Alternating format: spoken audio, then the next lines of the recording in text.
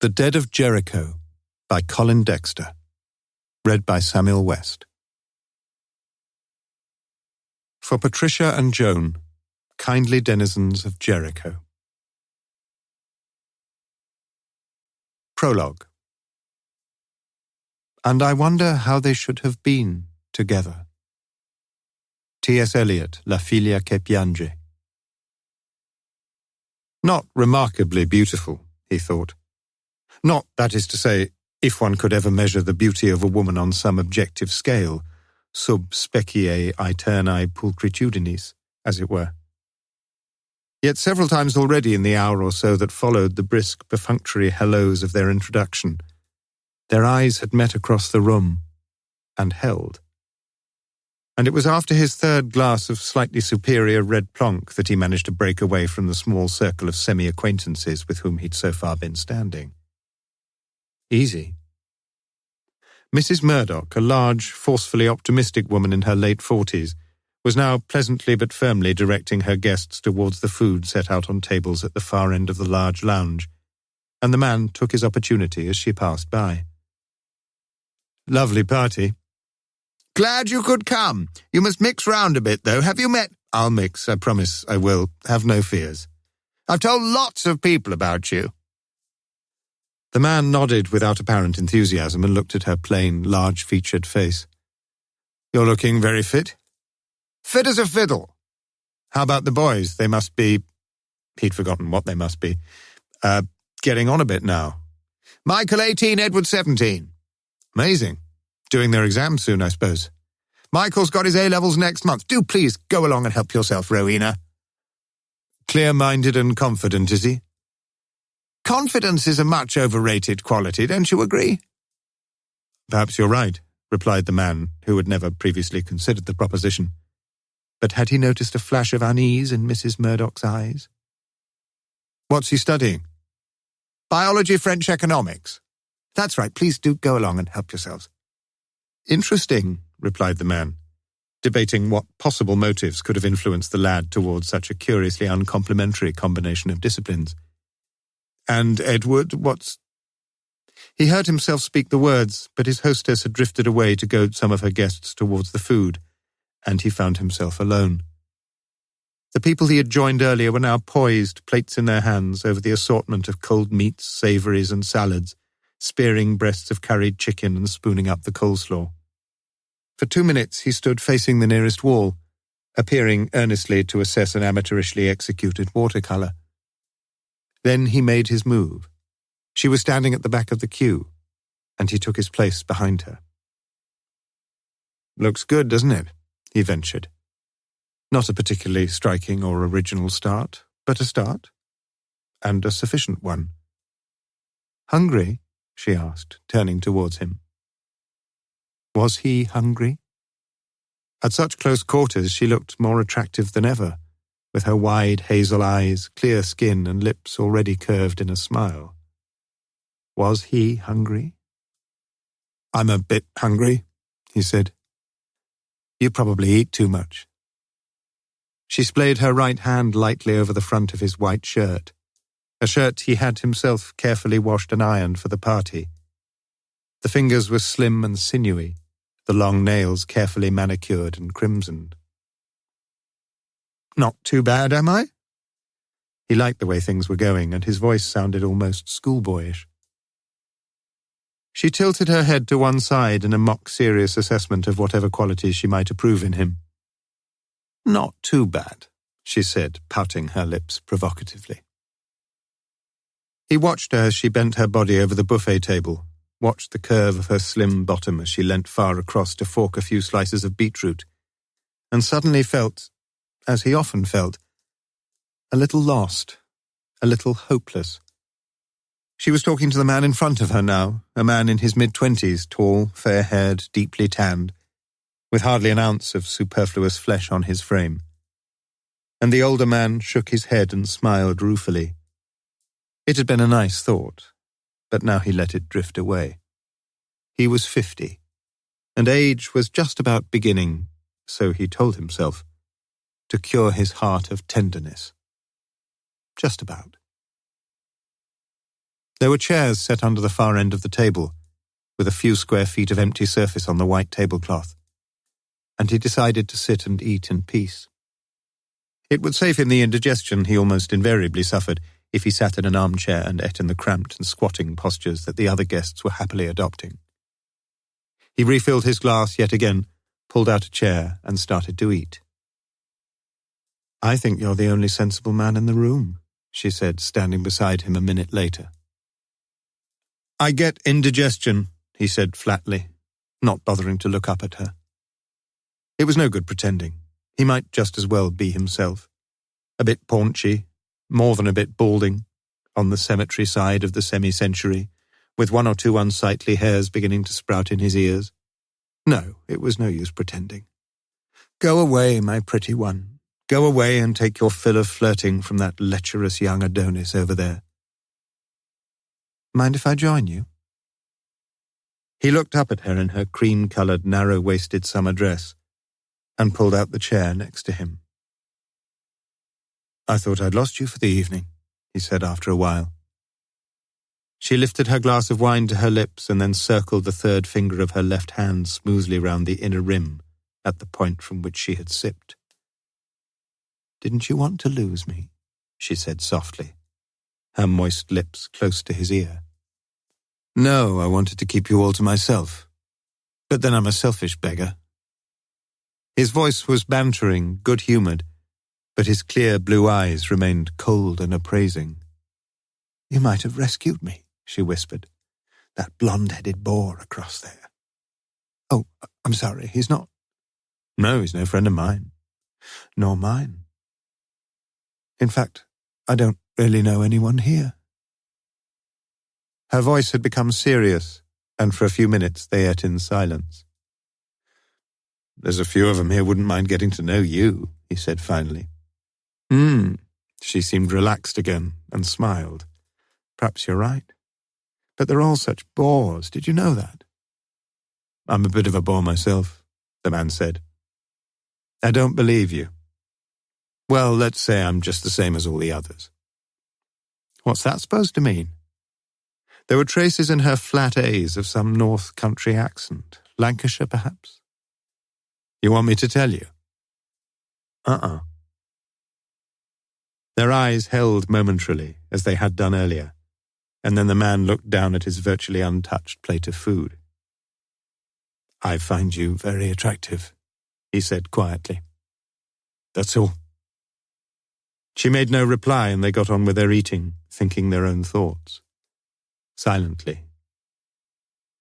"Not bad, eh?" said the man, wiping his mouth with an orange-coloured paper napkin and reaching across for one of the wine bottles. "What can I get you now, madam? There's fresh fruit salad, there's cream gâteau, there's some sort of caramel whatnot." But as he made to rise, she laid her hand on the sleeve of his jacket. "Let's just sit here and talk a minute. I never seem to be able to eat and talk at the same time, like others can." Indeed, it appeared that most of the other guests were remarkably proficient at such simultaneous skills, for as the man became suddenly aware, the large room was filled with the chatter and clatter of the 30 or so other guests. "Drop more wine?" he asked. "Haven't I had enough?" "As soon as you've had enough, it's time to have a little drop more." She laughed sweetly at him. "Is that original?" "I read it on the back of a matchbox." She laughed again, and for a little while they drank their wine. "You know what you just said about finding you attractive?" She nodded. "What about it?" "What did you say?" The man shrugged in what he trusted was a casual manner. "No call for any great surprise, is there? I expect hundreds of fellows have told you the same, haven't they? It's not your fault. The Almighty just happened to fashion you wondrously fair, that's all. Why not accept it? It's just the same with me. I happen to be blessed with the most brilliant brain in Oxford. I can't help that either, can I?" "You're not answering my question." "No, I thought, when you said you found me attractive, it wasn't just what you said, it was the way you said it." "Which was?" "I don't know, sort of, well, sort of nice, somehow, and sort of sad at the same time. You shouldn't say sort of all the time. I was trying to tell you something that wasn't easy to put into words, that's all. But I'll shut up if you want me to. He shook his head slowly. I don't know. You see where honesty gets you? I tell you I find you attractive. You know why? Because it does me good to look at you and to sit next to you like this. And shall I tell you something else? I reckon you're getting more attractive all the time. Must be the wine. His glass was empty again and he reached over for a bottle. Trouble with most men is that attractive just means one thing, doesn't it? Slip in between the sheets. Ta very much, cheerio. Nothing much wrong with that, is there? Well, of course there isn't. But there can be more to it all than that, can't there? I don't know, I'm no expert on that sort of thing. Wish I were. But you can like a woman for what she is, can't you? As well as what she looks like? She turned her head towards him, the dark hair piled high on top, and her eyes shone with an almost fierce tenderness. Will you just tell me... He found himself swallowing hard in the middle of whatever he was going to say, and he got no further. She had slipped her right hand under the table, and he felt the long, soft fingers slowly curling and entwining themselves with his own. Can you just pass that wine across the sec, old chap? It was one of the older guests, red-faced, pot-bellied and jovial. Sorry to barge in and all that, but a chap needs his booze, eh? Their hands had sprung guiltily apart and remained so, for the other guests were now returning to the tables to make their choice of dessert. Do you think we'd better mix in again? He asked without conviction. We shall be causing a bit of comment if we're not careful. That worry you? The man appeared to give his earnest attention to this question for a good many seconds, and then his face relaxed into a boyish grin. Do you know, he said, I don't give a bugger. Why the hell shouldn't we sit together all night? Just tell me that, my girl. It's what I want. And if it's what you... Which it is, as you know. So why not stop pretending and go and get me some of that gatto? And here, she gulped down the rest of her wine, you can fill this up while you're at it, right to the top. After finishing their gatto, and after twice refusing the offer of coffee, he asked her to tell him something about herself. And she told him. She'd been born in Rochdale, had been a hard-working and clever girl at school, and had won a place at Lady Margaret Hall to read modern languages. With a good second-class honours degree behind her, she had left Oxford and worked as the sole foreign sales rep of a smallish publishing company at Croydon, a company started from scratch a few years previously by two bright and reasonably ambitious brothers and dealing with textbooks in English as a foreign language. Just before she joined the company, an increasing number of contracts had been coming in from overseas, and the need for some more effective liaison with foreign customers was becoming ever more apparent. Hence the appointment. Pretty good job, and not bad money either, especially for someone without the slightest experience in business matters. It had involved a good deal of necessary and occasionally unnecessary travel with the elder of the two brothers, Charles, the senior partner, and she had stayed in the job for 8 years, enjoying it enormously. Business had boomed. The payroll had increased from 10 to over 20. New premises were built, new machinery purchased, and during this time, amid rumours of expenses, fiddles and tax avoidance, the workforce had witnessed the arrival of the inevitable Rolls-Royce, first a black one, then a light blue one, and for a favoured few there was a spanking little beauty of a yacht moored somewhere up at Reading. Her own salary was each year, sometimes twice a year, increased, and when 3 years ago she had finally left the company, she had amassed a nice little nest egg of savings, certainly enough for her to envisage a reasonably affluent independence for several years to come. Why had she left? Difficult to say, really. 8 years was quite a long time, and even the most enjoyable job becomes a little less challenging, a little more familiar, was that the word? As the years pass by, with colleagues seeming to grow more predictable and more... it didn't much matter what they grew, it was far simpler than that. She just wanted a change, that was all. So she'd had a change. At Oxford she'd read French and Italian, and through her work with the company she'd become comprehensively fluent in German. So she'd joined the staff of a very large 1800 comprehensive school in the East End of London, teaching German. The school was far rougher than she could have imagined.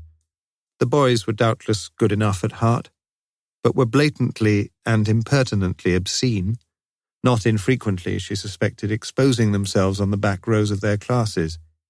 But it was the girls who had been the real trouble, seeing in their new teacher a rival intruder, likely enough to snatch away the coveted affections of the boys and the male staff alike. The staff? Oh, some of them had tried things on a bit with her, especially the married ones, but they weren't a bad lot, really.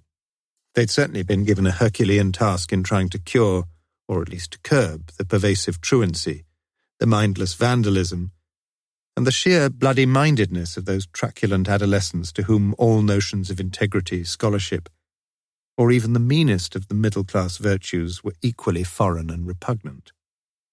Well, she'd stuck it out for 4 terms, and looking back she wished she'd stuck it longer. The boys and girls in her own form had clubbed together generously to buy her an utterly hideous set of wine glasses, and those glasses were the most precious present she'd ever had. She'd cried when they made the presentation, all of them staying behind after final assembly, with one of the boys making a stupidly incompetent, facetious, wonderful little speech. Most of the girls had cried a bit too, and even 1 or 2 of the inveterate exposers had been reduced to words of awkward farewell that were sad and mildly grateful and quite unbearably moving. Oh dear. Then? Well, she'd tried 1 or 2 other things, and finally, 2 years ago, that is, she'd come back to Oxford, advertised for private pupils, got rather more offers than she could cope with, bought a small house, and, well, there she was. There she was at the party. She'd missed something out, though. The man knew that. He remembered, albeit vaguely, how Mrs. Murdoch had introduced her to him. Remembered clearly the 3rd finger on her left hand as she'd wiped the inside of her wine glass. Had she missed out a few other facts as well? But he said nothing. Just sat there, half bemused and more than half besotted. It was just after midnight. The Murdoch boys had gone to bed and several of the guests had already taken their leave. Most of those who remained were drinking their 2nd or 3rd cups of coffee, but no one came up to interrupt the oddly assorted pair who still sat amidst the wreckage of the trifles and the flans. "What about you?" she asked. "You've managed to get me to do all the talking." "I'm not half as interesting as you are. I'm not. I just want to keep sitting here. Next to you, that's all." He drank a prodigious amount of wine, and his voice, as she noticed, was at last becoming slurred. "Next to you, that's all," would be more accurate phonetic equivalents of his last few words. And yet the woman felt a curiously compelling attraction towards this mellowing drunkard, whose hand now sought her own once more, and who lightly traced his fingertips across her palm. The phone rang at 20 minutes past 1. Mrs. Murdoch placed her hand tactfully on his shoulder and spoke very quietly. "Call for you." Her keen eyes had noticed everything, of course, and she was amused and, yes, quite pleased that things were turning out so sweetly for the pair of them. Pity to interrupt. But after all, he'd mentioned to her that he might be called away. He picked up the receiver in the hallway. "What? Louis, what the hell do you have... Oh. All right." He looked at his wristwatch. Yes, I said so, didn't I?" He banged down the receiver and walked back into the lounge. She sat just as he had left her, her eyes questioning him as he stood there. "Anything wrong?" "No, not really. It's just that I've got to be off. I'm afraid. I'm sorry." "But you've got time to see me home, haven't you? Please." "I'm sorry, I can't. You see, I'm on call tonight." "Are you a doctor or something?" "Policeman." "Oh, God." "I'm sorry." "You keep saying that." don't let's finish up like this," he said quietly. "No, that would be silly, wouldn't it? I'm sorry, too, for getting cross. I mean, it's just that—" She looked up at him, her eyes now dull with disappointment. "Perhaps the fates—" "Nonsense, there's no such bloody thing." "Don't you believe in— Can we meet again?"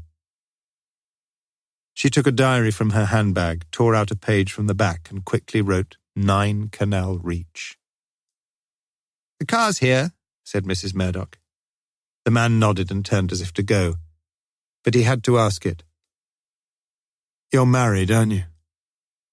"Yes, but—" "One of the brothers in the company?" Was it surprise, or was it suspicion that flashed momentarily in her eyes before she answered him? "No, it wasn't. I was married long before that. In fact, I was silly enough to get married when I was 19, but—" A rather thick-set man walked into the lounge and came diffidently over to them. "Ready, sir?" "Yes." He turned to look at her for the last time, wanting to tell her something, but unable to find the words. "You've got my address," she whispered. He nodded. "I don't know your name, though." "Anne. Anne Scott." He smiled, almost happily. "What's your name?"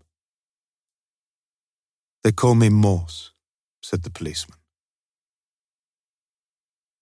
Morse fastened his safety belt as the police car crossed the Banbury Road roundabout and accelerated down the hill towards Kidlington. "Where do you say you're dragging me to, Lewis?" "Woodstock Crescent, sir. Chap's knifed his missus in one of the houses there. No trouble, though. He came into the station a few minutes after he'd killed her." "Doesn't surprise you, Lewis, does it? In the great majority of murder cases, the identity of the accused is apparent virtually from the start. You realize that? In about 40% of such cases, he's arrested almost immediately at or very near the scene of the crime, usually, and mercifully for the likes of you, Lewis, because he hasn't made the slightest effort to escape. Now, let me get it right. In about 50% of cases, the victim and the accused have had some prior relationship with each other, often a very close relationship." "Interesting, sir," said Lewis as he turned off left just opposite the Thames Valley Police HQ. "You've been giving another one of your lectures?" "It was all in the paper this morning," said Morse, surprised to find how soberly he'd spoken. The car made its way through a maze of darkened side streets, until Morse saw the flashing blue lights of an ambulance outside a mean-looking house in Woodstock Crescent. He slowly unfastened his seatbelt and climbed out. "By the way, Lewis, do you know where Canal Reach is?" "I think so, yes, sir. It's down in Oxford. Down in Jericho." Book 1. Chapter 1. A certain man went down from Jerusalem to Jericho. Luke chapter 10, verse 30. Oxford's main tourist attractions are reasonably proximate to one another, and there are guidebooks aplenty translated into many languages. Thus it is that the day visitor may climb back into his luxury coach after viewing the fine university buildings clustered between the High and the Radcliffe Camera, with the gratifying feeling that it has all been a compact, interesting visit to yet another of England's most beautiful cities. It is all very splendid. It is all a bit tiring.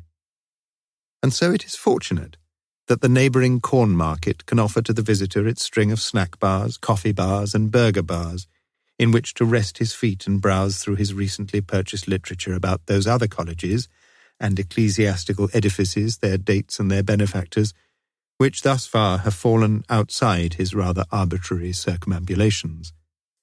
But perhaps by noon he's had enough, and quits such culture for the Westgate shopping complex, only a pedestrian precinct away, and built on the old site of St. Ebbs, where the city fathers found the answer to their inner-city obsolescence in the full-scale flattening of the ancient streets of houses and their replacement by the concrete giants of supermarket stores and municipal offices.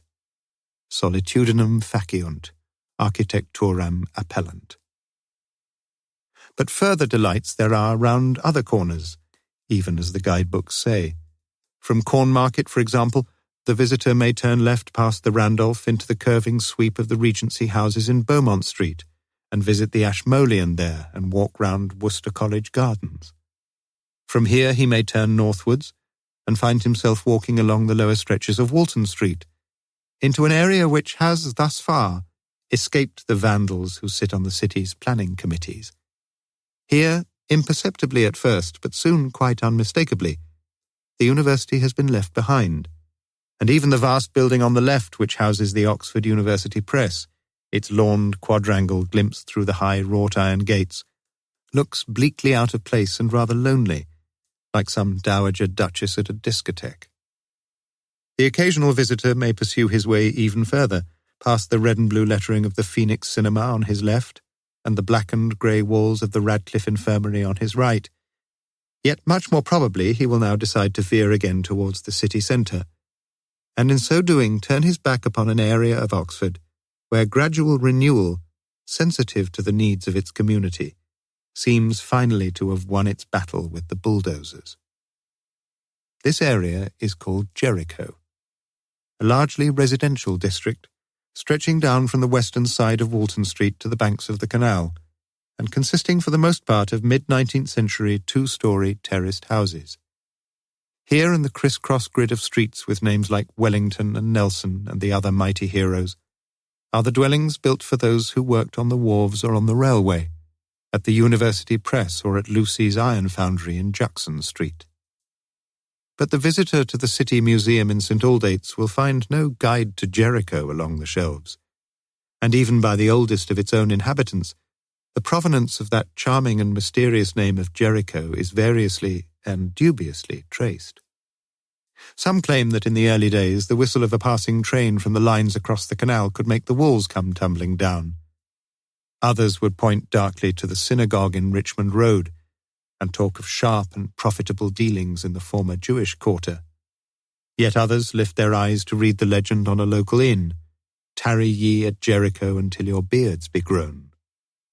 But the majority of the area's inhabitants would just look blankly at their interlocutors, as if they had been asked such obviously unanswerable questions as why it was that men were born, or why they should live or die, and fall in love with booze or women. It was on Wednesday, October the 3rd, almost exactly 6 months after Mrs. Murdoch's party in North Oxford, that Detective Chief Inspector Morse of the Thames Valley Police was driving from Kidlington to Oxford. He turned down into Woodstock Road, turned right into Bainton Road, and then straight down into Walton Street. As he drove the Lancia carefully through the narrow street with cars parked either side, he noticed that Sex in the Suburbs was on at the Phoenix, but almost simultaneously the bold white lettering of a street sign caught his eye, and any thoughts of an hour or two of technicolor titillation was forgotten. The sign read Jericho Street. He'd thought of Anne Scott occasionally, of course he had, but the prospect of a complicated liaison with a married woman had not, in the comparatively sober light of morning, carried quite the same appeal as it had the night before, and he had not pursued the affair. But he was thinking of her now. That morning in Kidlington, his lecture on homicide procedures to a group of earnest, newly fledged detectives, Constable Walters amongst them, had been received with a polite lack of enthusiasm, and Morse knew that he had been far from good. How glad he was to have the afternoon free. Furthermore, for the first time in many months, he had every reason to be in the precincts of Jericho. As a member of the Oxford Book Association, he had recently received advance notice of a talk, October the 3rd, 8 p.m, by Dame Helen Gardner on the new Oxford Book of English Verse. And the prospect of hearing that distinguished Oxford academic was quite sufficient in itself to stir an idle Morse to his first attendance of the year. But in addition, the association's committee had appealed to all members for any old books that might be finished with, because before Dame Helen's talk, a sale of second-hand books had been arranged in aid of the association's languishing funds. The previous night, therefore, Morse had decimated his shelves, selecting those 30 or so paperbacks which now lay in a cardboard box in the boot of the Lancia. All books were to be delivered to the Clarendon Press Institute in Walton Street, where the association held its meetings, between 3 p.m. and 5 p.m. that day. It was now 25 minutes past 3. For very good reasons, however, the delivery of Morse's offerings was temporarily postponed. Just before the OUP building, Morse turned right and drove slowly down Great Clarendon Street, crossed a couple of intersections, and noticed Canal Street on his right. Surely she must live somewhere very close. It had been raining intermittently all day, and heavy spots were spattering his windscreen as he turned into the deserted street and looked around for parking space. Difficult, though. Double yellow lines on one side of the street with a row of notices on the other, a series of white P's set against their blue backgrounds. Resident permit holders only. True, there was a gap or two here and there, but with a stubborn law-abiding streak within him, and with the added risk of a hefty parking fine, Morse drove on slowly round the maze of streets. Finally, beneath the towering Italianate campanile of St. Barnabas Church, he found an empty space in a stretch of road by the canal, marked off with boxed white lines. Waiting limited to 2 hours, return prohibited within 1 hour. Morse backed carefully into the space and looked around him. Through an opened gate he glimpsed the blues, browns and reds of a string of houseboats moored alongside the canal, whilst 3 unspecified ducks, long-necked and black against the late afternoon sky, flapped away noisily towards a more northerly stretch of water. He got out of the car and stood in the rain a while, looking up at the dirtyish yellow tower that dominated the streets. A quick look inside, perhaps? But the door was locked, and Morse was reading the notice explaining that the regrettable cause of it all was adolescent vandalism, when he heard the voice behind him. "Is this your car?" A young, very wet traffic warden, the yellow band round her hat extremely new, was standing beside the Lancia trying bravely to write down something on a bedrenched page of her notebook. "All right, aren't I?" mumbled Morse defensively as he walked down the shallow steps of the church towards her. "You're over the white line and you'll have to back it up a bit. You've plenty of room." Morse dutifully manoeuvred the Lancia until it stood more neatly within its white box, and then wound down the window. "Better?" "You ought to lock your doors if you're going to stay here. 2 hours, remember? A lot of cars get stolen, you know." "Yes, I always lock—" "It wasn't locked just now. I was only seeing if—" But the young lady had walked on, apparently unwilling to discuss her edicts further, and was writing out a sodden ticket for one of the hapless non-permit holders just a little way up the street, when Morse called out to her. "Canal Reach, do you know it?" She pointed back up to Canal Street. "Round the corner, 3rd on the left." In Canal Street itself, 2 parking tickets, folded in cellophane containers and stuck beneath the windscreen wipers, bore witness to the conscientious young warden's devotion to her duties. And just across the road on the corner of Victor Street, Morse thought he saw a similar ticket on the windscreen of an incongruously large light blue Rolls-Royce. But his attention was no longer focused on the problems of parking. A sign to his left announced Canal Reach, and he stopped and wondered why exactly he was there, and what, if anything, he had to say to her. The short, narrow street, with 5 terraced houses on either side, was rendered inaccessible to motor traffic by 3 concrete bollards across the entrance, and was sealed off at its far end by the gates of a boat builder's yard, now standing open. Bicycles were propped beside 3 of the 10 front doors, but there was little other sign of human habitation. Although it was now beginning to grow dark, no light shone behind any of the net-curtained windows, and the little street seemed drab and uninviting. These were doubtless some of the cheaper houses built for those who once had worked on the canal. 2 up, 2 down, and that was all. The first house on the left was number 1, and Morse walked down the narrow pavement, past number 3, past number 5, past number 7. And there he was, standing in front of the last house and feeling strangely nervous and undecided. Instinctively he patted the pocket of his raincoat for a packet of cigarettes, but found he must have left them in the car. Behind him a car splashed its way along Canal Street, its sidelights already switched on. Morse knocked, but there was no answer.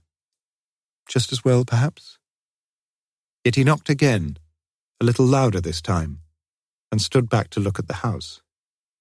The door was painted a rust-red colour, and to its right was the one downstairs window, its crimson curtains drawn across. And just above it, the window of the first-floor bedroom, where— Just a minute, there was a light. There was a light here. It seemed to Morse that the bedroom door must be open, for he could see a dull glow of light coming from somewhere, coming from the other room across the landing, perhaps. Still, he stood there in the drizzling rain and waited, noting as he did so the attractive brickwork of the terrace, with the red stretchers alternating in mottled effect with the grey-blue contrast of the headers. But no one answered at the rust-red door. Forget it. It was stupid anyway. He'd swallowed rather too much beer at lunchtime, and the slight wave of eroticism which invariably washed over him after such mild excess had no doubt been responsible for his drive through Jericho that day. And then he thought he heard a noise from within the house. She was there. He knocked again, very loudly now, and after waiting half a minute he tried the door. It was open. "Hello? Anyone there?" The street door led directly into the surprisingly large downstairs room, carpeted and neatly decorated, and the camera in Morse's mind clicked and clicked again as he looked keenly around. "Hello, Anne? Anne?" A staircase faced him at the far left-hand corner of the room, and at the foot of the stairs he saw an expensive-looking light brown leather jacket lined with sheep's wool, folded over upon itself and flecked with recent rain. But even leaning slightly forward and straining his ears to the utmost, Morse could hear nothing. It was strange, certainly, her leaving the door unlocked like that. But then he'd just done exactly the same with his own car, had he not? He closed the door quietly behind him and stepped out onto the wet pavement. The house immediately opposite to him was number 10. And he was reflecting vaguely on the vagaries of those responsible for the numbering of street houses, when he thought he saw the slightest twitch of the curtains behind its upper-story window. Perhaps he was mistaken, though. Turning once more, he looked back at the house he had come to visit, and his thoughts lingered longingly on the woman he would never see again. It was many seconds later that he noticed the change.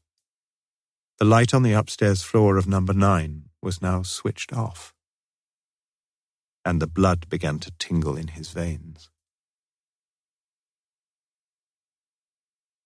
Chapter 2. Towards the Door We Never Opened. T.S. Eliot, 4 quartets. She seemed on nodding terms with all the great, and by any standards the visit of Dame Helen, Emeritus Merton Professor of English Literature, to the Oxford Book Association was an immense success. She wore her learning lightly, yet the depths of scholarship and sensitivity became immediately apparent to the large audience, as with an assurance springing from an infinite familiarity she ranged from Dante down to T.S. Eliot. The texture of the applause which greeted the end of her lecture was tight and electric, the crackling clapping of hands seeming to constitute a continuous crepitation of noise, the palms smiting each other as fast as the wings of a hummingbird. Even Morse, whose applause more usually resembled the perfunctory flapping of a large crow in slow flight, was caught up in the spontaneous appreciation, and he earnestly resolved that he would make an immediate attempt to come to terms with the complexities of the 4 quartets. He ought, he knew, to come along more often to talks such as this, keep his mind sharp and fresh, a mind so often dulled these days by cigarettes and alcohol. Surely that's what life was all about, opening doors and peering through them, perhaps even finding the rose gardens there. What were those few lines that Dame Helen had just quoted? Once he had committed them to memory, but until tonight they had been almost forgotten. Footfalls echo in the memory, down the passage which we did not take, towards the door we never opened. That was writing for you, Christ, ah. Morse recognized no one at the bar and took his beer over to the corner. He would have a couple of pints and get home reasonably early. The siren of a police car, or was it an ambulance, whined past outside in Walton Street, reminding him tantalizingly of the opening of one of the Chopin nocturnes. An accident somewhere, no doubt. Shaken, white-faced witnesses and passengers, words slowly recorded in constables' notebooks, the white doors of the open ambulance with the glutinous gouts of dark blood on the upholstery. Ugh, how Morse hated traffic accidents. "You look lonely. Mind if I join you?" She was a tall, slim, attractive woman in her early 30s. "Delighted," said a delighted Morse. "Good, wasn't she?" "Excellent." For several minutes they chatted happily about the dame, and Morse, watching her large, vivacious eyes, found himself hoping she might not go away. "I'm afraid I don't know you," he said. She smiled bewitchingly. "I know you, though. You're Inspector Morse." "How—" "It's all right. I'm Annabelle, the chairman's wife." "Oh." The monosyllable was weighted flat with disappointment. Another siren wailed its way outside on Walton Street, and Morse found himself trying to decide in which direction it was travelling. Difficult to tell, though. A few minutes later, the bearded chairman pushed his way through from the crowded bar to join them. "Ready for another drink, Inspector?" No, let me get you one. My pleasure. What will you have?" "You're not getting anything, Inspector. I would have brought you a drink earlier, but I had to take our distinguished speaker back to Ensham." When the chairman came back with the drinks, he turned immediately to Morse. "Bit of a traffic jam outside, some sort of trouble down in Jericho, it seems. Police cars, ambulance, people stopping to see what's up. Still, you must know all about that sort of thing, Inspector." But Morse was listening no longer. He got to his feet, mumbling something about perhaps being needed, and leaving his replenished pint completely ungulped, walked swiftly out of the Clarendon Press Institute. Turning left into Richmond Road, he noticed with a curiously disengaged mind how the street lights set on alternate sides at intervals of 30 yards bent their heads over the streets like guardsmen at a catafalque, and how the houses, not directly illuminated by the hard white glow, assumed a huddled, almost cowering appearance, as if somehow they feared the night. His throat was dry, and suddenly he felt like running. Yet with a sense of the inevitable, he knew that he was already far too late, guessed with a heavy heart that probably he'd always been too late. As he turned into Canal Street, where the keen wind at the intersection tugged at his thinning hair, there, about 100 yards ahead of him, there, beneath the looming, ominous bulk of St. Barnabas' great tower, was an ambulance, its blue light flashing in the dark, and 2 white police cars pulled over onto the pavement. Some 3 or 4 deep, a ring of local residents circled the entrance to the street, where a tall, uniformed policeman stood guard against the central bollard. "I'm afraid you can't—" But then he recognized Morse. "Sorry, sir, I didn't—" "Who's looking after things?"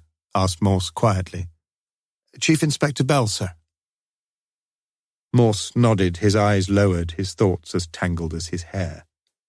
He walked along Canal Reach, tapped lightly on the door of number 9, and entered. The room seemed strangely familiar to him.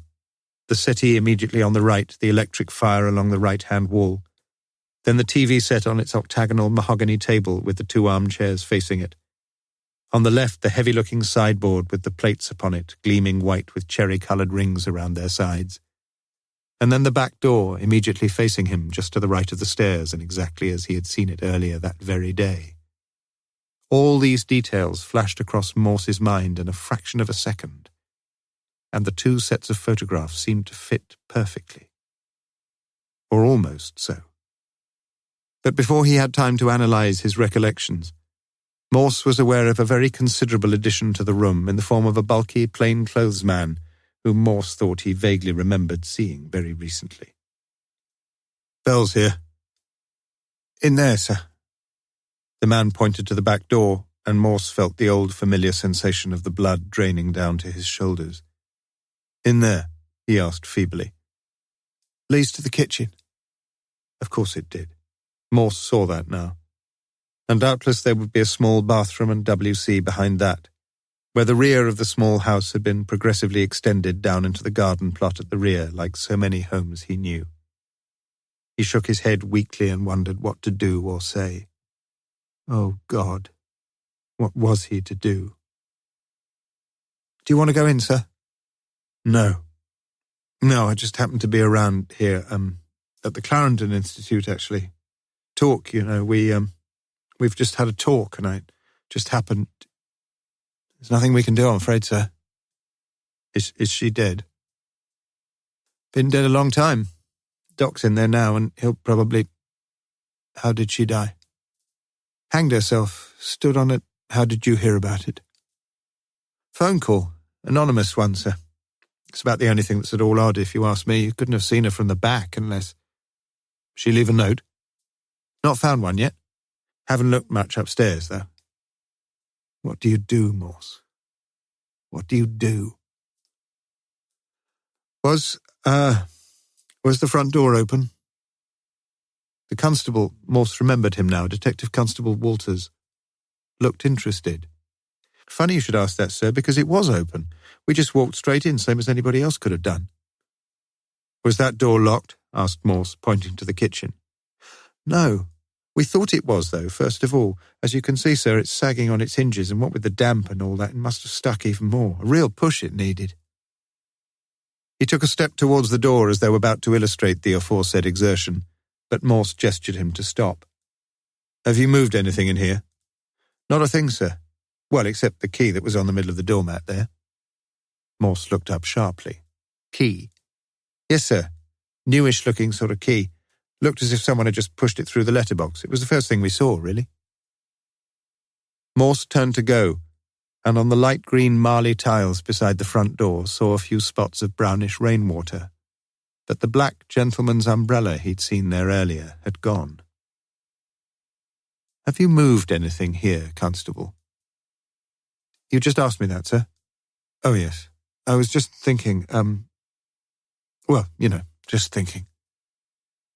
"Sure you don't want to have a word with Chief Inspector Bell, sir?"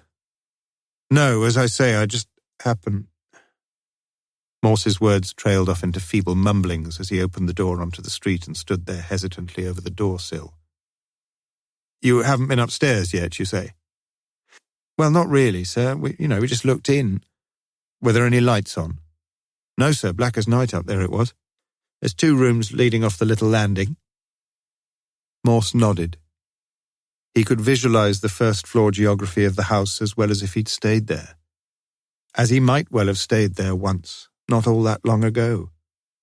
Might well have made love in one of the rooms up there himself in the arms of a woman who was now stretched out on the cold, tiled floor of the kitchen. Dead, dead, dead. And, oh Christ, she'd hanged herself, they said.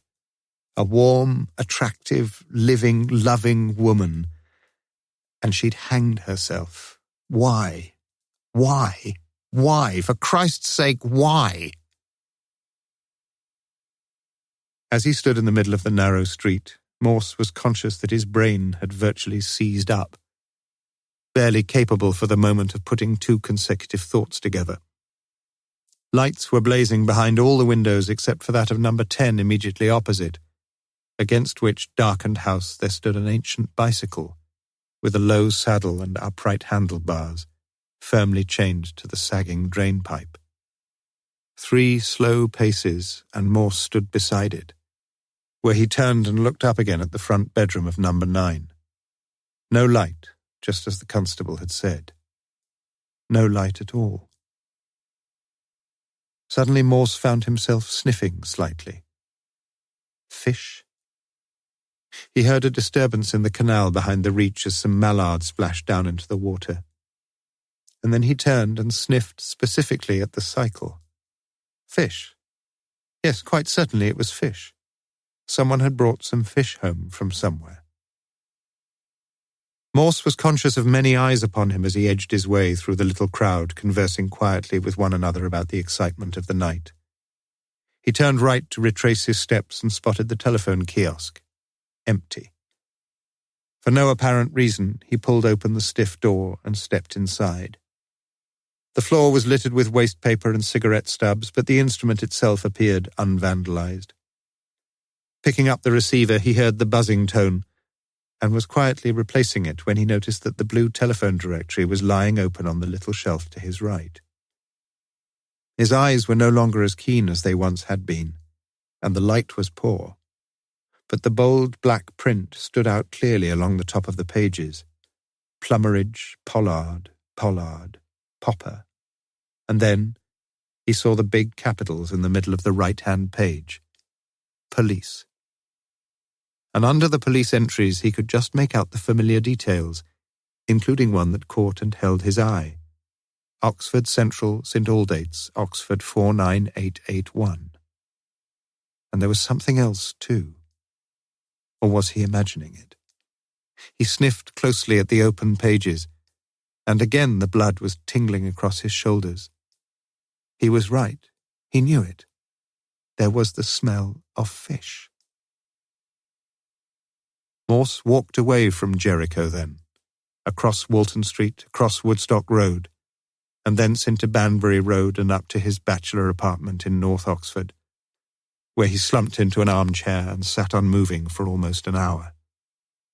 He then selected the Barenboim recording of the Mozart Piano Concerto No. 21, switched on the gramophone to play, and sought to switch his mind away from all terrestrial troubles as the ethereal Andante opened. Sometimes, this way, he almost managed to forget. But not tonight. Chapter 3. We saw a knotted pendulum, a noose, and a strangled woman swinging there. Sophocles, Oedipus Rex. When Constable Walters closed the door, his eyes were puzzled, and the slight frown on his forehead was perpetuated for several minutes as he recalled the strange things that Morse had asked him. He'd heard of Morse many times, of course, albeit Morse worked up at the Thames Valley HQ in Kidlington, whilst he himself was attached to the City Force in St Aldate's. Indeed, that very morning he'd heard Morse giving a lecture. Just a little disappointing that had been, though. People said what an eccentric, irascible old sod he could be. They also said that he'd solved more murders than anyone else for many leagues around, and that the gods had blessed him with a brain that worked as swiftly and as cleanly as lightning. Chief Inspector Morse was here a few minutes ago. Bell, a tall, black-haired man, looked across at Walters with a mixture of suspicion and distaste. What the hell did he want? Nothing really, sir. He just asked, what the hell was he doing here? Said he'd been to some do at the Clarendon Institute or something. I suppose he must have heard about it. Bell's somewhat dour features relaxed into a hint of a grin, but he said nothing. Do you know him well, sir? Morse? Yes, I suppose you could say that. We've worked together once or twice. They say he's an odd sort of chap. Bloody odd. Bell shook his head slowly from side to side. They say he's clever, though. Clever? The tone of voice suggested that Bell was not firmly convinced of the allegation, but he was an honest man. Cleverest bugger I've ever met. I'm not saying he's always right, though. God, no, but he usually seems to be able to see things, I don't know, half a dozen moves ahead of most of us. Perhaps he's a good chess player. Morse? He's never pushed a pawn in his life. Spends most of his free time in the pubs or listening to his beloved Wagner. He never got married, did he? Too lazy and selfish to be a family man, I reckon. But Bell stopped and his eyes suddenly looked sharp. Perhaps you'd like to tell me, would you, Walters, exactly what this sudden interest in Morse is all about? As well as he could remember them, Walters repeated the questions that Morse had asked him, and Bell listened in silence, his face showing no outward sign of interest or surprise. The fact of the front door being opened was certainly a bit unusual, he realized that. And there was, of course, the question of who it was who'd rung the police and how it was that he, or she, had come to find the grim little tragedy enacted in the kitchen behind him. Still, these were early hours yet, and many things would soon be clear. And what if they weren't? It could hardly matter very much either way, for everything was so pathetically simple. She'd made a neat, womanish job of fashioning a noose from strands of household twine, fastened the end to a ceiling hook fixed deep into the joist above to support a clothes rack, then stood on a cheap-looking plastic-covered stool, and hanged herself, immediately behind the kitchen door. It wasn't all that uncommon. Bell had read the reports some dozens of times. Death due to asphyxia caused by hanging, verdict suicide. And he was an experienced enough officer, a good enough one too, to know exactly what had happened here. No note this time, but sometimes there was and sometimes there wasn't. Anyway, he'd not yet had the opportunity of searching the other rooms at all thoroughly, and there was every chance, especially in that back bedroom, that he'd find something to help explain it all. Just the one thing that was really worrying. Just the one thing. And he was going to keep that to himself for the present. He'd said nothing to Walters about it, nothing to the police surgeon, nothing to the ambulance men, and for the last hour, as things were slowly straightened out inside the kitchen, nothing much to himself either. But it was very strange.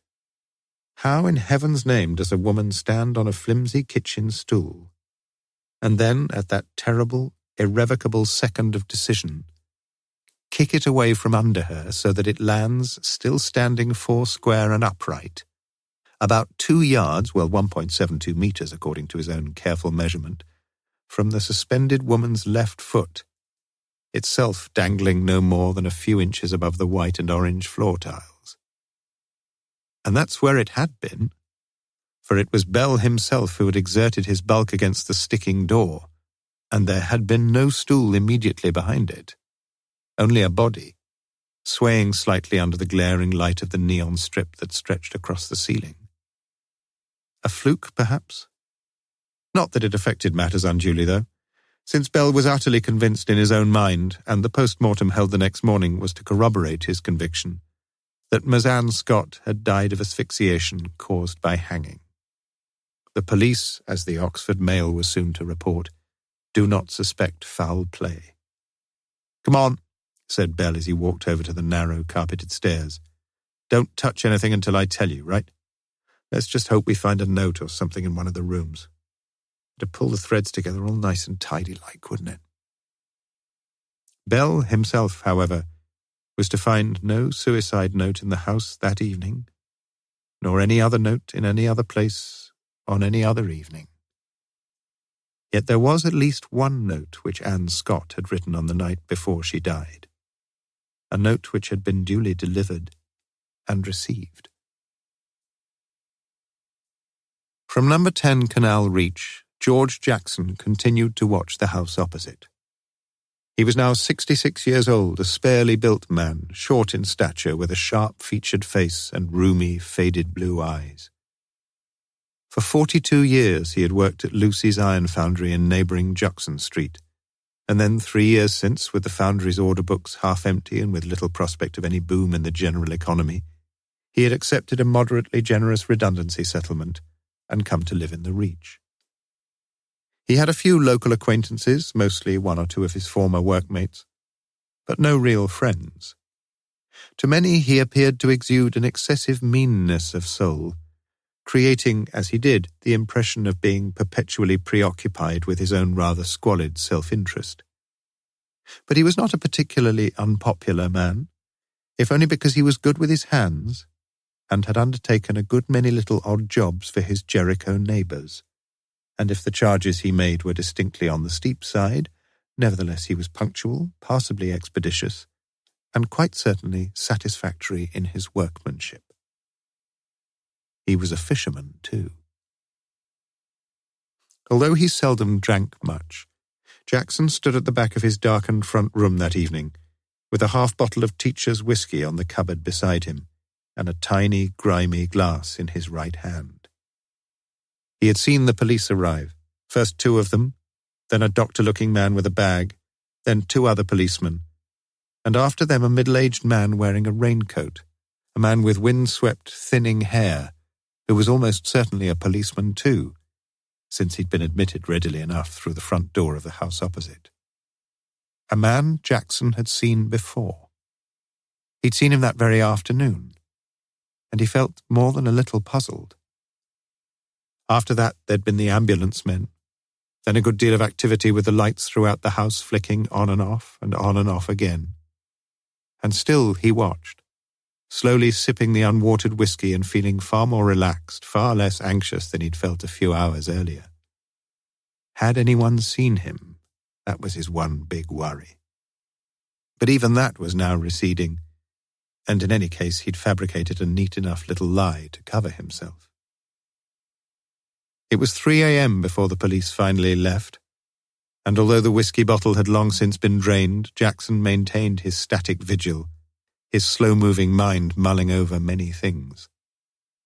He felt hungry, and on a plate in the kitchen behind him lay the fish he'd caught that morning. But when at last he could see no further point in staying where he was, the 2 rainbow trout remained untouched, and he climbed the stairs to the front bedroom, where he pulled the flimsy floral-patterned curtains, jerking them into an ill-fitting overlap across the window, before kneeling down by his bed, putting his hand beneath it, and sliding out a large pile of glossy, pornographic magazines. Then he slipped his hand still further beneath the bed and drew out something else. Earlier that same evening, in a posh-addressed and well-appointed bungalow on the outskirts of Abingdon, Mrs. Celia Richards at last heard the crunch of gravel as the car drove up to the double garage. He was very late, and the chicken casserole had long been ready. "Hello, darling. Sorry I'm so late. God, what a foul evening." "You might have let me know you were going to be—" "Sorry, darling. Just said so, didn't I?"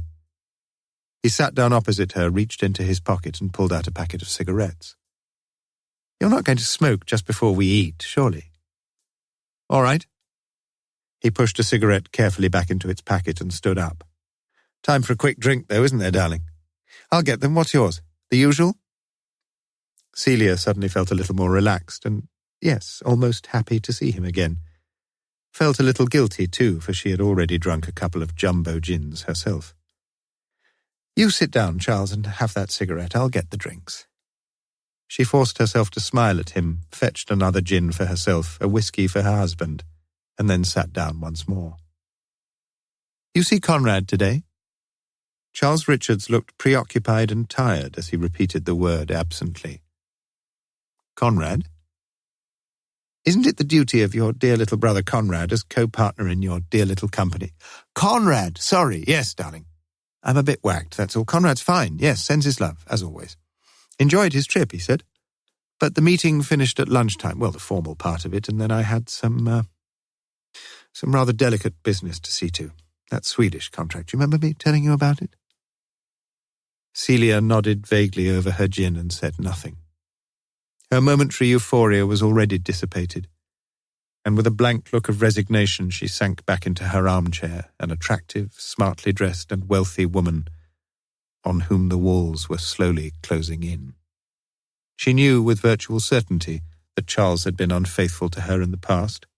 It was an instinctive feeling, utterly inexplicable, but she felt she almost always knew.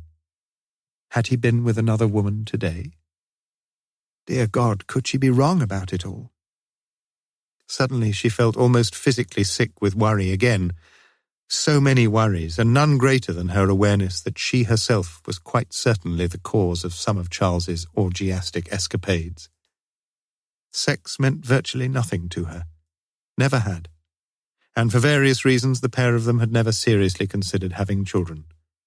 Probably too late now anyway, with her 38th birthday shortly coming up. Charles had finished his whiskey and she went out to the kitchen to serve the evening meal. But before she took the casserole out of the oven, she saw the gentleman's black umbrella opened and resting tentatively on 2 fragile points in the broad passageway that led to the rear door. The place for that, Charles could be so very fussy about some things, was in the back of the Rolls, just as the place for her own little red one was in the back of the Mini. She furled the umbrella, walked quietly through into the double garage, flicked on the lights, opened a rear door of the Rolls and placed the umbrella along the top of the back seats. Then she looked around quickly in the front of the car, sliding her hands down the sides of the beige leather upholstery and looking into the 2 glove compartments, both unlocked. Nothing. Not even the slightest trace of any scented lady lingering there. It was almost 8:30 when they finished their meal. A meal during which Celia had spoken not a single word. Yet so many, many thoughts were racing madly round and round her mind. thoughts that gradually centred specifically around one person, around Conrad Richards, her brother-in-law. It was 3/4 of an hour later that someone had rung the police in St. Aldate's and told them to go to Jericho. Chapter 4. I lay me down and slumber, and every morn revive. Whose is the night-long breathing that keeps a man alive? A. Houseman, More Poems. At exactly the same time that Bell and Walters were climbing the stairs in Canal Reach, Edward Murdoch, the younger of the two Murdoch brothers, was leaning back against his pillow with the light from his bedside table lamp focused on the book he held in his hand, the short stories of Franz Kafka. Edward's prowess in German was not as yet distinguished, and his interest in the language, until so recently, was only minimal. But during the previous summer term, a spark of belated enthusiasm had been kindled by Miss Anne Scott.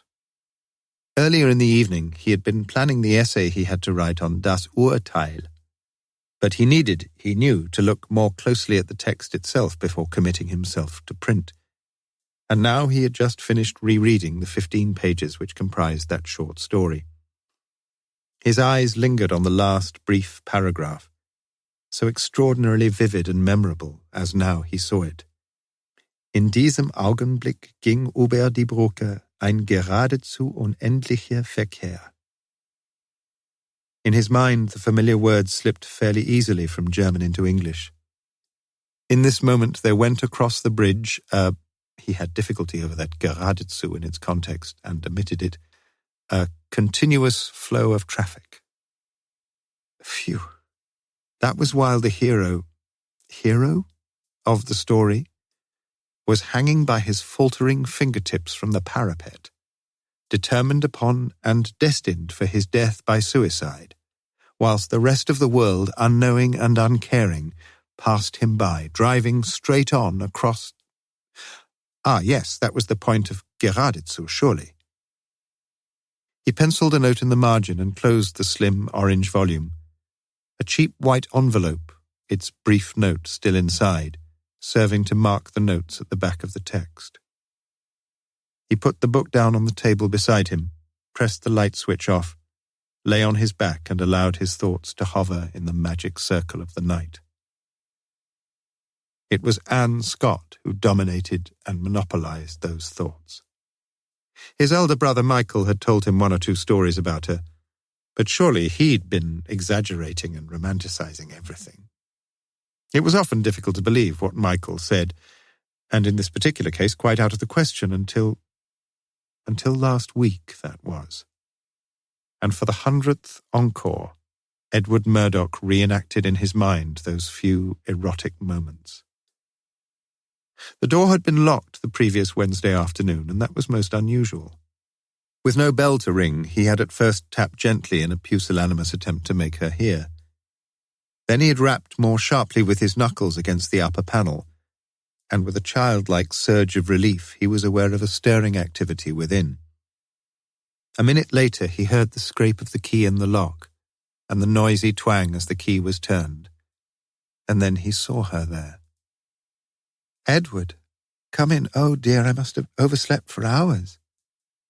Her hair, usually piled up high on the top of her head, was resting on her shoulders, and she wore a long, loose-fitting dressing gown, its alternating stripes of black, beige, brown, and white, reminding Edward vaguely of the dress of some Egyptian queen. But it was her face that he noticed, radiant, smiling, and somehow almost expectant, as if she was so pleased to see him. Him! She fussed for a further second or two with her hair before standing back to let him in. "Come upstairs, Edward. I shan't be a minute." She laid her hand lightly on his arm and shepherdessed him up the stairs and into the back bedroom, the study, as she called it, where side by side they invariably sat at the roll-top desk while Edward ploughed his wobbling furrows through the fields of German literature. She came into the study with him now, and as she bent forward to turn on the electric fire, the front of her dressing gown gaped wantonly open a while, and he could see that she was naked beneath it. His thoughts clambered over one another in erotic confusion, and the back of his mouth was like the desert as she left him there and walked across the little landing to the front bedroom. She'd been gone for 2 or 3 minutes when he heard her. "Edward? Edward?" Her bedroom door was half open and the boy stood beside it, hesitant and gauche, until she spoke again. "Come in. I'm not going to bite you, am I?" She was standing with her back towards him at the foot of a large double bed, folding a light grey skirt round her waist. And for some inconsequential reason, Edward was always to remember the inordinately large safety pin fixed vertically at its hem. With her hands at her waist, tucking, fastening, buckling, he was also to remember her in those few moments for a far more obvious cause. Above the skirt, her body was completely bare, and as she turned her head towards him, he could see the swelling of her breast. "Be a darling and nip down to the kitchen, will you, Edward? You'll find a bra in the clothes rack. I washed it out last night. Bring it up, will you?" As he walked down the stairs like some somnambulant zombie, Edward heard her voice again. "The black one!" And when he returned to her room, she turned fully towards him, still naked above the waist, and smiled gratefully at him as he stood there, his eyes seemingly mesmerized as he stared at her. "Haven't you seen a woman's body before? Now you be a good boy and run along. I'll join you when I've done my hair." Somehow he had struggled through that next 3/4 of an hour, fighting to wrench his thoughts away from her and seeking with all his powers to come to grips with Kafka's tale Das Urteil. And he could still recall how movingly she dwelt upon that final, awesome, terrifying sentence. He turned over onto his right side, and his thoughts moved forward to the present, to the day that even now was dying as the clock ticked on to midnight. It had been a huge disappointment, of course, to find the note. The first of the household to arise, he had boiled the kettle, made himself 2 slices of toast, and listened to the 7 a.m. news bulletin on Radio 4. At about 7:20, the clatter of the front letterbox told him that the Times had been pushed through, and when he went to fetch it, he'd seen the small white envelope face upwards lying in the middle of the doormat. It was unusually early for the mail to have been delivered, and in any case he could see immediately that the envelope bore no stamp. Picking it up, he found that it was addressed to himself, and sticking an awkward forefinger under the sealed flap, he opened it and read the few words written on the flimsy sheet inside. And now, as he turned over once again, his mind wandered back to those words, and he eased himself up on his arm, pressed the switch on the bedside lamp, slid the envelope out of the textbook and read that brief message once more. "Dear Edward, I'm sorry, but I shan't be able to see you for our usual lesson today. Keep reading Kafka, you'll discover what a great man he was. Good luck. Yours, Anne. Scott." He had never called her Anne, always Miss Scott, and always slightly overemphasizing the Miss, since he was not at all in favour of the Ms phenomenon, and even if he had been, he would have felt self-conscious about pronouncing that ugly, muzzy monosyllable. Should he be bold next week and call her Anne? Next week. Had he been slightly brighter, he might have been puzzled by that today, perhaps. Had he been slightly older than his 17 years, he might, too, have marked the ominous note in that strangely final-sounding valediction. He might even have wondered whether she was thinking of going away somewhere. Going away, perhaps forever. As it was, he turned off the light and soon sank into a not unpleasing slumber. Morse awoke at 7:15 a.m. the following morning, feeling taut and unrefreshed. And half an hour later, in front of the shaving mirror, he said, "Bugger," to himself. His car, he suddenly remembered, was still standing in the court of the Clarendon Institute, and he had to get out to Banbury by 9 a.m. There were 2 possibilities. He could either catch a bus down into Oxford, or he could ring Sergeant Lewis. He rang Sergeant Lewis. To Morse's annoyance, he found that a sticker had been obstinately glued to the Lancier's windscreen, completely obscuring the driver's view. It was an official notice subscribed by the publisher of the Oxford University Press. This is private property, and you have no right to leave your vehicle here. Please remove it immediately. Note has been taken of your vehicle's registration number, and the delicacy of the press will not hesitate to initiate proceedings for trespass against you should you again park your vehicle within the confines of this property without official authorization. It was Lewis, of course, who had to scrape it off, whilst Morse asked vaguely, though only once, if he could do anything to help. Yet even now Morse's mind was tossing as ceaselessly as the sea, and it was at this very moment that there occurred to him an extraordinarily interesting idea. Chapter 5. The mass of men lead lives of quiet desperation. Henry Thoreau. Detective Constable Walters had been impressed by Bell's professionalism after the finding of Anne Scott. The whole grisly gamut of procedures had been handled with a quiet and practiced authority, from the initial handling of the swinging corpse through to the post-mortem and inquest arrangements, and Walters admired professionalism. Upstairs in the 2 small bedrooms of 9 Canal Reach, Bell had shown, as it seemed to Walters, an enviable competence in sifting the relevant from the irrelevant and in making a few immediate decisions. The bed in the front room had not, it appeared, been slept in during the previous night, and after a quick look through the drawers of the dressing table and the wardrobe, Bell had concluded that there was nothing there to detain him further. In the back room, however, he had stayed much longer. In the 2 bottom right-hand drawers of the roll-top desk, they had found piles of letters in a state of moderate, though far from chaotic, confusion. At a recent stage, it appeared, Anne Scott had made an effort to sort some of the letters into vaguely definable categories and to tie them into separate bundles, since the bank statements from the previous 2.5 years, conjoined with her mortgage receipts and electricity bills, were neatly stacked together and fastened with stout household twine, rather too thick for its modest purpose. "Recognize that, Walters?" Bell had asked quietly, flicking his finger under the knot. 2 or 3 loops of the twine, also knotted, were to be seen loose amongst the scores and scores of envelopes, as though perhaps Miss Scott had recently been searching through the pre-tied bundles for some specific letters.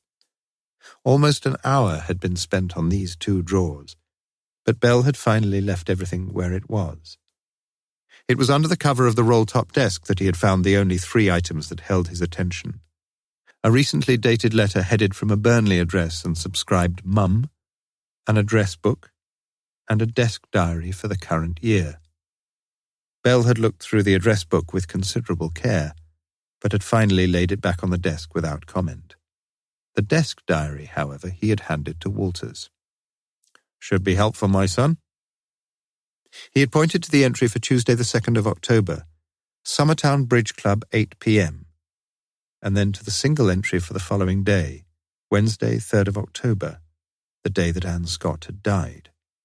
The entry read E.M. 2:30. When Walters reported to Bell on the Friday morning of the same week, he felt he'd done a good job, and so did Bell, for the picture was now pretty clear. Anne Scott had been the only child of the Reverend Thomas Enoch Scott, a minister in the Baptist Church, deceased some 3.5 years previously, and Mrs. Grace Emily Scott, presently living in Burnley. At the time of Anne's birth and throughout her childhood, the family had lived in Rochdale, where young Anne had been a pupil at Rochdale Grammar School, and where she had shown considerable academic prowess, culminating in her gaining a place at Lady Margaret Hall to read modern languages. Then the cream had turned sour. At Oxford, Anne had met a fellow undergraduate, a Mr. John Westerby, had fallen in love with him, fallen into bed with him, and apparently forgotten to exercise any of her contraceptual options. The Reverend Thomas, mortified by his beloved child's unforgivable lapse, had refused to have anything whatsoever to do with the affair, and had dogmatically maintained to the end his determination never to see his daughter again, never to recognize the existence of any child conceived in such fathoms of fornication. Anne had attended the funeral service when her father's faithful soul had solemnly been ushered into the joyous company of the saints, and she had been corresponding regularly with her mother since that time, occasionally travelling up to Lancashire to see her. Anne and John had been married at a register office, she 19, he 20. And then, almost immediately it seemed, they had left Oxford at the beginning of one long summer vac, no one knowing where they went. And when Anne returned some 3.5 months later, she told her few friends that she and John had separated.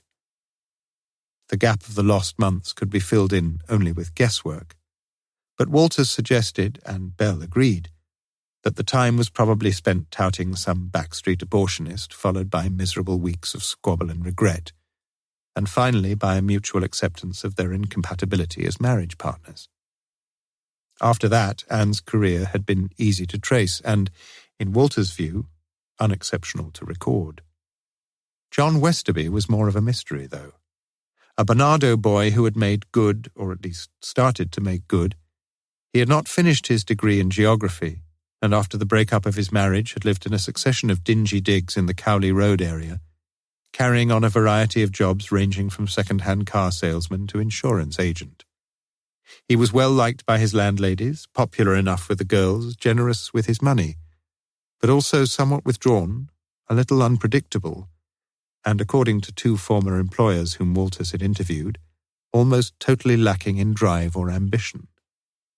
Anyway, that was all hearsay now, for John Westerby, too, was dead. He had been killed just over a year ago in a car crash on the Oxford-Bicester Road. One of those accidents where it was difficult to apportion blame, although the inquest findings revealed that the quantity of beer in Westerby's belly placed him just beyond the limits of statutory sobriety.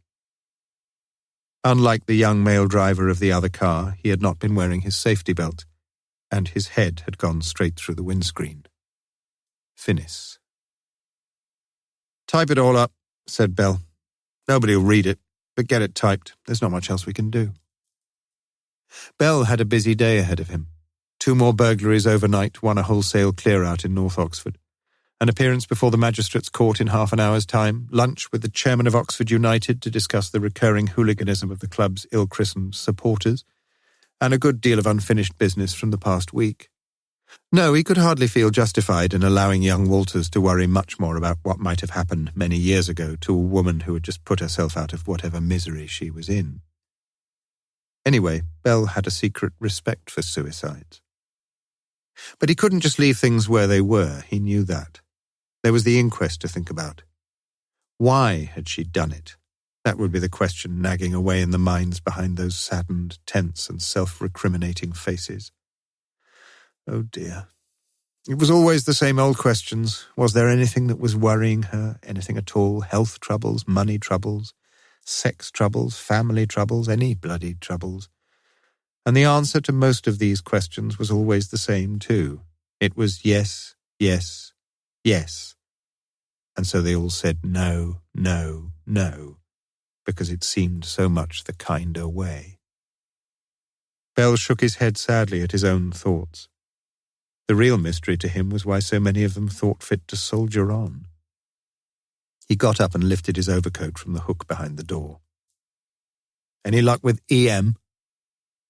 "No, sir," said Walters with obvious disappointment. That Anne Scott had taken in several private pupils each week had been made perfectly clear to him, but there seemed to have been an ad hoc acceptance of fees in cash for the tutorials rendered. Certainly there was no formal record of names and receipts of monies, and doubtless the taxman was far from well informed about the scope of Anne's activities. The neighbours had spoken of various visitors, usually young, usually with books, and almost always with bicycles. But such visits appeared to have been somewhat spasmodic, and none of the neighbours could promise to recognise any of the callers again, let alone recall their names. Pity. Walters was slowly coming to terms with the sheer volume of work associated with even the most mundane inquiries, beginning, too, to appreciate the impossibility of following up every little clue. Yet all the same, he would have been much gratified to have come up with a name, if it was a name, for those tantalizing initials. He found Bell looking at him with a half-smile on his lips. "Forget it, Walters. It was probably the electricity man. And just let me tell you one thing, my lad. That woman committed suicide. You can take the word of a man who's been finding them like that for the last 20 years. There is no way in which that suicide could have been rigged. Have you got that? So, what are we left with? Why she did it, all right? Well, we may learn a few things at the inquest, but I doubt we're ever going to know for certain. It's usually cumulative, a bit of disappointment and worry over this and that, and you sort of get a general feeling of depression about life that you just can't shake off, and sometimes you feel, why the hell should you try to shake it off anyway? Bell shrugged on his coat and stood holding the door handle. And don't you go running around with the idea that life's some wonderfully sacred thing, my lad, because it ain't.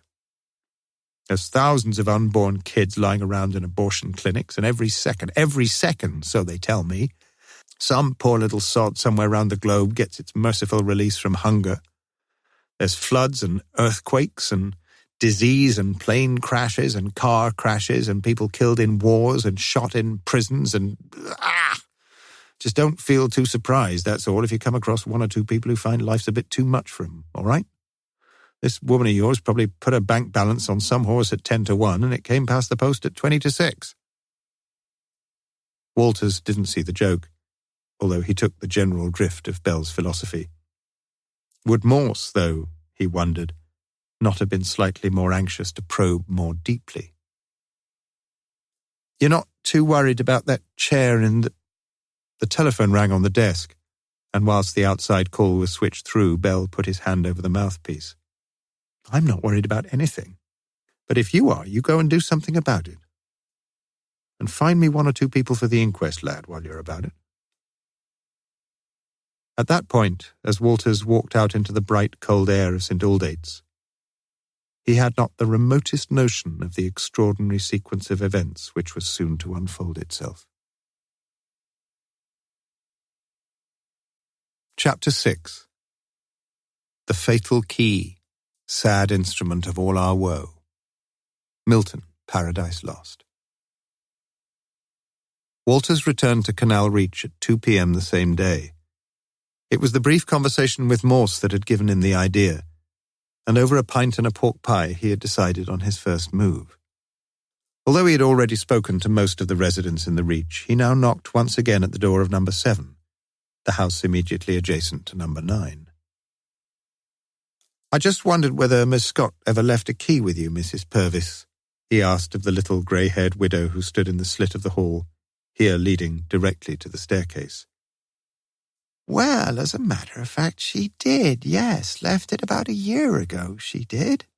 I always keep seeing me little pot on the... Just a minute, me dear. Mrs. Purvis retreated through one of the doors that led off the hall to the downstairs rooms, and returned with a key which Walters took from her and examined with interest. Did she ever ask you for it? No, she didn't. But I know she were locked out once, poor soul, and it's always just as well to have a fallback, isn't it? I remember once... Walters nodded understandingly as the old girl recalled some bygone incident from the unremarkable history of the Purvis household. Do you remember how many keys you had when you came here? Just the 2, me dear. Was Walters imagining things, or did Mrs. Purvis seem rather more nervous than when he had interviewed her the day before? Imagining things, he decided as he took his leave of her and walked along Canal Street to Great Clarendon Street, where turning left he could see the sandstone temple-like church of St. Paul's, its fluted columns supporting the classical portico, facing him at the far end on the other side of Walton Street. Yes, he'd been right, and he felt pleased with himself for remembering. There it was, the corner shop he'd been looking for, only 20-odd yards up the street on the left. A. Grimes, locksmith. The proprietor himself, surrounded by a comprehensive array of keys, locks, and burglar alarm devices, sat behind a yellow-painted counter sorting out into various boxes a selection of metal and plastic numerals, such as are used for the numbering of street houses. Putting a large white 9 into its appropriate box, he extended a dirt-ingrained hand as Walters introduced himself. You cut quite a lot of extra keys, I suppose? Grimes nodded cautiously, pushing his horn-rimmed glasses slightly further up his porous-looking nose. Steady old line, that sort of thing, officer. People are forever losing 'em. Walters held out the 3 keys now in his possession. The one, that found on the cupboard top just inside Anne Scott's lounge, a dull chocolate brown in colour, the other two of newish light grey gunmetal, neither of them looking as if it had often performed its potential function. "You think you cut those two?" asked Walters, nodding to the newer keys. "Could have done, I suppose." The locksmith hesitated a moment. "From Canal Reach, officer. Number 9, perhaps?" "Perhaps." "Well, I did then." "You've got a record of doing the job?" The man's eyes were guarded. "Very doubtful, I should think, after all this time. Must have been 18 months, a couple of years ago. She locked herself out one day and came in to ask for help, so I went down there and opened up for her, and I suggested that she had a couple more keys cut." "A couple, you say?" "That's it. I suppose most of the people round here have 2 to start with, don't they?" "Most of them." "So she finished up with 4, said Walters slowly. "Let's say that one time or another she had 4 different keys in her possession. Wouldn't that be slightly more accurate, officer?" Walters was beginning to dislike the man. "Nothing else you can tell me?" "Should there be?" "No, I'm sure there shouldn't." But as Walters was halfway through the door, the locksmith decided that there might be a little more to tell after all. "I shouldn't be surprised if somebody else in the Reach knows something about those keys." "Really? Who?" But the locksmith had no further need of words. His right hand selected one of the numerals from the boxes in front of him, his left hand another. Then, like an international judge at a skating championship, he held his arms just above his head, and the number thus signalled was 10. Walters walked thoughtfully back to Canal Reach and let himself into number 9 with the key that Mrs. Purvis had kept for her neighbour. It slipped easily into the socket, and the tongue of the lock sprang across with a smooth but solid twang. He walked through into the kitchen, every detail of death now removed, and looked out onto the narrow back garden, where he noticed that the wall fronting the canal had recently, very recently surely, been repaired, with 30 or so new rosy red bricks and half a dozen coping stones, all most professionally pointed. Then he went upstairs into the front bedroom and looked around quietly, keeping as far as he could from the line of the curtainless window. The bed was just as he had seen it before, neatly made, with the edge of the purple quilt running uniformly parallel about 3 inches from the floor. Would Morse have noticed anything here, he wondered? Then he suddenly stepped boldly right in front of the window and saw what he was half expecting to see. The floral curtains of the bedroom across in number 10 had moved, albeit very slightly, and Walters felt quite sure that the room in which he stood was under a steady and proximate surveillance. He smiled to himself as he looked more closely at the houses opposite, brick-built, slate-roofed, sash-windowed, with square chimneys surmounted by stumpy yellow pots. No tunnel-backs to the houses, and so the bicycles had to be left outside, like the bicycle just opposite. Yes, perhaps it was high time to pay a brief call at number 10, one of only 2 houses in the Reach at which he'd received no answer to his knocks the day before. The door was opened almost immediately. "Yes?"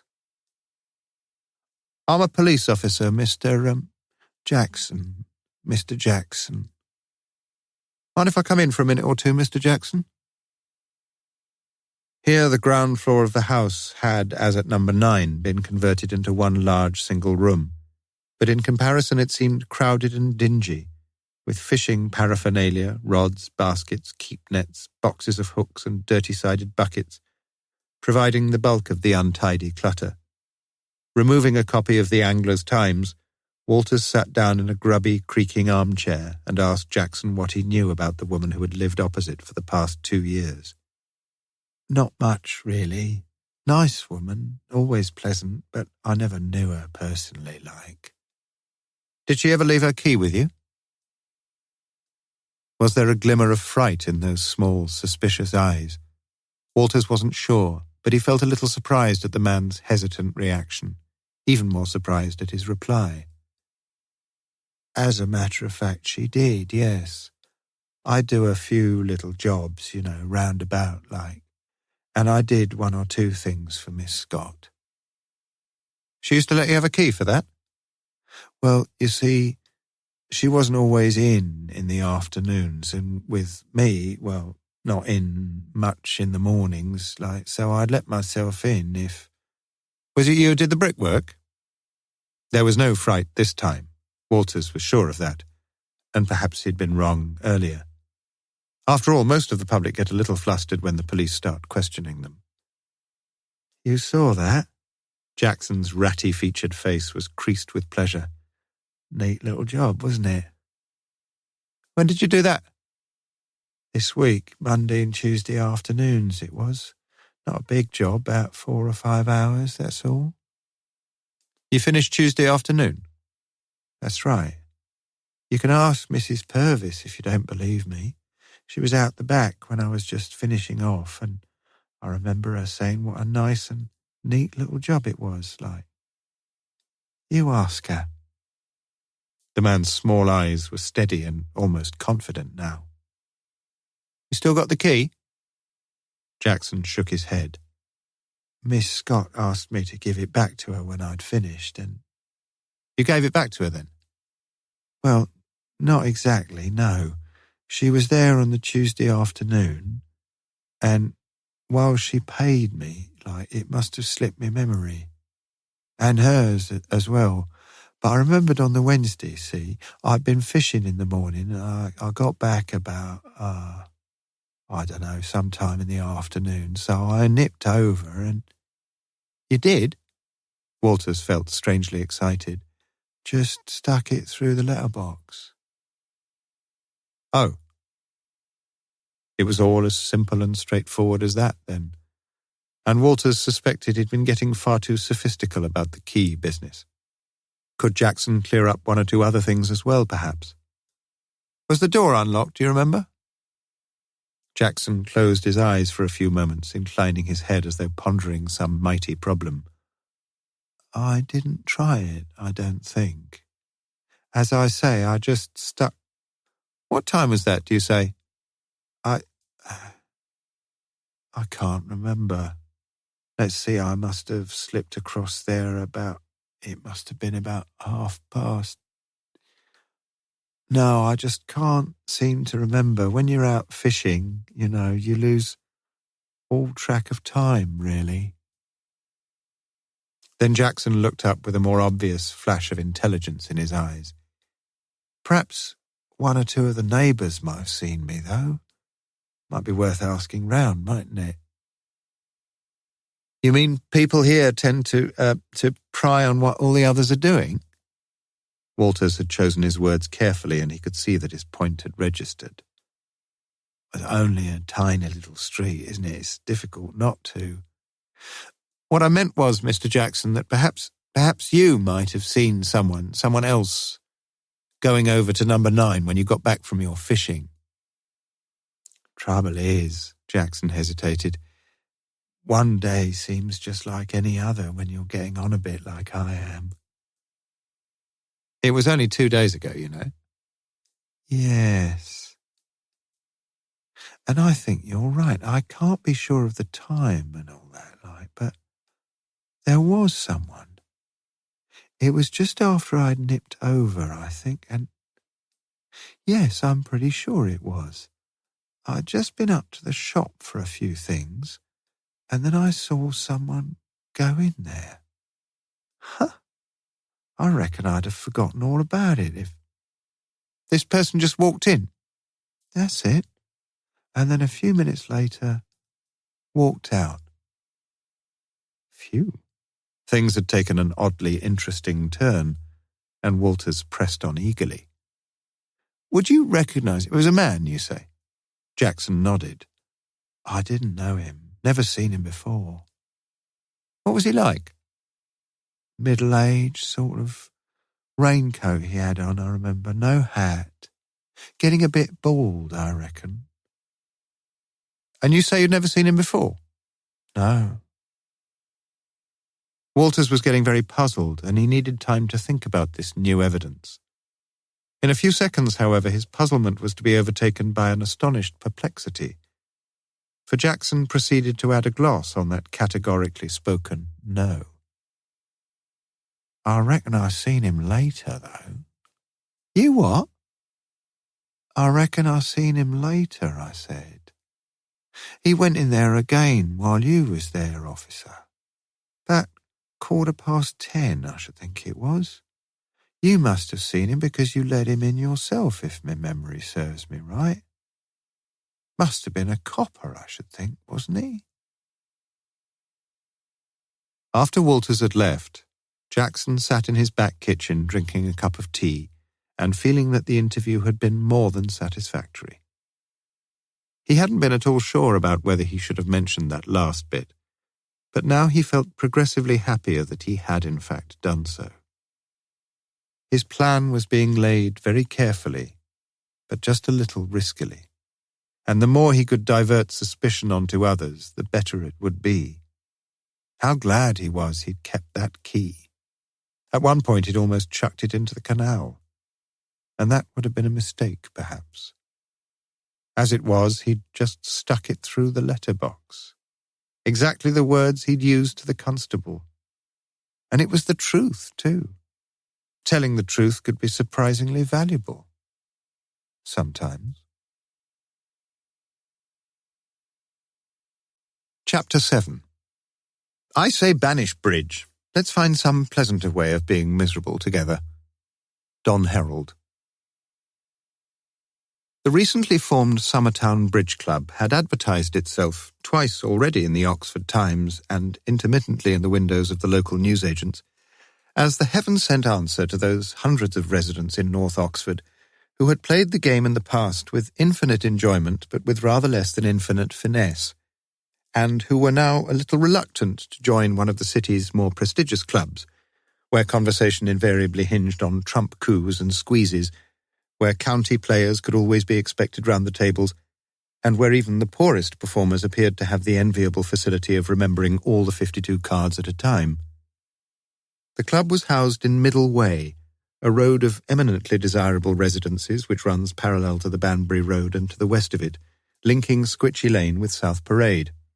Specifically, it was housed at a large, white-walled residence with light blue doors and shutters, some halfway down the road, where lived the chairman of the club, who also single-handedly fulfilled the functions of its secretary, treasurer, hostess, and general organizer, a gay and rather gaudy widow of some 65 summers, who went by the incongruously youthful name of Gwendola Briggs, and who greeted Detective Constable Walters effusively under the mistaken impression that she had a new and quite handsome recruit to a clientele that was predominantly, much too predominantly, female.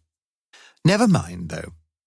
A duly identified Walters was anxious, it seemed, to talk about the club, and Gwendola, as publicity agent, was more than glad to talk about it.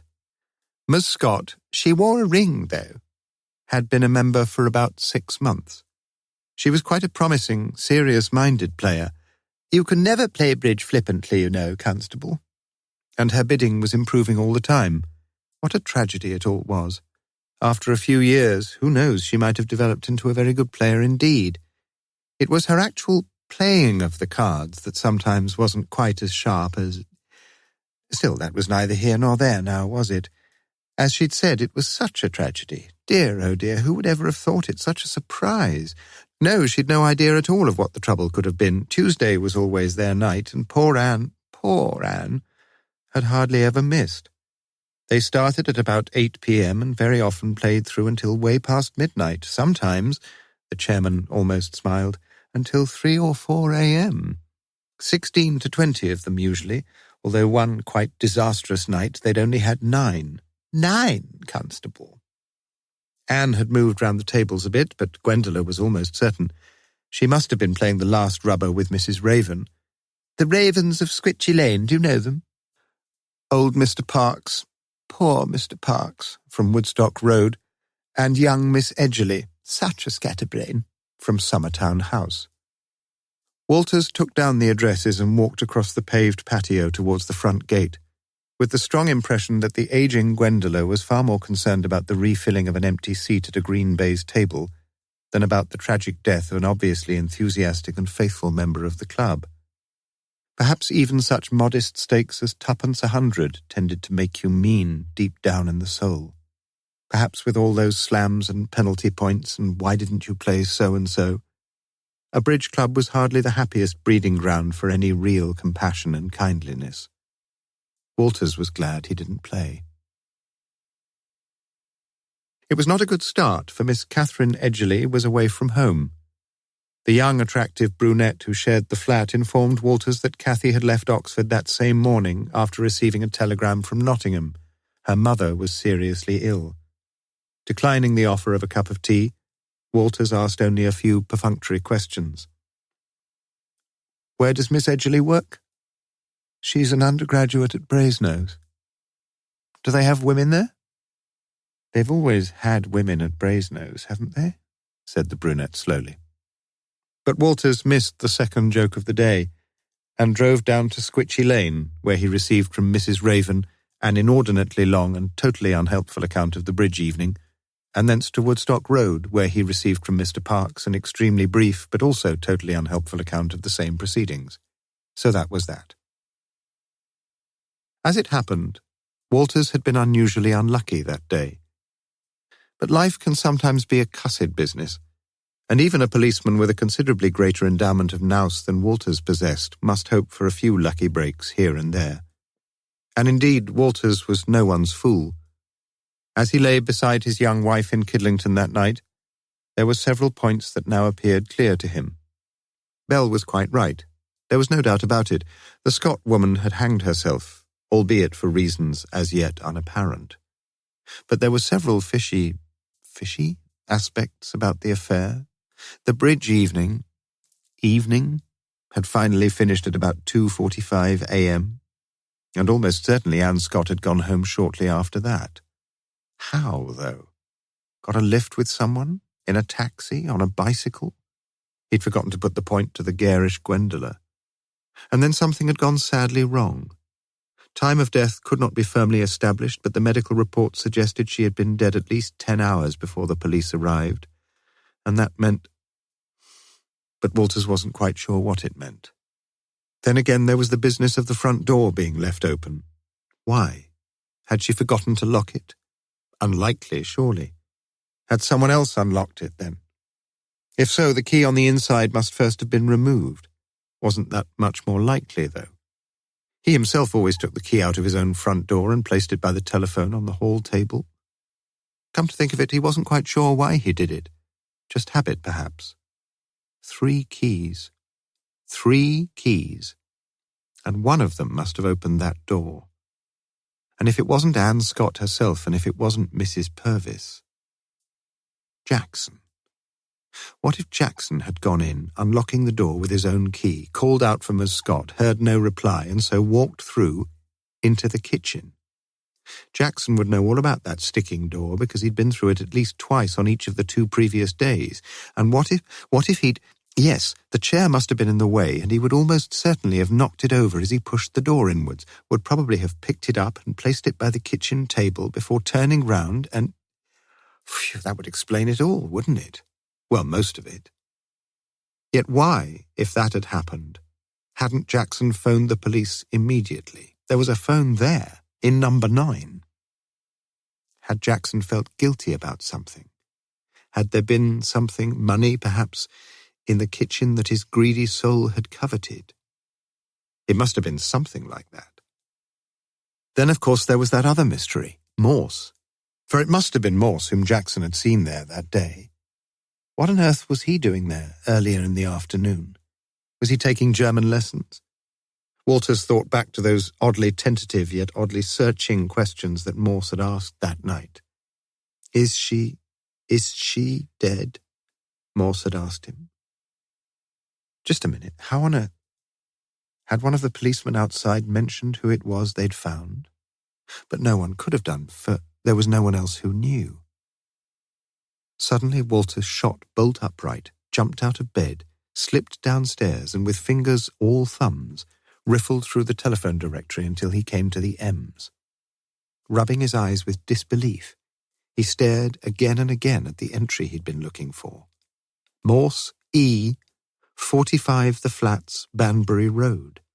Morse. E.M. Was it Morse who'd been expected that afternoon? Steady on, though. There were 1,001 other people with those initials, of course there were. But Morse had been there that afternoon. Walters was now quite sure in his own mind of that. It all fitted. Those questions he'd asked about doors and locks and lights, yes, he'd been there all right. Now, if Morse had a key, and if he, not Jackson, had found his way through into the kitchen, why hadn't he reported it then? Money wouldn't fit into the picture now, but what if somehow Morse had... What if Morse was frightened he might compromise himself in some strange way if he reported things immediately? He'd rung later, of course. That would have been his duty as a police officer.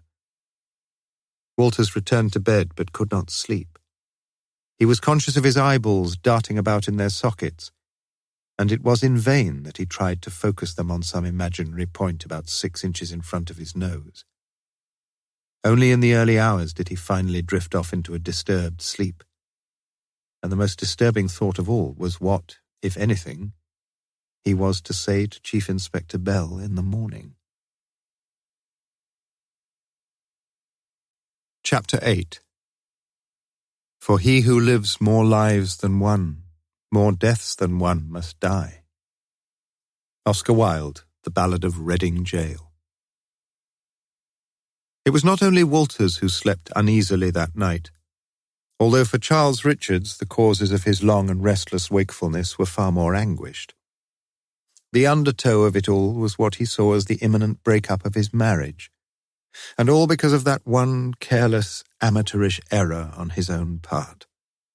Why, oh why, an old campaigner like he, when Celia had seen that long, blonde, curling hair on the back of his dark brown Jaeger cardigan, hadn't he shrugged her question off quite casually and uncaringly, instead of trying, as he had, to fabricate that laboured, unconvincing explanation?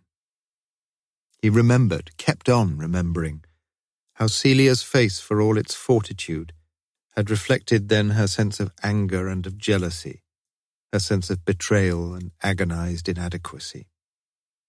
And that hurt him much more deeply than he could have imagined. In the distant past she might have guessed. In the recent past she must so surely have suspected. But now she knew. Of that there now was little doubt. And as he lay awake, he wondered how on earth he could ever cope with the qualms of his embering conscience. He could eat no breakfast when he got up the next morning, and after a cup of tea and a cigarette, he experienced, as he sat alone at the kitchen table, a sense of helplessness that frightened him. His head ached, and the print of the Times jumped giddily across his vision as he tried to distract his thoughts with events of some more cosmic implication. But other facts were facts as well. He was losing his hair, losing his teeth, losing whatever integrity he'd ever had as a civilized human being. And now he was losing his wife as well. He was drinking too heavily, smoking too addictively, fornicating far too frequently. Oh, God, how he hated himself occasionally. Saturday mornings were hardly the most productive periods in the company's activities, but there was always correspondence, occasionally an important phone call, and usually a few inquiries at the desk outside, and he had established the practice of going in himself, of requiring his personal secretary to join him, and of expecting his brother Conrad to put in a brief appearance too, so that before adjourning for a midday drink together they could have the opportunity of discussing present progress and future plans. On that Saturday morning, as often when he had no longer-ranging business commitments, Charles drove the 5-minute journey to the centre of Abingdon in the Mini. The rain which had persisted through the previous few days had now cleared up, and the sky was a pale and cloudless blue. Not an umbrella day. Once seated in his office, he called in his secretary and told her that he didn't wish to be disturbed unless it were absolutely necessary.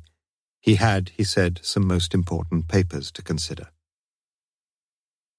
For half an hour he sat there and did nothing, his chin resting on his left hand as he smoked one cigarette after another. That could be a start, though.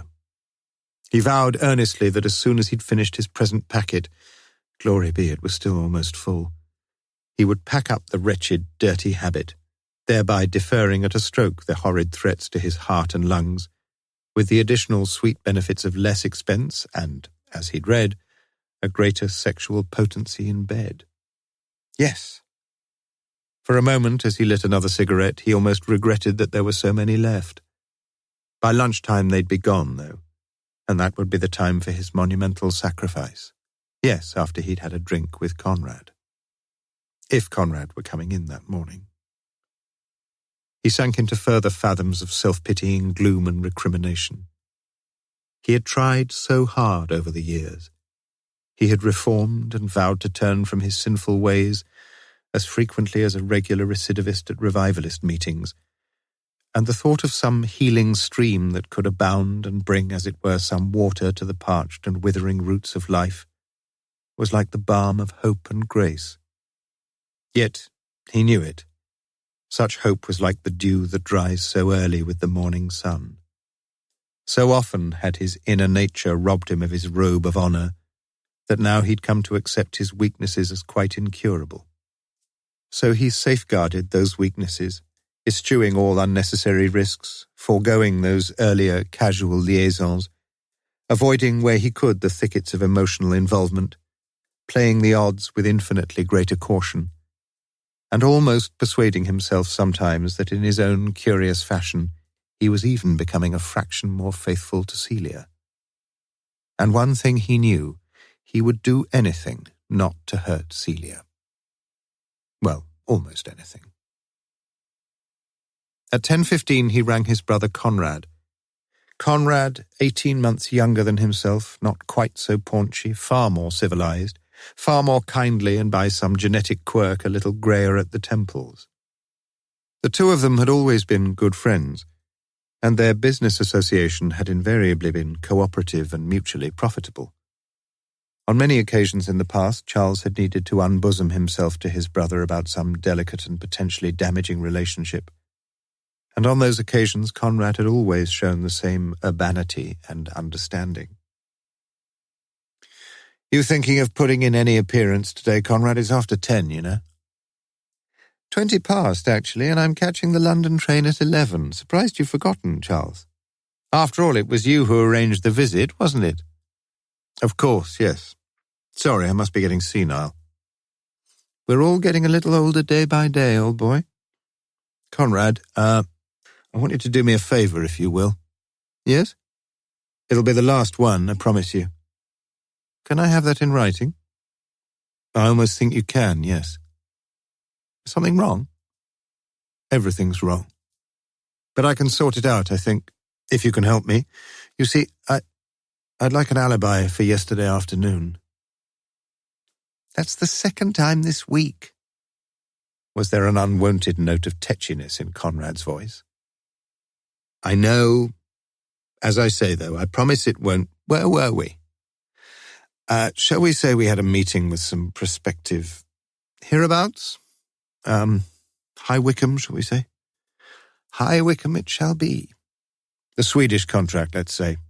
Did I drive you there? Yes, we finished about 6. About 6, I see. This is all just in case, if you see what I mean. I'm sure Celia wouldn't want to go into details, but... Understood, old boy. You can put your mind at rest. Christ, I wish I could.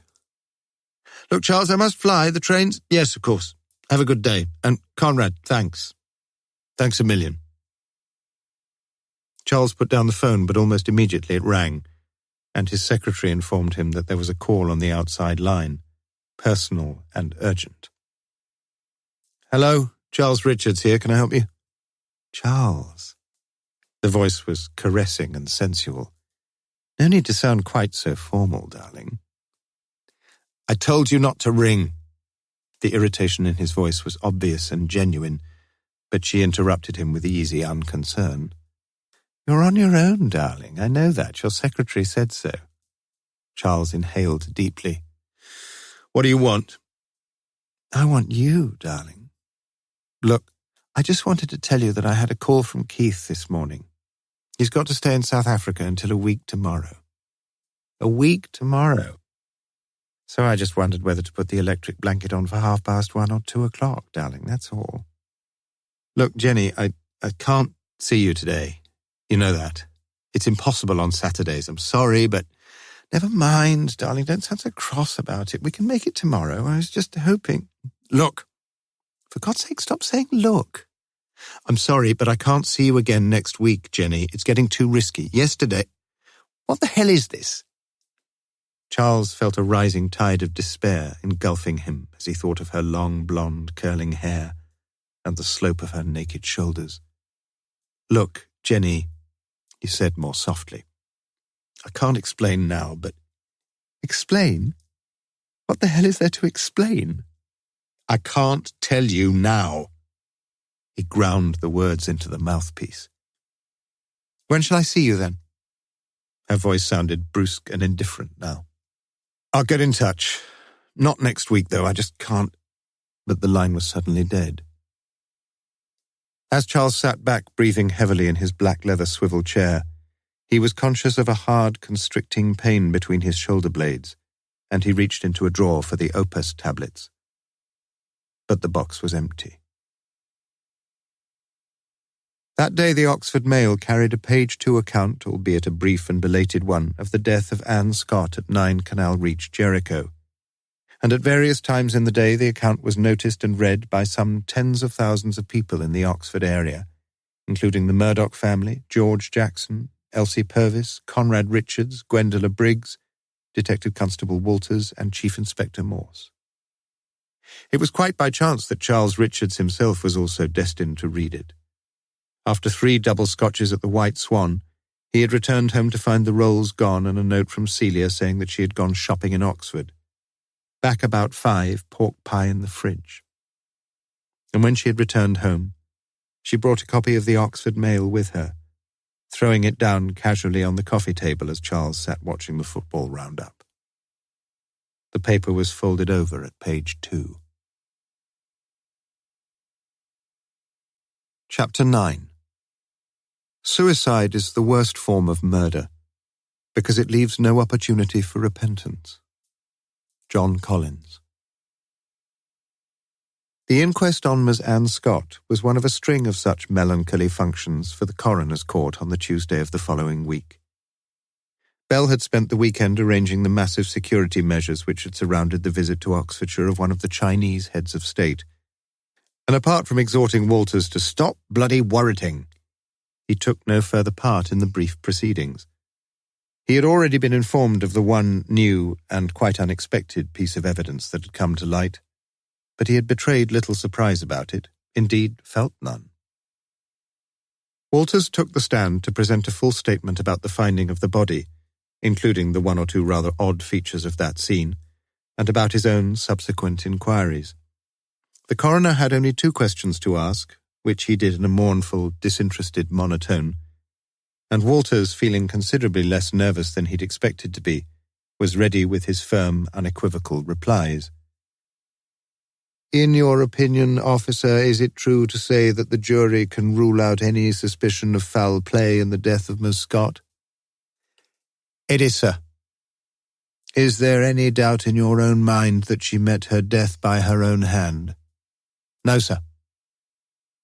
The humpbacked surgeon was the only other witness to be called, and he, as ever, delighted all those anxious to get away from the court by racing through the technical jargon of his medical report with the exhilarating rapidity of an Ashkenazi laying into list.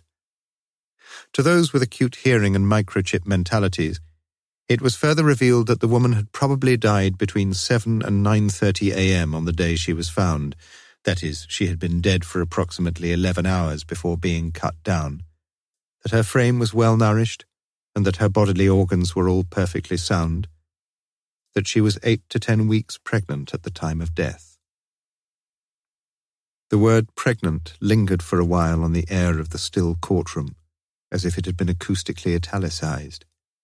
But then it was gone, and Bell, as he stared down at the wooden flooring, silently moved his feet a centimetre or 2 towards him.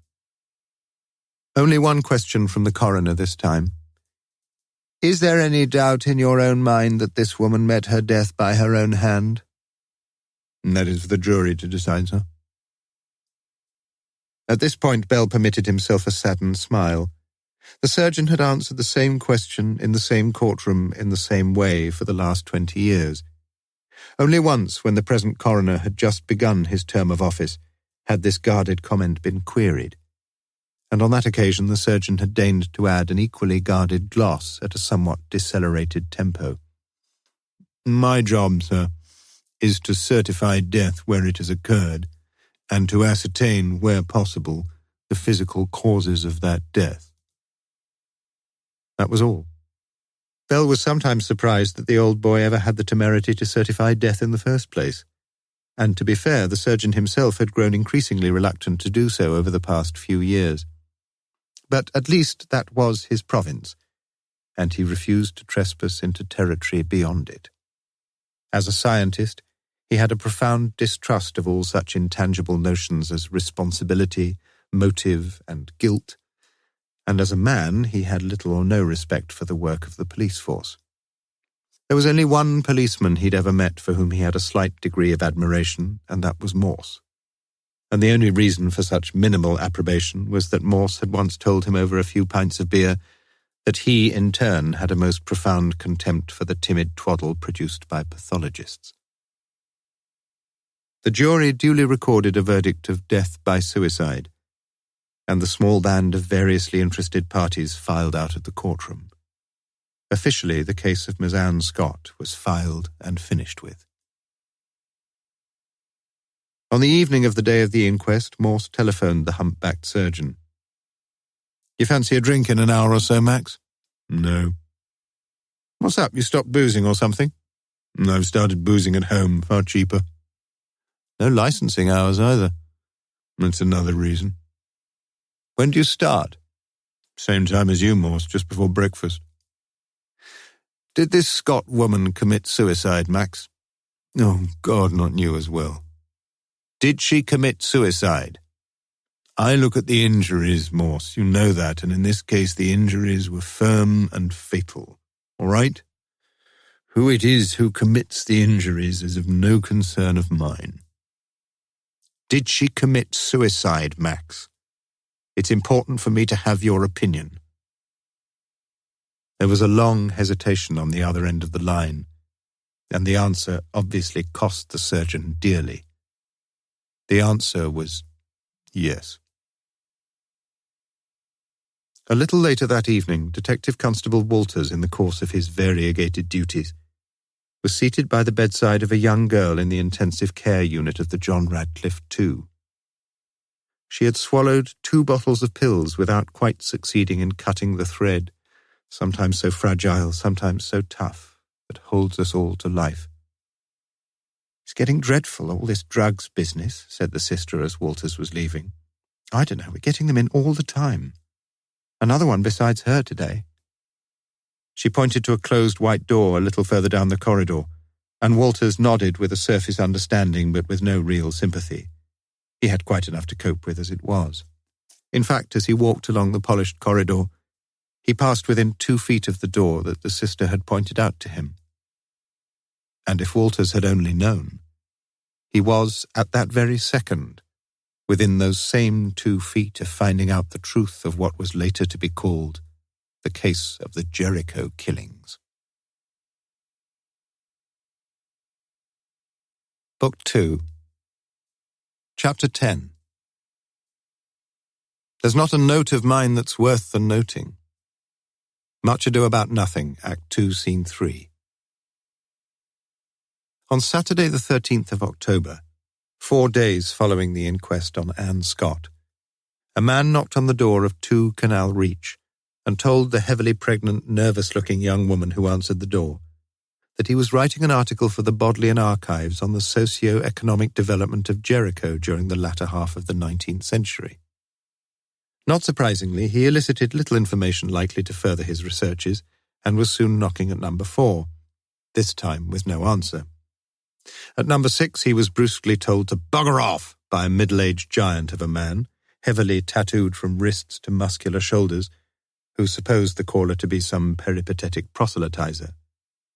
But at number 8, the slim, pale-faced, bespectacled young man who opened the door proved a gushing fount of information on the history of the area, and very soon the researcher was filling his amateurish-looking red-covered cash book with rapid notes and dates. Key decade, 1821-31, see monograph Eliza M. Hawtrey, 1954, Bodleian, If They'd Ever Let Me In. Variable roof lines, brick-built, sash-windowed. I went down to Jericho and fell among thieves, artisan dwellings. There was a young fellow from Spain, Lucy's Ironworks, 1825, who enjoyed a tart, OUP to its present site, 1826, now and again. Canal, Oxford, Banbury, Coventry, Midlands, completed 1790, not just now and again, but St Paul's begun 1835, now and again, and St Barnabas, 1869, again and again and again. Marvellous, marvellous, said the researcher as the young man at last showed the first welcome signs of flagging. Most interesting and so valuable. You're a local historian, I suppose? Not really, no. I work on the line up at Cowley. With further profuse expressions of gratitude for a lengthy addendum on the construction of the railway, the researcher finally saw the door to number 8 close, and he breathed a sigh of relief. Most of the other residents in the Reach would now have seen him, and his purpose was progressing nicely. No answer from number 10, no bicycle there either, over the narrow, ridiculously narrow street, and no answer from number 9 either, in spite of 3 fairly rigorous bouts of knocking, during the third of which he had surreptitiously tried the doorknob. Locked. At number 7 he introduced himself with a most ingratiating smile, and Mrs. Purvis, on hearing of his projected monograph for the Royal Architectural Society on the layout of the 2-up, 2-down dwellings of the mid-Victorian era, duly invited him into her home. 10 minutes later he was seated in the little scullery at the back of the house drinking a cup of tea, and, as Mrs. Purvis was to tell her married daughter the next day, proving to be such a charming, well-educated sort of person. "I see you grow your own vegetables," said Morse, getting to his feet and looking out onto the narrow garden plot beyond the dark green doors of what looked like an outside lavatory-cum-coal shed. "Very sensible, too. Do you know, I bought a collie up in Summertown the other day, and it cost me—" Willingly, it appeared, Mrs. Purvis would have spent the rest of the day discussing the price of vegetables, and Morse had no difficulty in pressing home his advantage. "What's your soil like here, Mrs. Purvis? Sort of clayey, is it, or—" Morse hunted around in his mind for some other vaguely impressive epithet. "Alkaline, perhaps." "I don't really know too much about that sort of thing." "I could tell you if—" They were soon standing in the garden, where Morse scooped up a handful of soil from a former potato furrow and let it trickle slowly through his fingers. His eyes missed nothing. The wall between number 7 and number 9 was a lowish red brick affair, flaked into lighter patches by the tooth of countless frosts, and beyond that wall— Morse could see it all now. What in Mrs. Purvis's house had been the original low-ceilinged scullery had there been converted into a higher, longer extension, with the line of the slates carried forward, albeit at a shallower angle, to roof it. Beyond that, and shielding the plot from the boat-building sheds which fronted the canal, was a wall some 8 feet high, a wall, as Morse could see, which had recently been repaired at one point. Interesting. Tonight, perhaps? It says something for Morse that he proceeded to knock, though very gently, on the doors of numbers 5, 3, and 1 of the Reach, and he was fortunate to the extent that the first 2 were either at that moment empty or tenanted by the slightly hard of hearing. At number 1 he satisfied his talent for improvisation by asking the very old man who answered the door if a Mr. Green lived anywhere about, and was somewhat taken aback to see an arthritic finger pointing firmly across to number 8, the abode of the polymath from the car line at Cowley. "Haven't I seen you somewhere afore, mister?" asked the old man, peering closely at him. A rather flustered Morse confessed that he'd often been in the district doing a bit of local research. "For the library, you know," and stayed talking long enough to learn that the old boy spent a couple of hours across at the Printer's Devil every evening. 8 o'clock to 10 o'clock, mister. Regular as clockwork, like me bowels." If it was going to be tonight, it had better be between 8 and 10 p.m. then. Why not? Easy. Morse was more honest, well, a little more honest, with the locksmith, the same locksmith whom Walters had visited and questioned a week earlier. Introducing himself as a chief inspector of police, Morse stated, which was quite true, that he had to get into number 9 Canal Reach again, and, which of course was quite untrue, that he'd left his key at the police station. It was a bit of a nuisance, he knew, but could. Mr. Grimes, however, was unable to oblige. There wasn't a single key in the shop that could fit the front door of number 9. He could always open the lock himself, though, could open any door. Did Morse want him to? No, that was the last thing Morse wanted. "Look," said Morse, "I know I can trust you. You see, we've had some outside information about the trouble there. You remember the suicide? The big thing is that we don't want the neighbours to be worried or suspicious at all. And the truth is that my incompetent sergeant has temporarily misplaced both the keys." "You mean 3 keys, don't you, Inspector?" The locksmith proceeded to give an account of his earlier visit from Walters, and Morse listened and learned, and wondered. "I didn't tell him about the back door key, though," continued the locksmith. "It didn't seem important, if you follow me, and he didn't ask me anyway." 2 minutes and 1 £5 note later, Morse left the shop with a key which he was assured would fit the back door lock of number 9. Grimes himself had fitted the lock some 6 months earlier and could remember exactly which type it was. "Keep all this quiet, won't you?" Morse had said.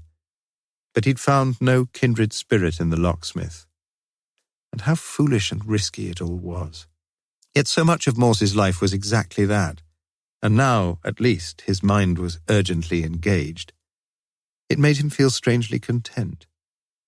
He walked up Great Clarendon Street and saw, as Walters had seen, St. Paul's now facing him at the top of Walton Street.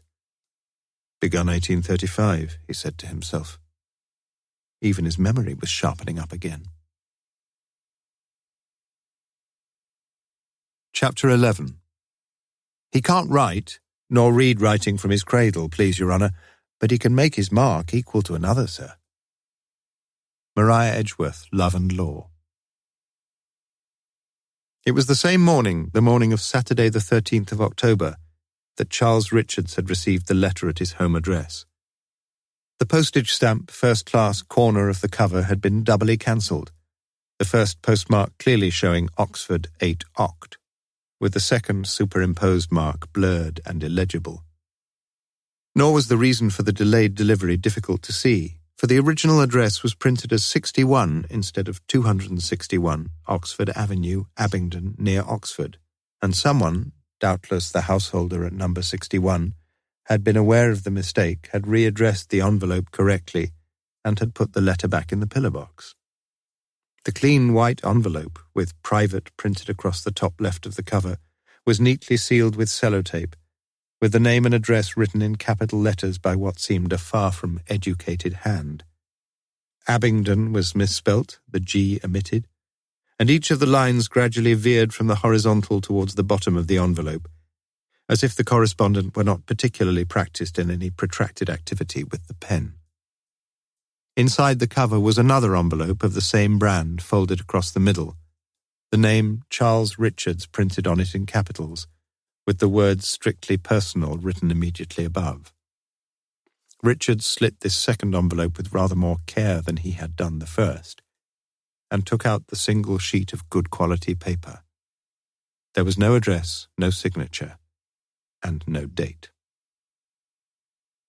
Dear Mr. Richards, it's about Mrs. Scott who died. I know all about you and her, but does Mrs. Richards. I know all about it. I hope you believe me, because if you don't, I am going to tell her everything. You don't want that.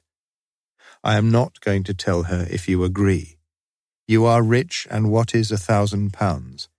If you agree, I will not bother to write again. I keep all promises, believe that. The police don't know anything, and I have never said what I know. Here is what you do. You go down to Walton Street in Jericho and turn left into Walton Well Road and then straight on over the little canal bridge and then over the railway bridge, and you come to a parking area where you can't go much further, then turn round and face Port Meadow, and you will see a row of willow trees. The fifth from the left has got a big hole in it about 5 feet from the ground. So put the money there and drive away. I will be watching all the time. I will give you a ring soon, and that will be only once. I hope you will not try anything funny. Please remember your wife. Although the writing was crudely printed with several words written out in individual, unjoined characters, the message was surprisingly coherent and disturbing. Yet as Charles Richards read it, his mind seemed curiously detached. It was almost as if the writing had been submitted to him as a piece of English prose that had to be corrected and commented upon, its message secondary and of comparatively little significance.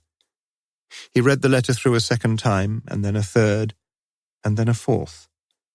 But if a hidden observer had recorded the conflicting emotions of puzzlement, anger, and even anxiety that played upon his face, there was never the slightest hint of panic or despair. For Charles Richards was a clever and resourceful man, and he now refolded the letter, replaced it in its envelope, and put it together with the outer cover inside his wallet. 5 minutes later, he waited for a few seconds by Celia's bedside as she sat up, drew a cardigan round her shoulders, and took the breakfast tray of orange juice, tea, and toast. He kissed her lightly on the forehead, told her that he had to go into Oxford, that he'd take the Mini, and that he'd certainly be home for lunch about 1. Was there anything he could get her from the shops? He'd perhaps have to nip into Oxford again in the evening, too. Celia Richards heard him go, a great burden of anxiety weighing on her mind. How could a man so treacherous seem so kind? It had been an extraordinary coincidence that the first copy of the Oxford Mail she'd read for months had contained that account of Anne Scott's death, and she felt quite sure that Charles had read the article too.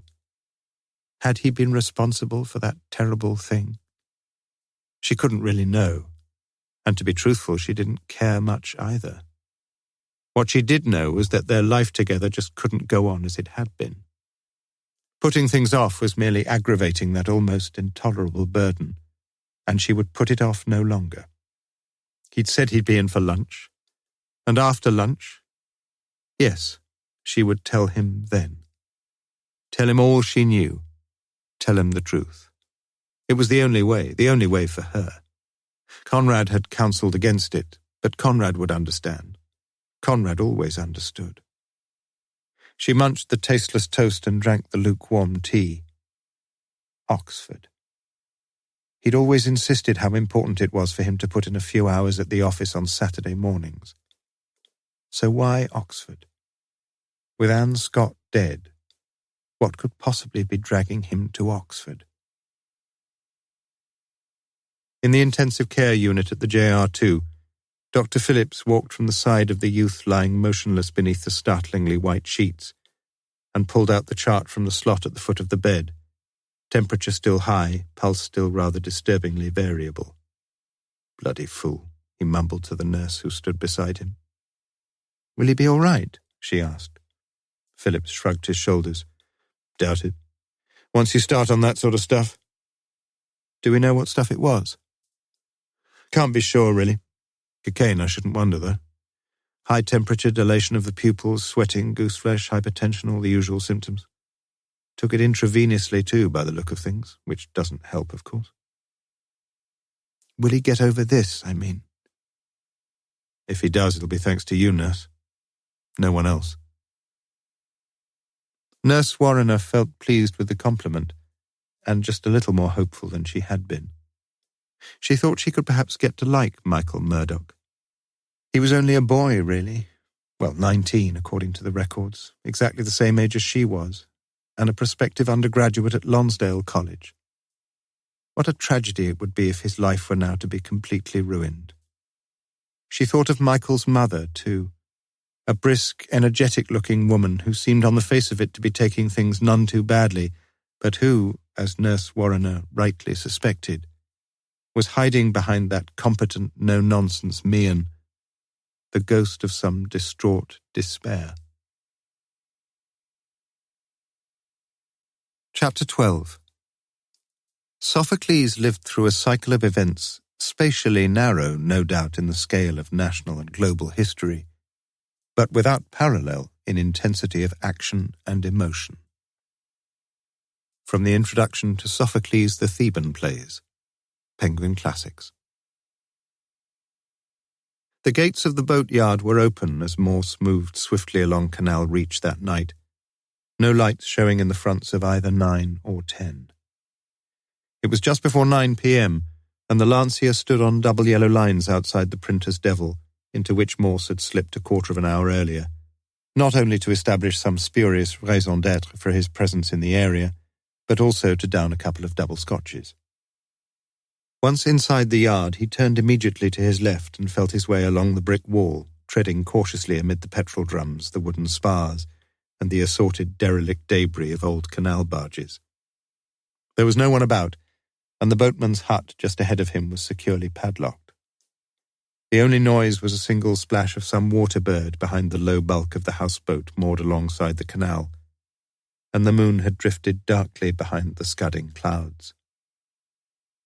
With the level of the wharf a foot or so higher than the street behind it, the wall was not going to pose such a problem as Morse had feared, and standing on one of the petrol drums, he peered cautiously over the recently repaired section of the wall. No lights shone in the back rooms of numbers 9, 7, or 5. He hoisted himself up, and keeping his body as close to the top of the wall as he could, dropped down on the other side, feeling a sharp spasm of pain as his right foot crushed a small terracotta flower pot beneath. The noise startled him, and his heart pounded as he stood for several minutes beside the deep shadow of the wall. But nothing moved. No lights came on. And he stepped silently along to the back door, let himself in, stood inside the kitchen, and waited until his eyes could slowly accustom themselves to the darkness. The door immediately to his right would lead, he guessed, to a small bathroom and WC. To his left, the door at the other side of the kitchen would lead, he knew, directly into the lounge.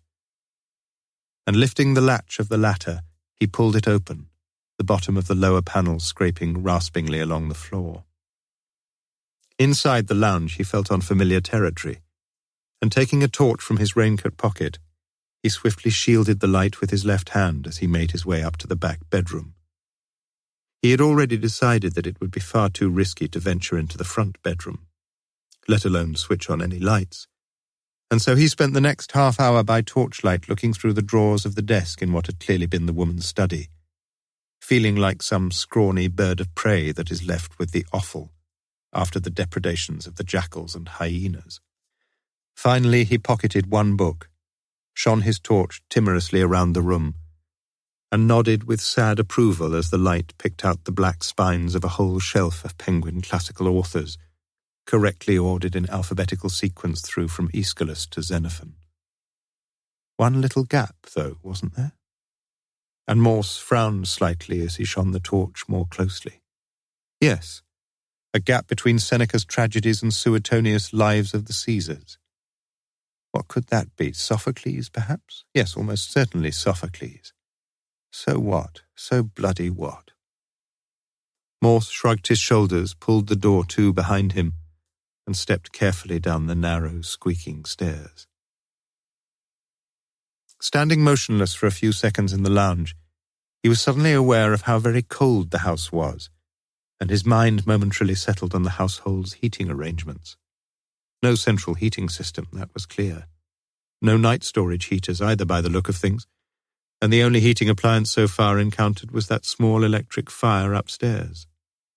A coal fire, perhaps. Surely there'd be a grate here somewhere. His torch still turned off, Morse stepped across the carpeted floor, and there it was in the far wall, surrounded by the lightish-coloured tiles of the fixture. Yes, he remembered it now, and bending down he felt with his right hand along the iron grille. Something there. He switched the torch on right up against the back of the grate, and then slowly allowed the beam to illuminate whatever there was to be seen. It wasn't much. The blackened, curled remains of what had probably been a sheet of notepaper, the flimsy fragments floating down and disintegrating as his delicate fingers touched them. But even as they did so, the torchlight picked out a small piece of something white in the ashpan below, and Morse pulled away the front and gently picked it out. It seemed to be part of the heading of an official letter, printed in small black capitals, and even now Morse could quite easily make out the letters I.C.H. Then he found another tiny piece, and although the flames had obviously curled across it, leaving the surface a smoky brown, it seemed clear to him that it was probably part of the same line of print. K-A-T, was it, or R-A-T, more likely? He inserted the pieces between 2 pages of the book he had pocketed from upstairs, and his mind was already bounding down improbable avenues. Many of the books and papers he'd looked through upstairs were linked in some way with German literature, and he remembered from his school days that Ich rat meant I judged or I thought, something like that anyway. He could always look it up later, of course, although it promptly occurred to him that he would hardly be overmuch enlightened if his memory proved to have been reliable. And then, as he stood in that cold, dark room beside the fireless grate, another thought occurred to him. What an idiot! What a stupid idiot he was! It was that first cowardly evasion of the truth that had caused it all because he didn't want it to be known that he'd been floating around in Jericho looking for some necessary sex one afternoon. Suddenly he felt a little frightened, too. He locked the back door behind him, walked down the strip of garden and looked for a place in the wall where he could get something of a foothold in order to scale what from this side appeared a most formidable precipice. What if he couldn't manage? But then Morse saw it. At the foot of the wall was a wooden board about 1 foot square, on which someone had recently been mixing small quantities of cement, and beside it a bricklayer's trowel. The shudder that passed through Morse at this moment was not of fear, but of excitement. With his crisis of confidence now past, his brain was sweetly clear once more. Spontaneously it told him, too, of a dustbin somewhere nearby, and he found it almost immediately, moved it against the wall, and standing on it clambered to the top. Easy. He breathed a great sigh of relief as he landed safely inside the boatyard where the gates were still open, and whence he made his exit without further alarum. As he walked into Canal Reach, keeping tightly to his right, a hand clamped upon his shoulder with an iron grip, and a voice whispered harshly in his ear, "Just keep walking, mister." At about the same time that Morse was entering the house in Canal Reach, a mini clubman turned down into the northern stretch of the Woodstock Road, having travelled into Oxford from Abingdon via the Western Ring Road. The car kept closely into the bus lane, crawling along at about 10 miles per hour past the large, elegant houses, set back on higher ground behind the tall hedges that masked their wide fronts and provided a quiet privacy for their owners. The driver pulled the car completely over onto the pavement beside a telephone kiosk on his left, turned off the lights, got out, entered the kiosk, and picked up the receiver. The dialing tone told him that the phone was probably in working order, and keeping the instrument to his ear, he turned round and looked up and down the road. No one was in sight. He stepped out, and as if searching his pockets for some coinage, carefully examined the surrounds of the kiosk. The stone wall behind it was luxuriantly clad with thick ivy, and he pushed his hands against it, seeming to be satisfied that all was well. He got back into the Mini and drove along the road for about 50 yards, before stopping again and taking note of the name of the road that stretched quite steeply off on his left. He then drove the short distance down to Squitchy Lane, turned left at the Banbury Road, left into Sunderland Avenue, and finally left again into the Woodstock Road. For the moment there was no traffic, and he drove slowly once more along the self-same stretch of road. Then, nodding to himself with apparent satisfaction, he accelerated away. The plan was laid. Michael Murdoch opened his eyes at about 10 minutes to 10 that evening, to find the same pretty face looking down at him. He noticed with remarkable vividness the strong white teeth, a gold filling somewhere towards the extremity of her smile, and he heard her speak. "Feeling better?" Momentarily he was feeling nothing, not even a sense of puzzlement, and in a dry-throated whisper he managed to answer, "Yes." But as he lay back and closed his eyes again, his head was drifting off in a giddying whirl, and the body it had left behind seemed slowly to be slipping from the sloping bed.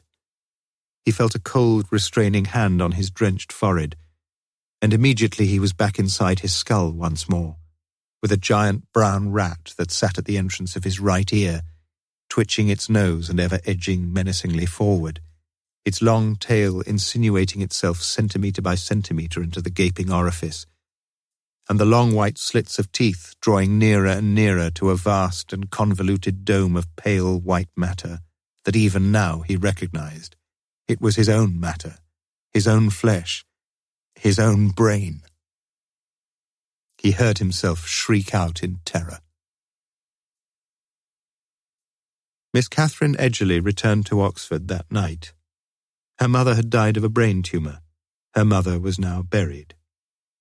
And there was little room in Miss Edgerly's mind that night for any thoughts of the last time she had played bridge in North Oxford. Indeed, she had no knowledge at that time that Anne Scott, too, was dead.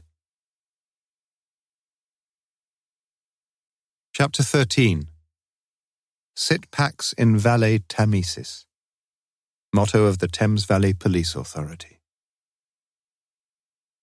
Morse's mind was curiously detached as he kept walking, eyes frozen forward along the short length of Canal Reach.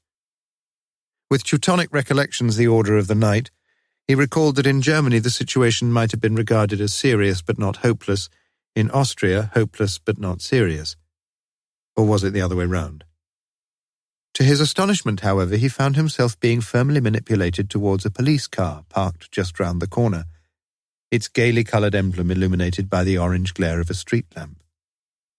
And as he reached the car and turned about, he found himself looking slightly upwards into the face of a rather frightened-looking young man. "You, sir?" It was Detective Constable Walters who was the first to speak, and Morse's shoulders sagged with a combination of relief and exasperation. "Are you in the habit of arresting your superior officers, Constable?" A flustered Walters followed the Lancia up to Morse's North Oxford flat, where over a few whiskies the two of them sat and talked until way after midnight. On his own side, Morse came almost completely clean, omitting only any mention of his bribing of the Jericho locksmith.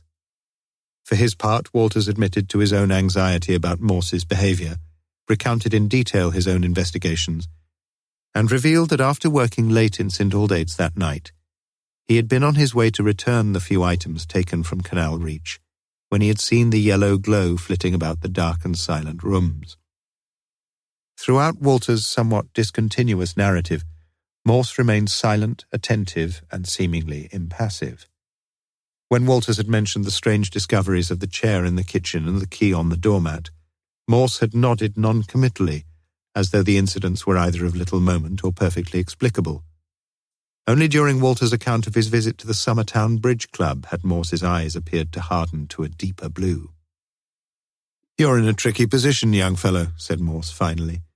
"You find a superior officer snooping around in an empty house, a house in which he'd poked his nose the day the dead woman was found, an officer who had no more right to be there than a fourth-grade burglar. So what do, Walters?" "I just don't know, sir." "I'll tell you what you ought to have done." The sudden sharp edge on Morse's voice made Walters look up anxiously. "If you had any nous at all, you would have asked me how I got in." Not really good enough, was it? Walters opened his mouth to say something, but Morse continued. "How long have you been in the force?" 18 months altogether, but only 3. "You've got a lot to learn." "I'm learning all the time, sir." Morse grinned at the young man. "Well, you've got something else to learn, and that's exactly what your duty has got to be now. And in case you don't know, I'll tell you. It's your duty to report everything that's happened tonight to Chief Inspector Bell. Agreed?" Walters nodded. The point had been worrying him sorely, and he felt glad that Morse had made things so easy for him. Again he was about to say something, but again he was interrupted. "But not just yet, understand? I'll see the Assistant Chief Constable first and explain the whole position. You see, Walters, there's something a bit odd about this business. Something that needs an older and a wiser head than yours." He poured another liberal dose of whiskey into Walter's glass, another into his own, and spent the next half hour asking Walters about his training, his prospects, and his ambition. and Walters responded fully and eagerly to such sympathetic interest. At midnight he felt the profound wish that he could work with this man, and at 1:45, when about to leave, he was only too happy to leave with Morse the items he had originally set out to deposit in the house on Canal Reach. "How did you get in there, sir?" he asked on the doorstep.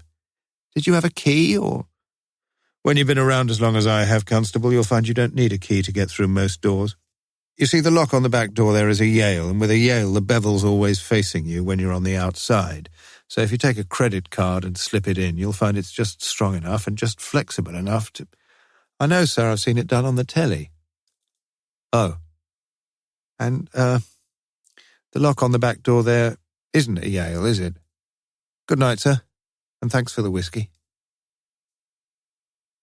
Morse spent the next hour or so looking through the 2 Letts diaries now in his possession, the one for the current year just handed to him by Walters, the other for the previous year, taken a few hours earlier from Canal Reach.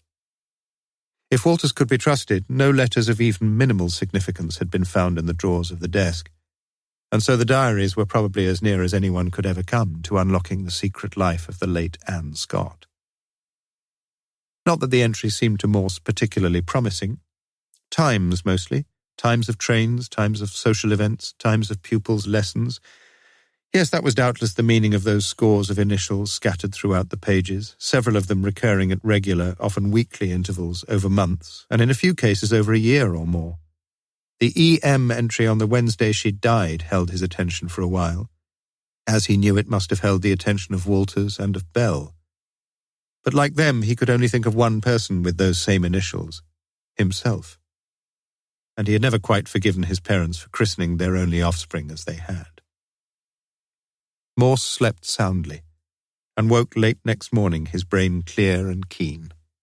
The images and impressions of all he had learned had flashed across his mind but once, yet already the hooks and eyes of his memories were beginning to combine in strange and varied patterns. Almost all of them wrong. Chapter 14. Chaos preceded cosmos, and it is into chaos without form and void that we have plunged. John Livingston Lowes, The Road to Xanadu. Mrs. Gwendola Briggs was very soon aware of the different nature of the beast, when on the following Monday Morse, after a rather skimped day's work at the Thames Valley HQ, finally found time to pursue his unofficial and part-time course of inquiries. This man, it seemed to Gwendola, was quite unnecessarily objectionable and bullying in the series of questions he bombarded her with.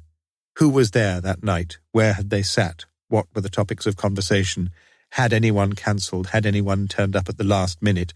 Were the bridge pads still there? Exactly what time had they finished? Where were the cars parked? How many cars? It was all quite flustering for her, and quite unlike the vague and pleasant questions that the big and gentle constable had asked her. This man irritated her, making her feel almost guilty about not quite being able to remember things. Yet it was surprising, as she later confessed to herself, how much he'd compelled her to remember, and as Morse prepared to take his leave, holding the names and addresses of those who had attended the bridge evening, he felt adequately satisfied. With the losing pair of each rubber, as he had learned, staying at the same table and the winning pair moving along, it seemed more than likely that Anne had spoken with everyone there, at least for some intermittent minutes. "Oh, yes, there was something else a little unusual about that night, Inspector. You see, it was our first anniversary, and we had a break about 11 to celebrate. You know, a couple of glasses of sherry to mark the occasion, drink to our future success, and—" Gwendola suddenly broke off, conscious of her tactlessness, but Morse refused to rescue her. "I'm sorry, I didn't mean to. Oh dear, what a tragedy it all is." "Did you meet last week, Mrs. Briggs?" "Yes, we did. We meet every—" "You didn't feel that because of the tragedy that—" "Well, life must go on, mustn't it, Inspector?" Morse's sour expression seemed to suggest that there was probably little justification for such continuance in the case of this mean-minded little woman, doubtless ever dreaming of over-tricks and gleefully doubling the dubious contracts of the recently initiated. But he made no answer as his eyes skimmed down the list she had given him. Mrs. Murdoch. Was that the same one, the same Mrs. Murdoch who had invited him to the party when he and Anne... Surely it was. His thoughts floated back to that first... No, that only evening when he and Anne had met. The evening when, but for the cussedness of human affairs, he... forget it. Should he forget it, though?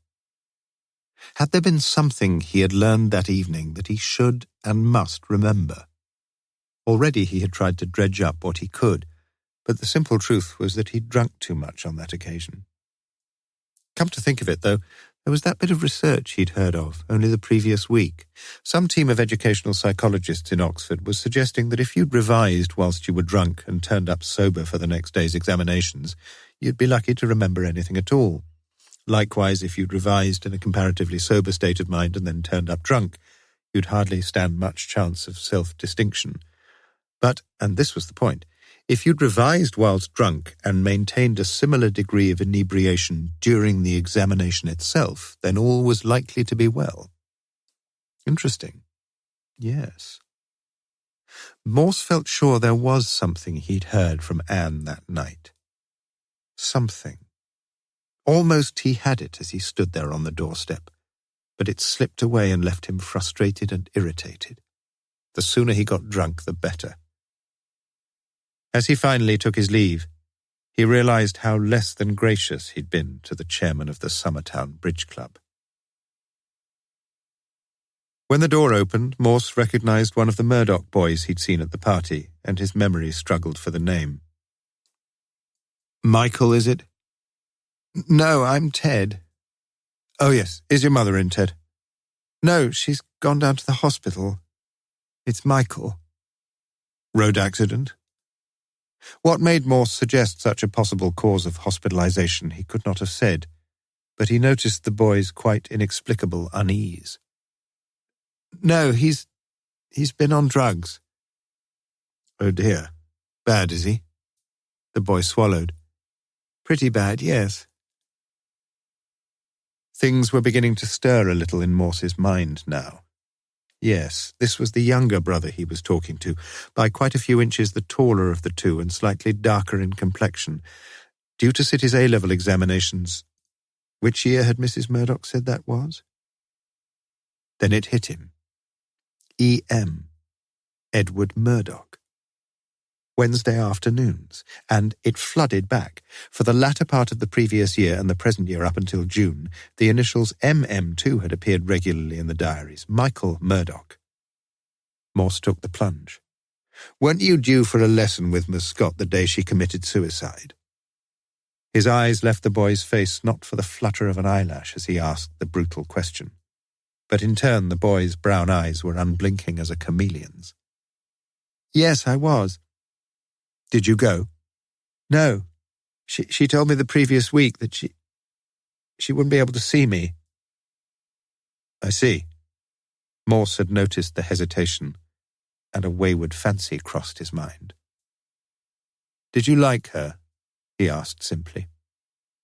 Yes, I did. The voice, like the eyes, was firm and oddly gentle.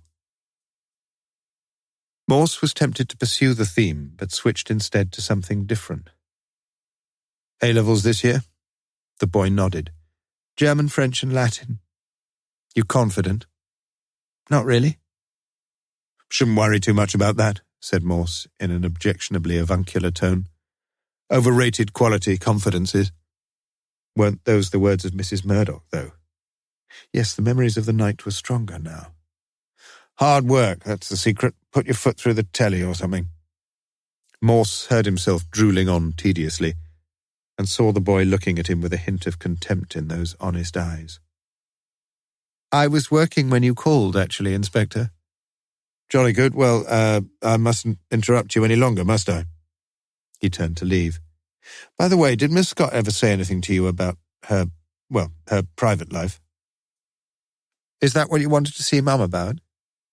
Partly, yes. She never said anything to me about it. The boy's words were almost aggressive, and Morse felt puzzled. What about your brother? Did he ever say anything? Say anything about what? Forget it, lad. Just tell your mother I called, will you? And that I'll be calling again, all right? For a few seconds his harsh blue eyes fixed Edward's, and then he turned around and walked away. It says little for Morse's thoroughness that Miss Catherine Edgeley, next on his list and living so close to the Murdochs, was to be the last of the bridge party destined to be interviewed. Yes, she realized now there was something that might be valuable for him to know. Anne had asked her to drop a note through the Murdochs' letterbox, a note in a white, sealed envelope addressed to Edward Murdoch. Why didn't you give it to Mrs. Murdoch? I'm not sure, really. I think she just left a bit before the others. Perhaps her table had finished, and if she wasn't in line for any of the prizes... I forget. Anyway, Anne wrote... She wrote it there? Yes, she wrote it on the sideboard, I remember that. She had a silver Parker. Did she seem worried? I don't think so, no. A bit flushed, perhaps, but we'd all had a few drinks. And what were you all talking about? Try to remember, please. Catherine shook her pretty head. I can't, I'm sorry, Inspector, but... Think, pleaded Morse. And so she tried to think. Think what people normally spoke about, the weather, work, inflation, gossip, children. And slowly she began to form a hazy recollection about an interlude. It was about children, surely. Yes, they were talking at one stage about children, something to do with the Oxfam appeal for the Cambodian refugees, was it? Or Korean? Somewhere in that part of the world, anyway. Morse groaned inwardly as she tried to give some sort of coherence to thoughts so inchoate and so confused. But she told him about the note, and that was something. Unfortunately, the item of far greater importance she'd just imparted was completely lost on Morse. At least for the moment. Chapter 15. Well, time cures hearts of tenderness, and now I can let her go. Thomas Hardy, Wessex Heights. Over breakfast on Tuesday morning, Morse read his one item of mail with a mild, half-engaged interest. It was the Oxford Book Association's monthly newsletter, giving a full account of Dame Helen's memorable speech, discussing the possibility of a Christmas book fair, reporting the latest deliberations of the committee, and then Morse stopped and stared very hard. It was with deep regret that we heard of the death of Anne Scott. Anne had served on the committee only since the beginning of this year, but her good humour, constructive suggestions, and invariable willingness to help even in the most routine and humdrum chores, all these will be sadly missed. The chairman represented the association at Anne's funeral. Well, that was news to Morse. Perhaps, no, almost certainly, he would have seen Anne at that last meeting if things had turned out differently. And if only he'd been a regular member, he would have seen her often. If only. He sighed and knew that life was full of if-onlys for everyone. Then he turned the page and the capital letters of the corrigendum jumped out at him. The next meeting, note the change, please, will be on Friday the 19th of October, when the speaker, this as previously advertised, will be Mr. Charles Richards. His subject, Triumphs and Tribulations of the Small Publisher, will be of particular interest to many of our members, and we look forward to a large attendance. Mr. Richards apologizes for the late notification of the change, which is necessitated because of business commitments. Morse made a brief note in his diary. There was nothing else doing that evening. He might go. On the whole, he thought not, though. When the phone rang at 10:30 a.m. the same morning, Charles Richards was in his office. Normally, the call would have filtered from the outer office through his secretary, but she was now sitting opposite him taking down shorthand, interspersed, Richard noticed, with rather too many pieces of longhand to give him much real confidence in her stenographic skills. He picked up the phone himself. "Richards here, can I help you?" A rather faint working-class voice replied that it was a he, surely, was sure as how Mr. Charles Richards could help. And at the first mention of his wife, Richards clamped his hand over the mouthpiece, told his secretary to leave him for a few minutes, waited for the door to close, and then spoke slowly and firmly into the phone. I don't know who you are, and I don't want to know, you blackmailing rat.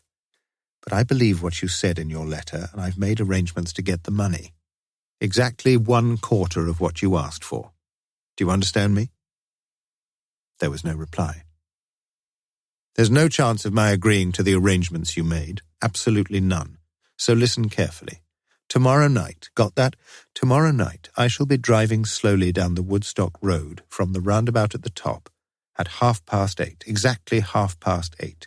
I shall be driving a light blue Rolls-Royce, and I shall stop just inside a road called Field House Drive. 2 words, Field House. It's just above Squitchy Lane. I shall get out there, and I shall be carrying a brown carrier bag. Then I shall walk up to the telephone kiosk about 50 yards north of Field House Drive, go into the kiosk, and then come out again and put the carrier bag behind the kiosk just inside the ivy there. Behind the kiosk, got that, not inside it. It will be absolutely safe, you can take my word on that. I shall then walk straight back to the car and drive back up the Woodstock Road. Do you understand all that? Still no reply. There'll be no funny business on my part, and there'd better be none on yours. You can pick up your money, it's yours. But there'll be not a penny more, you can take that as final. Absolutely final. And if you do try anything else like this again, I'll kill you. Do you hear that? I'll kill you with my own hands, you snivelling swine. Throughout this monologue, Richards had been continually aware of the harsh, wheezy breathing of the man on the other end of the line, and now he waited for whatever reply might be forthcoming. But there was none. Have you got it all straight? Finally, he heard the tight voice again. You'll be glad you done this, Mr. Richards. So will Mrs. Richards. With that, the line was dead. Charles Richards put away the sheet of paper from which he had been reading, and immediately called in his secretary once more. Sorry about that. Where were we? He sounded completely at ease, but his heart was banging hard against his rib cage as he dictated the next letter. Mr. Parks was old and would soon die. For the last few years he had been drinking heavily, but he had no regrets about that. Looking back over his life, however, he felt it had been largely wasted. Even his 20 years as headmaster of a primary school in Essex seemed to him now a period of little real achievement. A great addict from his early boyhood to all types of puzzles, mathematical problems, crosswords, chess, bridge, he had never found his proper niche. And as he sat drinking another bottle of diet lager, he regretted for the millionth time that no academic body had ever offered him a grant to set his mind to Etruscan or linear C. He could have cracked those stubborn codes by now. Oh, yes.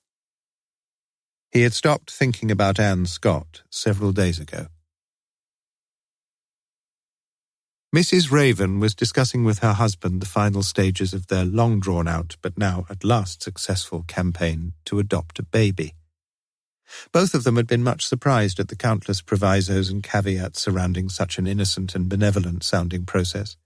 The forms in duplicate and triplicate, the statements of incomes, job prospects, religious persuasions and family history, oaths and solemn undertakings that the prospective parents would make no attempt whatsoever to discover the names, dwellings, situations, or any other relevant details of the former parents, neither to seek to ascertain, etc., etc., etc. Oh dear. Mrs. Raven had felt almost guilty about everything, especially since it was she herself, according to the gynecologist, who was thwarting her husband's frequent and frenetic attempts to propagate the raven species. Still, things were nearly ready now, and she was so looking forward to getting the baby. She'd have to stay at home much more, of course. No more badminton evenings for a while, no more bridge parties.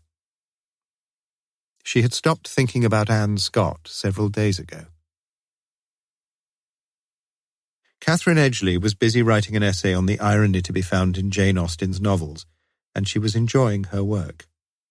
There was little room in her mind for a dead woman whom she had met only twice, and of whom she could form only the vaguest visual recollection. She rather liked the policeman, though. Quite dishy, really. Well, he would have been when he was 15 or 20 years younger. Gwendola Briggs sat reading Bridge Monthly. One or two pretty problems, she thought. She reread an article on a new American bidding system and felt happy.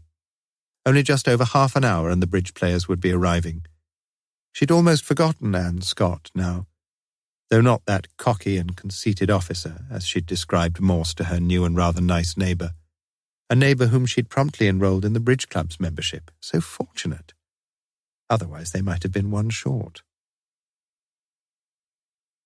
Mrs. Murdoch was another person that evening for whom Anne Scott was little more than a tragic but bearable memory. At 6:45 she received a telephone call from the JR2 and heard from a junior and inexperienced houseman. The young doctor had tried so hard to find some euphemistic guise for nearly poked his eyes out, that her son Michael had attempted to do some damage to his sight. The houseman heard the poor woman's moan of anguish, heard the strangled "No!" and wondered what else he could bring himself to say. Charles Richards was not thinking of Anne Scott when he rang the secretary of the Oxford Book Association at 9 o'clock to say that unfortunately he wouldn't be able to get to the pre-talk dinner which had been arranged for him in the Ruskin Room at the Clarendon Institute on Friday. He was very sorry, but he hoped it might save the association a few pennies. He'd arrive at 10 minutes to 8, if that was all right. The secretary said it was and mumbled, "Bloody chap," to himself as he replaced the phone. It was only as he sat in a lonely corner of his local that evening that Morse's mind reverted to the death of Anne Scott. Again and again he came so near to cornering that single piece of information, something seen, something heard, that was still so tantalizingly eluding him. After his 4th pint he wondered if he ever would remember it, for he knew from long and loving addiction that his brain was never so keen as after beer. Only Mrs. Scott, now back in her semi-detached house in Burnley, grieved ever for her daughter and could not be comforted. Her eyes once more brimming with tears as she struggled to understand what could have happened, and, most bitter thought of all, how she herself could surely have helped if only she had known. If only.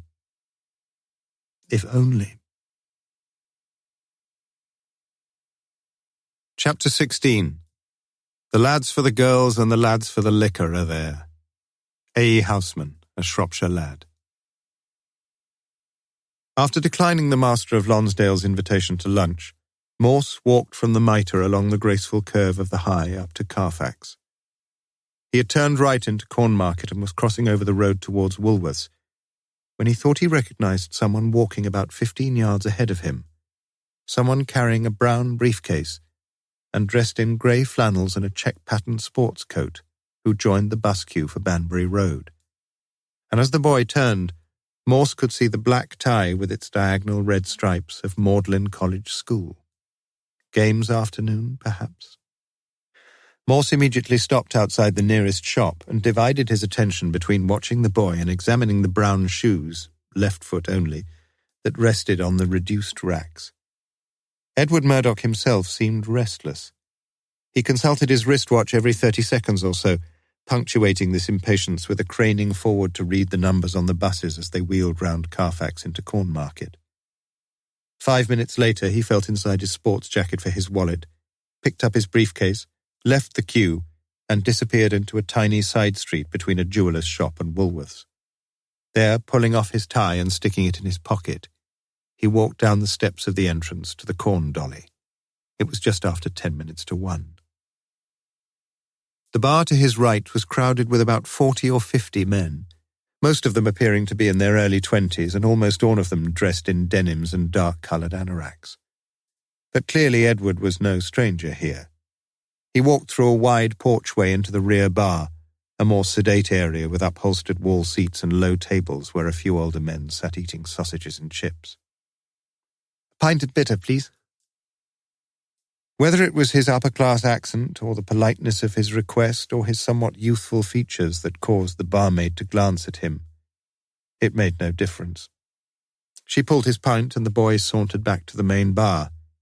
Here to his left was a small dais, about 1 foot high and measuring some 3 yards by 5, its dullish brown linoleum looking as if a group of alpine mountaineers had walked across it in their crampons. Only a few chairs were set about the room, and clearly the clientele here was not the kind to sit quietly and discuss the Nicomachean ethics of Aristotle. And even had any wished to do so, such conversation would have been drowned instantly by the deafening blare of the jukebox.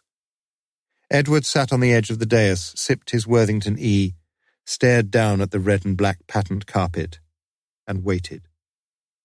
Most of the other men pulled fitfully and heavily upon their cigarettes, the smoke curling slowly to a ceiling already stained a deep tobacco brown.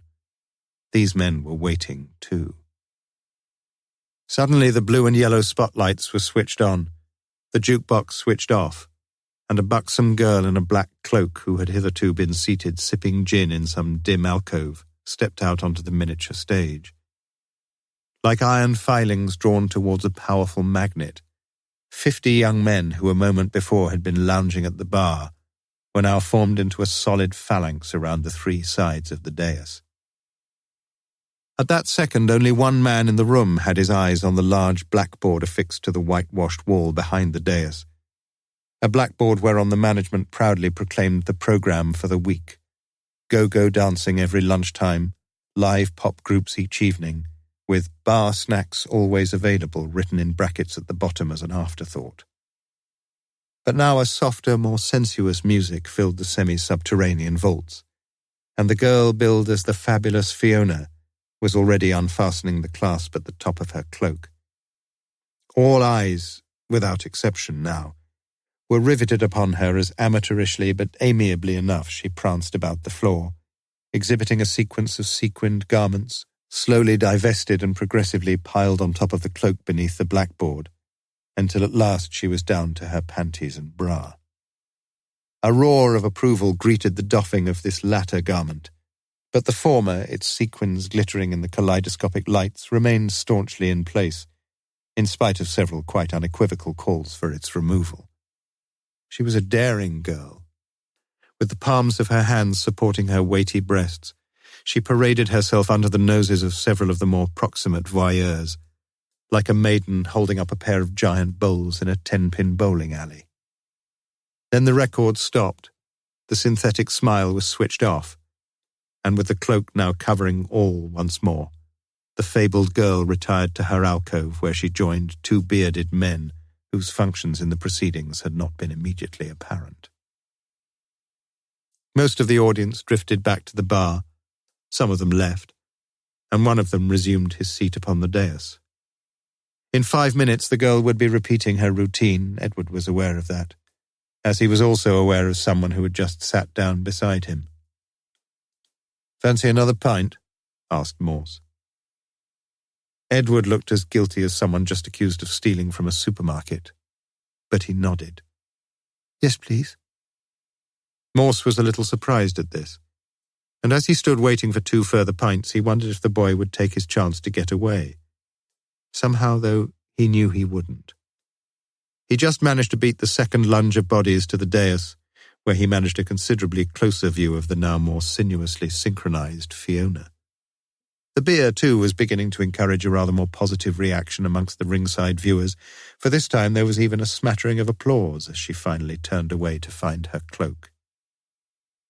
"Do you come here often?" asked the boy. "Not every lunchtime," Morse said lightly. "What about you?" "I've been once or twice before." "Shouldn't you be at school?" "I've got the afternoon off. What about you?" Morse was beginning to like the boy. "Me? I do what I want to do every afternoon, watch the girls, drink a pint or 2, anything. You see, I'm over 18, like you, lad." "You are over 18, aren't you? For those who aren't, you know, the girls and pints are out of order, if you see what I mean." "It's an anagram. Striplings, that's the answer. You interested in crosswords?" But Edward ignored the question. Why did you follow me here?" "I wanted to know why you lied to me, that's all." "Lied?" "About the note Miss Scott left for you." The boy took a deep breath. "Hadn't we better sit somewhere else?" For a start, he was evasive, truculent even, but he had little chance against Morse. In some strange way, the boy felt Morse's eyes were looking straight into his thoughts, alerted immediately to the slightest deviation from the truth. It was almost as if the man had known this truth before he'd asked, and was doing little more than note the lies. So in the finish, he told Morse everything about Anne Scott. Told him about his brother's boasts, about that week before she died when he'd seen her semi-naked and lusted after her. About the note he'd found on the doormat. Even about his own thoughts, so adolescently confused and troublous. And progressively he found himself liking Morse. Found himself taking to a man who seemed humane and understanding. A man who listened carefully and who seemed so ready to forgive. Perhaps he was almost like a father. And Edward had never known his own. Two things surprised Morse about his time with Edward Murdoch. The first was to discover what a pleasant and engaging lad he was, and to realize that others must have found this too, his mother, his friends, his teachers, including Miss Anne Scott. The second cause of Morse's surprise was a more immediately personal one. During the energetic gyrations of the fair Fiona, he had felt not the slightest twinge of mild eroticism. And what would Freud have made of that? On second thoughts, however, he didn't much care. He'd come round to the view that Freud would have been a far more valuable citizen if he'd stuck to his research on local anaesthetics. Yet it was a bit worrying all the same. As a boy, the apogee of any voyeuristic thrill had been the static nude demurely sitting sideways on and found about 2/3 of the way through the barber's copy of Lilliput. But now, the nudes were everywhere, on calendars, on posters, in fashion adverts, in newspapers, even on the telly. And the truth seemed to be that the naked female body was losing its magic. Understandable, yes, but for Morse, most disappointing. After all, he was only just past his 50th birthday. The boy had gone now, and Morse debated whether he should stay on for Act 5 of the stripper's scheduled stint. But even the anticipation had now grown as cold as the experienced reality, and he left. Chapter 17. Go on, I'll follow thee. Hamlet, Act 1, Scene 4. At 8:30 that evening, George Jackson was crouching behind a hedge, his bicycle lying a few yards away in the dark undergrowth.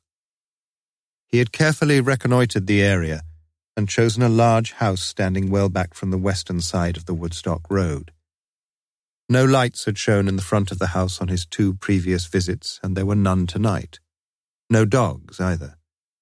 The hedge was high and thick, but where it reached the adjoining property it grew more thin and bedraggled. Ideal, affording a perfect view of the entrance to Fieldhouse Drive about 30 yards to the right, and the telephone kiosk about 20 yards to the left, both illuminated adequately by the street lamp immediately opposite.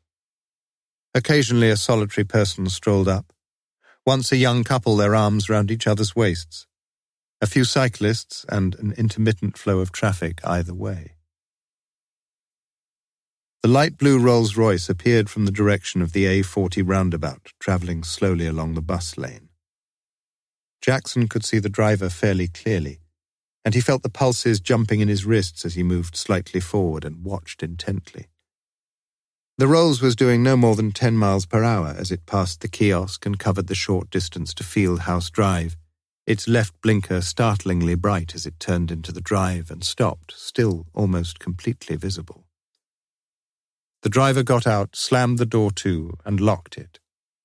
With the car key still in his hand, he walked to the boot of the car, unlocked it, peered inside, and closed and relocked it without removing anything. Then he disappeared, though for no more than a few seconds, from Jackson's view, and must obviously have opened something on the obscured near side of the car, for almost immediately another door was closed with an aristocratically engineered clunk. The man was in full view again now, and this time he carried a brown carrier bag in his right hand. He appeared quite calm, glancing neither to his left nor right in curiosity or apprehension. As he came directly opposite, Jackson could see him plainly beneath the street lamp.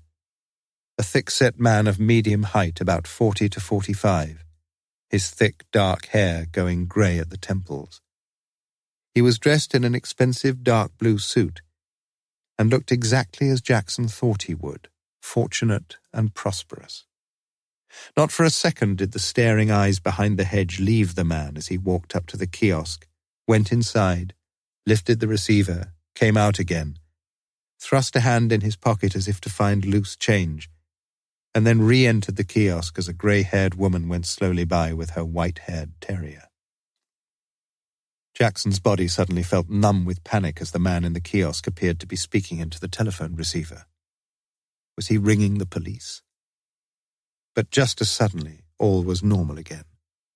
The man came out of the kiosk, thrust the carrier bag swiftly into the ivy behind it, and then walked back to the rolls, fingering his car keys as he did so. The rolls turned in a slow and dignified sweep, and with a momentary flash from the polished silver of the bonnet's grille, accelerated away and disappeared towards the northern roundabout. The road was as still as the grave. Jackson was now in a dilemma which his limited mental capacities had not foreseen. Was he to leave his vantage point immediately, grab the bag, and cycle off as fast as he could down the nearest back streets into Jericho? Or was he to wait, take things coolly, saunter over the road when he could convince himself the coast was completely clear, and then cycle sedately down the well-lit reaches of the lower part of Woodstock Road as if nothing were amiss? He decided to wait. 5 minutes. 10 minutes. 15 minutes. And still he waited. Suddenly a light flashed on in the front room of the house behind him, and he crouched down further as a young woman pulled the curtains across the window. He had to move. Feeling his way carefully along the inner side of the hedge, he reached the gate and walked down the grassy slope to the pavement. Cold sweat stood out on his brow, and he felt a prickling sensation along his shoulders as he crossed the road and walked the few yards to the kiosk. No one was in sight, and no car passed as he put his hand behind the kiosk and found the bag at once. He recrossed the road, put the bag inside the fishing basket secured to the rack of the cycle, and rode down towards Jericho. Below South Parade the traffic was busier, and Jackson felt his confidence growing. He turned round as two youngsters behind him zoomed nearer on their L-plated motorbikes, and saw them almost force off the road a middle-aged don, gown billowing out behind him, his left hand clutching a pile of books. But they were soon gone, searing through the streets and leaving a wake of comforting silence behind them. At the Horse and Jockey, Jackson turned right and rode down Observatory Street, then straight over Walton Street and down into the familiar grid of the roads in Jericho. Outside 10 Canal Reach, he padlocked the rear wheel of his cycle to the drain pipe, unfastened the fishing basket and took out his door key. It had been more nerve-wracking than he'd expected. Easier, though, in a way. He looked up at the Reach briefly before letting himself in. A few youngsters were fooling about outside the Printer's Devil, one of them jerking the front wheel of his cycle high into the air as he circled slowly round. 2 women pushed their way through the door marked Saloon. A man was trying to back his car into a narrow space. Quite a bit of activity, really. But none of them had noticed him. Jackson was confident of that. And what if someone had? Jackson was quite right in believing that none of the people he had noticed so casually had noticed him in turn. Yet someone had noticed him. Someone whom Jackson could not possibly have seen. Someone bending low behind one of the cars parked outside the Printer's Devil, getting his hands very dirty as he fiddled with the greasy chain of his bicycle, a chain that had been, and still was, in perfect working order. The gown this person had been wearing, together with the pile of books he had been carrying, was now stowed away in the basket affixed to the front of the new folding bicycle, which he held upright on the pavement as he watched the door of 10 Canal Reach close. Chapter 18. An experienced, industrious, ambitious, and often quite picturesque liar. Mark Twain, Private History of a Campaign That Failed. The chairman of the Oxford Book Association was relieved to see the Rolls-Royce edge slowly through the narrow entrance to the Clarendon Institute car park. It was 6 minutes to 8, and he was having an anxious evening all round. Only about 15 members had so far turned up, and already 2 of the committee were hastily removing many of the chairs in the large upstairs hall reserved for the meeting. Friday was never a good night, he knew that, and the late change of date could hardly have helped. But it was embarrassing for everyone to have an attendance as meagre as this. Morse counted 25 in the audience when he tiptoed into the back row at 8:05. After listening to the archers, he had felt restless, and the thought that he might be able to have a word with the chairman of the OBA about Anne Scott had finally tilted the balance in favour of Charles Richards' Triumphs and Tribulations of the Small Publisher. It took only a few minutes for Morse to feel glad he had made the effort to attend. It was not in Morse's eyes that this thickishly set man of medium height had a particularly forceful presence, although, to be fair, his expensively cut dark blue suit lent a certain air of elegance and rank. It was his manner of speaking that was impressive. In his quietly spoken, witty, tolerant, self-deprecatory way, Richard spoke of his early days as a schoolmaster, his lifelong interest in books, the embryonic idea of starting up for himself as a small publisher, his first fairly disastrous months, his ladling of luck as time went by, with a few minor coups here and there, and finally the expansion of his company and the recent move to Abingdon. In his peroration he quoted Kipling, much to Morse's delight, and exhorted his listeners to treat that poet's twin impostors with the same degree of amused or saddened cynicism. He'd been good. There was no doubt of that, possessing as he did that rare gift of speaking to an audience in an individualized, personal sort of way, as if he was somehow interested in each of them. Afterwards there were a lot of questions, as if the audience in its turn was directly interested in the man who had thus addressed them. Too many questions for Morse's liking. It was already 9:30, and he hadn't drunk a pint all day. "One more question. We really must make this the last, I'm afraid," said the chairman. "You said you were a schoolmaster, Mr. Richard," said a woman in the front row. "Were you a good schoolmaster?" Richards got to his feet and smiled disarmingly. "I was rather hoping no one would ask me that. The answer is no, madam. I was not a roaring success as a schoolmaster, I'm afraid. The trouble was, I'm sorry to say, that I just wasn't any good at keeping discipline. In fact, my lessons sounded rather like those recordings on the radio of Mrs. Thatcher addressing the House of Commons."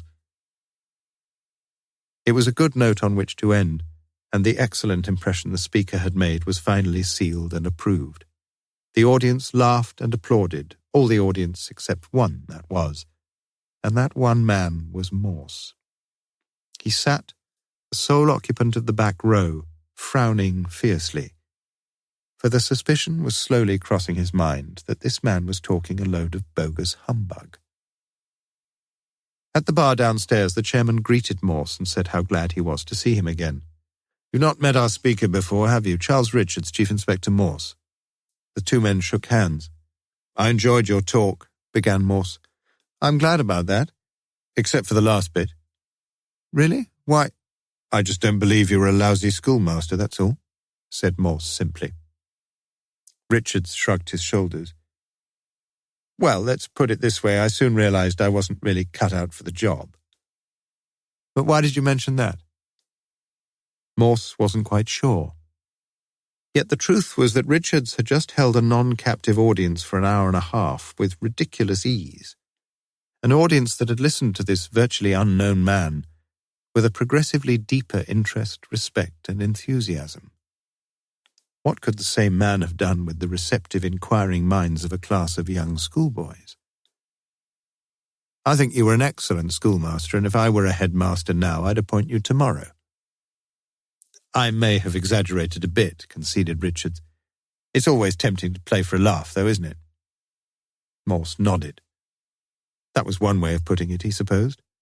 The other way was that this man could be a formidable two-faced liar. You've not been here, near Oxford, very long. 3 months. You couldn't have been listening very carefully, Inspector. You knew Anne Scott, didn't you? Anne? Richard's voice was very gentle. Yes, I knew Anne all right. She used to work for us. You know, of course, that she's dead. The chairman apologized for butting in, but he wished to introduce Richards to the other committee members.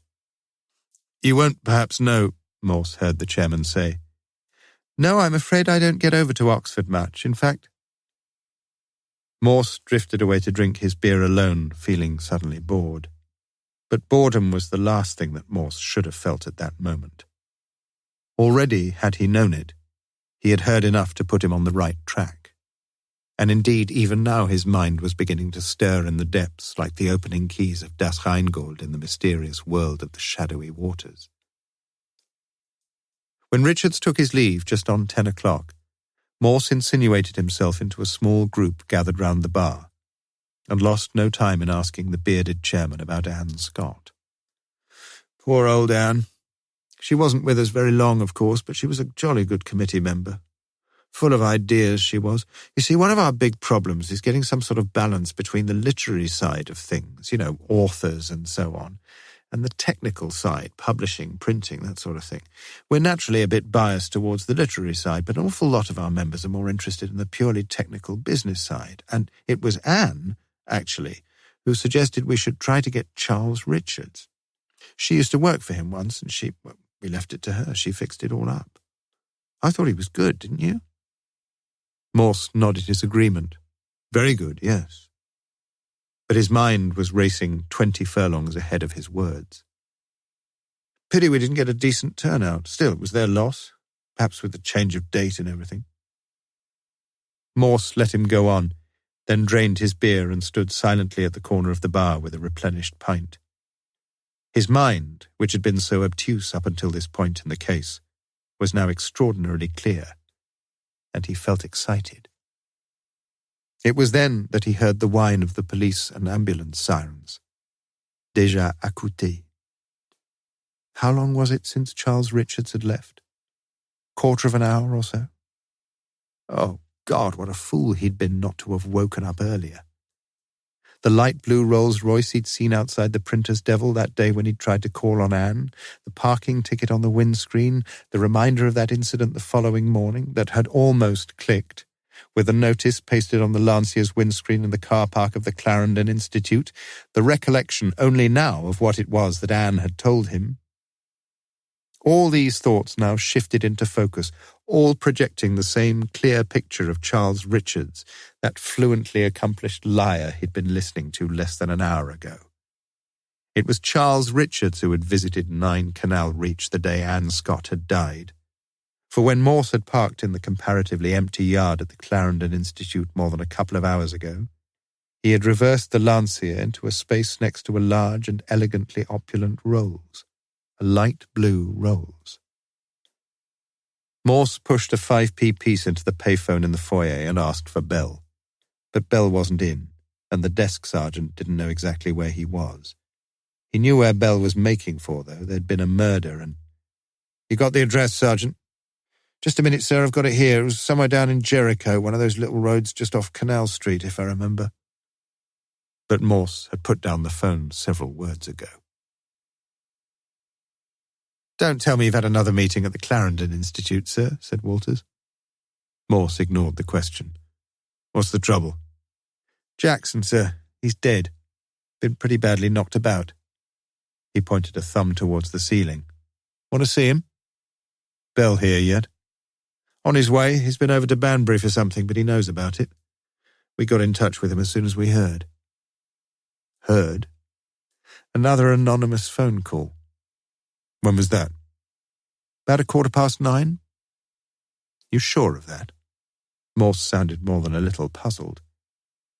It'll be booked in, the exact time, I mean. But the message was pretty vague and nobody took much notice, you mean? Well, it wasn't that, sir, but you can't expect them to follow up everything, just like that. You mean they're all bloody incompetent, snapped Morse. Forget it. Morse ascended the mean, narrow little flight of stairs and stood on the miniature landing outside the front bedroom. Jackson's body lay across the rumpled bedclothes, his left leg dangling over the side, his bruised and bleeding head turned towards the door. The floor of the small room at the side of the single bed was strewn with magazines. "I've not really had a good look around, sir," ventured Walters. "I thought I'd better wait for the inspector. Not much we could have done for him, is there?" Morse shook his head slowly. The man's head lay in a large, sticky-looking stain of dark red blood, and to Morse, George Jackson appeared very, very dead indeed. "I'll tell you exactly when he died, if you like," volunteered Morse. But before he could fill in the dead man's timetable, the door below was opened and slammed, and Bell himself was lumbering up the stairs. His greeting was predictable. "What the hell are you doing here, Morse?" For the next hour, the biggest difficulty was for the 3 policemen, the 2 fingerprint men, and the photographer to keep out of one another's way in the rooms of the tiny house. Indeed, when the humpbacked police surgeon arrived, he flatly refused to look at the corpse unless everyone else cleared out and went downstairs. And when he finally descended from his splendid isolation, his findings appeared to have done little to tone down his tetchiness. "Between 7:30 and 9, at a guess," he replied to Bell's inevitable question. Walters looked quizzically at Morse, who sat reading one of the glossy porno magazines he had brought from upstairs.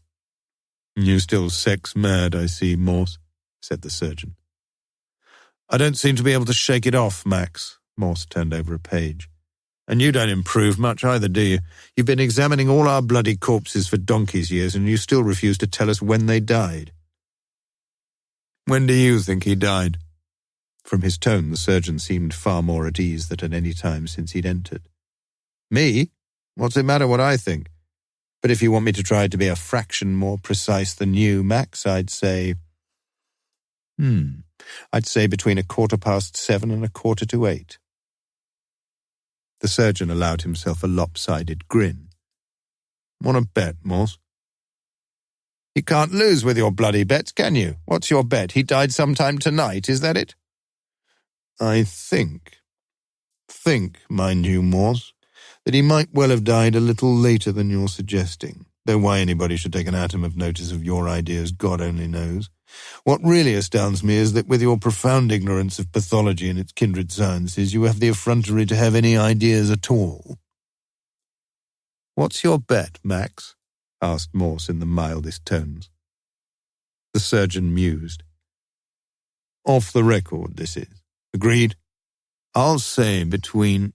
no, you only allowed yourself half an hour, didn't you? So I'll do the same. I'll say between 8:15 and 8:45. Exactly 1 hour later than you." "How much?" "A tenner." The 2 men shook hands on it and the surgeon left. "Very interesting," mumbled Bell. But Morse appeared to have resumed his reading. In fact, however, Morse's mind was peculiarly active as he turned the pages of the lurid and crudely explicit magazine. After all, he was at least contemplating one of the few clues furnished at the scene of the crime. Mags, pornographic, mags, piscatorial, fingerprints, Jackson's, body, Jackson's, and little else of much importance. A bare, stark murder. No obvious motive, no murder weapon. A crudely commonplace scene. Well, that was what Bell would be thinking. With Morse, it was quite different. He was confident he knew the solution even before the problem had been posed, and his cursory look round Jackson's bedroom had done little more than to corroborate his convictions.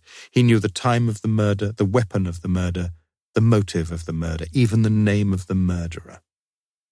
Poor old Bell. Morse was still thinking 10 minutes later that he had probably missed the boat in life and should have been a very highly paid and inordinately successful writer of really erotic pornography, when Walters came back into the room and reported to Bell. Jackson, it appeared, had been seen around in Jericho that evening, At 5:30 he had called in the corner grocery store for a small loaf of brown bread. At 6:45 he had gone across to Mrs. Purvis's to try to normalise the flushing functions of her recently installed water closet. At about 8:05... "What?"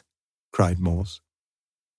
"At about 8:05 Jackson went across to the Printer's Devil and bought a couple of pints of—" "Nonsense." "But he did, sir. He was there. He played the fruit machine for about 10 minutes and finally left about 8:20. Morse's body sank limply into the uncomfortable armchair. Had he got it all wrong? All of it? For if Jackson was blowing the froth off his second pint and feeding 10p's into the slot after 8 o'clock, then without the slimmest shadow of doubt, it could assuredly not have been Charles Richards who murdered George Alfred Jackson, late resident of 10 Canal Reach, Jericho, Oxford. "Better have that tenner ready, Morse," said Bell. Chapter 19. Alibi, Latin alibi, elsewhere, the plea in a criminal charge of having been elsewhere at the material time. Oxford English Dictionary. In the current telephone directory, neither Richards C. nor Richards Publishing Company, or whatever, of Abingdon was listed, and Morse realised he would have saved himself the bother of looking if he had remembered Richards' recent arrival in Oxfordshire. But the supervisor of directory inquiries was able, after finally convincing herself of Morse's bona fides, to give him 2 numbers, those of Richards C. 261 Oxford Avenue, Abingdon, and of Richards Press, 14 White Swan Lane, Abingdon. Morse tried the latter first, and heard a recorded female voice inform him that in gratitude for his esteemed inquiry, the answering machine was about to be activated.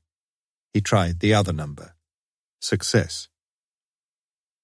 "I was just on my way to the office, Inspector, but I don't suppose you've rung up about a printing contract, have you?" "No, sir. I just wondered if you'd heard about the trouble in Jericho last night." "Trouble? You don't mean my vast audience rioted after my little talk?" "A man was murdered in Jericho last night." "Yes?" Had Charles Richards' tone inserted the question mark, the line was very crackly. "Pardon?" "I didn't say anything, Inspector. His name was Jackson, George Jackson, and I think you may have known him, sir." "I'm afraid you're mistaken, Inspector. I don't know any Jackson in Jericho. In fact, I don't think I know anyone in Jericho." "Well, you used to, though." "Pardon, Inspector?" Surely the line wasn't all that bad. "You knew Anne Scott. You told me so." "What's that got to do with this?" "Jackson lived in the house immediately opposite her." "Really?" "You didn't know where she lived?" "No, I didn't. You tell me she lived in Jericho, but, well, to be truthful, I thought Jericho was somewhere near Jerusalem until—" Charles Richards hesitated. "Until what?" "Until I heard of Anne's suicide." "You were, shall we say, pretty friendly with her once?" "Yes, I was." "Too friendly, perhaps?" "Yes, you could say that," said Richards quietly. "You never visited her in Jericho?" "No, I did not." "But she got in touch with you?" "She wrote, yes. She wrote on behalf of the Book Association asking me if I'd talk about— well, you know that. I said I would, that's all." "She must have known you were coming to Abingdon." "We're beating about the bush, aren't we, Inspector? Look, I was very much in love with her once, and we nearly went off together, if you must know. But it didn't work out like that. Anne left the company, and then things settled down a bit." "A bit?" "Well, we wrote to each other. Not purely casual, chatty letters, though." Again Richards hesitated, and Morse heard the intake of breath at the other end. "I loved the girl, Inspector." "And she loved you in return?" "For a long time, yes." "You've no idea why she killed herself?" "No, I haven't." "Do you remember where you were on the afternoon of the day she died?" "Yes, I do. I read about her death in the Oxford Mail, and—" "Where were you, sir?" "Look, Inspector, I don't want to tell you that, but please believe me, if it really—" another girlfriend. It could have been, couldn't it? But You deny your car was parked in Jericho at the bottom of Victor Street that afternoon? I certainly do.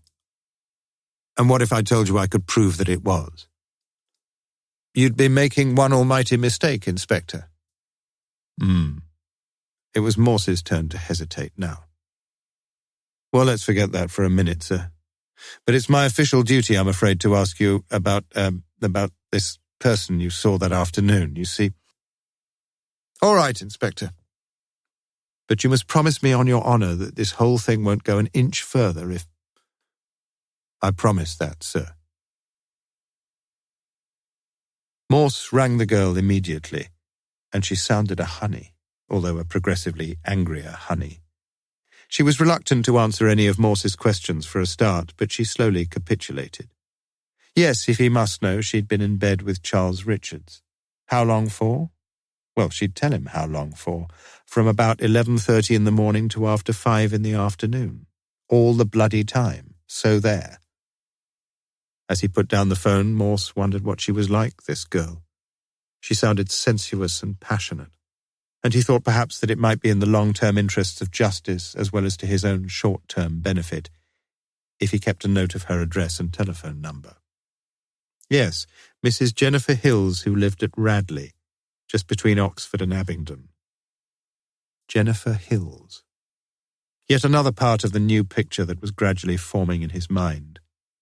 It was rather like the painting by numbers he'd seen in the toy shops. Some areas were numbered for green, some for orange, some for blue, some for red, some for yellow. And suddenly there it was. The picture of something you'd little chance of guessing if you hadn't known. Sunset over Galway Bay, perhaps, or Donald Duck and Goofy. If Morse had but known it, Jennifer Hills was thinking along very similar lines. Her husband, Keith, the representative for the Gulf Petroleum Company, was still away in South Africa, and she herself, long-legged, lonely, randy, and ready enough this featureless Saturday morning, had liked the sound of the Chief Inspector's voice. Sort of educated, but sort of close, too, and confidential, if only she could have explained it. Perhaps he might call and give her some interrogation, that was it, and possibly some something else as well. How silly she'd been to get so cross with him. It was all Charles Richards' fault. She'd heard nothing from him since that exasperating phone call, and instinct told her to keep well away, at least for the time being. Yes. It might be nice, though, if the inspector called. And she found herself willing the phone to ring again. But it didn't. Chapter 20. Certum est quia impossibile est. Tertullian de carne Christi. You were quite right, you know, conceded Bell when Morse looked into his office in the middle of that Saturday afternoon. Jackson had been bashed about the head quite a bit, it seems, but nothing all that serious. Certainly not serious enough to give him his ticket. The real trouble was the edge of that head post on the bed, just like you said, Morse. Someone must have tried to shake his teeth out and crashed his skull against the upright. You make it sound like a football match. Boxing match, more like. Blood all over the other fellow? Pretty certainly, I think, wouldn't you? Morse nodded. Accidental, perhaps? Accidental bloody deliberate, Morse, and don't you forget it. Morse nodded again. As soon as the surgeon had mentioned a squarish, sharp-edged weapon, it had merely corroborated the suspicion he'd originally formed when he'd examined the bedpost, only about a foot from Jackson's head. To his naked eye at the time, there had been nothing to confirm the suspicion, but he was as happy as the rest of them to rely upon the refinements of forensic tests. The weapon was settled then, and Morse felt he ought to put his colleague on the right lines about motive, too. Whoever killed him was pretty obviously looking for something, don't you think, Bell? And not just the address of some deaf and dumb nymphomaniac or the results of the latest pike angling competition. You think he found what he was looking for? I don't know, said Morse. Well, I'll tell you one thing. We've been over the house with a nick comb and nothing. Nothing that's going to help us. Fishing tackle galore. Tools, drills, saws, you name it. He's got it in the do-it-yourself line. So what, though? He goes fishing most days and he does a few handyman jobs round the streets. Good luck to him. Did you find a trowel? Asked Morse quietly. Trowel? What's that got to... He mended the Scott woman's wall. Did you know that? Bell looked up sharply. Yes, as a matter of fact, I did. And if I may say so, Morse, I'm beginning to wonder, what about bird watching? What the hell? There was a pair of binoculars in the bedroom, you knew that. All right, he went fishing and he occasionally had a look at the kingfishers. Why keep him in the bedroom, though? Well, you tell me. I reckon he used to have a look at that bird across the way every now and then. You mean he... Well, no curtains, were there? The dirty little sod. Come off it, I'd have done the same myself. Funny, isn't it, the way you just happened to be in Jericho? Both times, too. Coincidence. Life's full of coincidences. Do you appreciate, Morse, what the statistical chances are of you... Phooey. Let me tell you something, Bell. Statistically, a woman should have her first baby at the age of 19. Did you know that? But she shouldn't really start copulating before the age of 26. Bell let it go, and his shoulders sagged as he sat at his desk. It's going to be one hell of a job getting to the bottom of this latest business, you know. Nothing to go on, really. No one saw anybody go into the house. No one. It's that bloody boatyard, you see. All of them there just get used to seeing people drifting in and out all the time. Ugh, I don't know. You interviewed the people who saw Jackson in the pub that night. Most of them. The landlord sets his clock about 5 minutes fast, but you can take it from me that Jackson was there until about 8:20. Morse pursed his lips. Charles Richards certainly seemed to have provided himself with a Krugerrand alibi, for he, Morse himself, had been sitting in the audience listening to the beggar from about 8:05 to way gone 9:30. It was absolutely and literally impossible for Richards to have murdered Jackson. Shouldn't he accept that indisputable fact? But Morse enjoyed standing face to face with the impossible, and his brain kept telling him that he could and must begin to undermine that impregnable-looking alibi. It was the second telephone call that worried him. Someone had been anxious for the police to have a very definite idea indeed of the time when Jackson had died, a time that put Charles Richards completely in the clear. And who was it who had made that call? It couldn't quite definitely have been Jackson this time. But just a minute. Could it just conceivably have been Jackson? What if... Bell's thoughts had clearly been following along a parallel track. Who do you think phoned us about it, Morse? Do you think it was the same person who rang us about the Scott woman? I don't think so, somehow. Morse, have you got any ideas about this whole business? Morse sat silently for a while, and then decided to tell Bell everything he knew, starting with the evening when he'd met Anne Scott and finishing with his telephone call to Jennifer Hills. He even told Bell about the illicit fiver handed over to the Jericho locksmith. And, in fact, could the two men but have realized it, several of the colours in the pattern were already painted in, although the general picture seemed obstinately determined not to reveal itself. If you can help me in any way, said Bell quietly, I'll be grateful. You know that, don't you? Yes, I know that, my old friend, said Morse.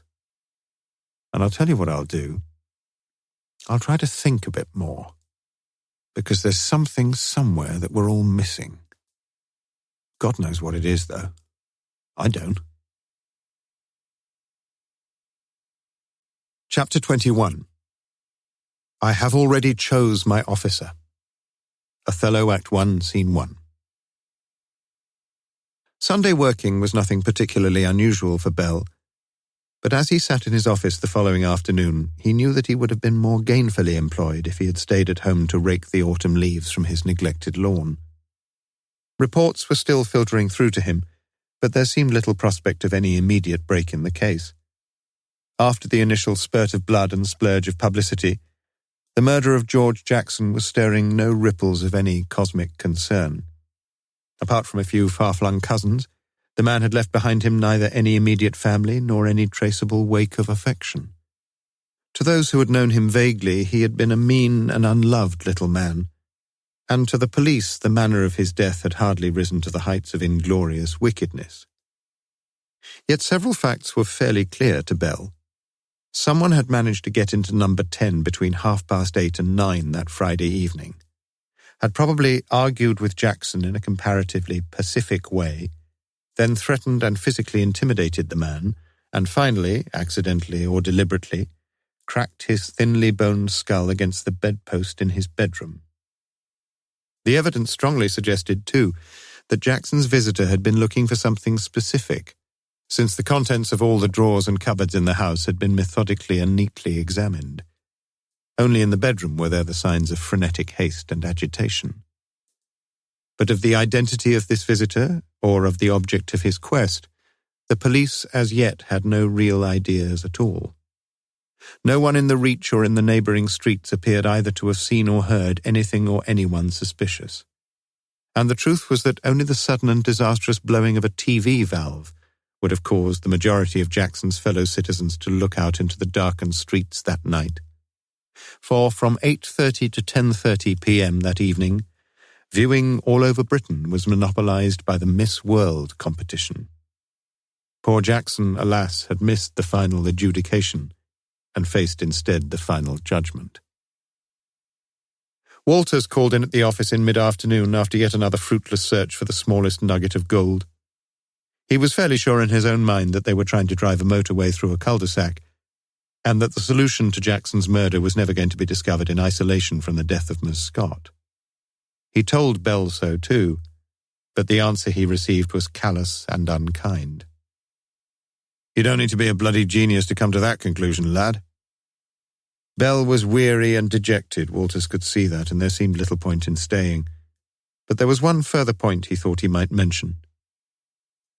"Did you know, sir, that there wasn't a single book in Jackson's house?" "Wasn't there?" said Bell absently. Mr. Parks felt happy that Sunday afternoon.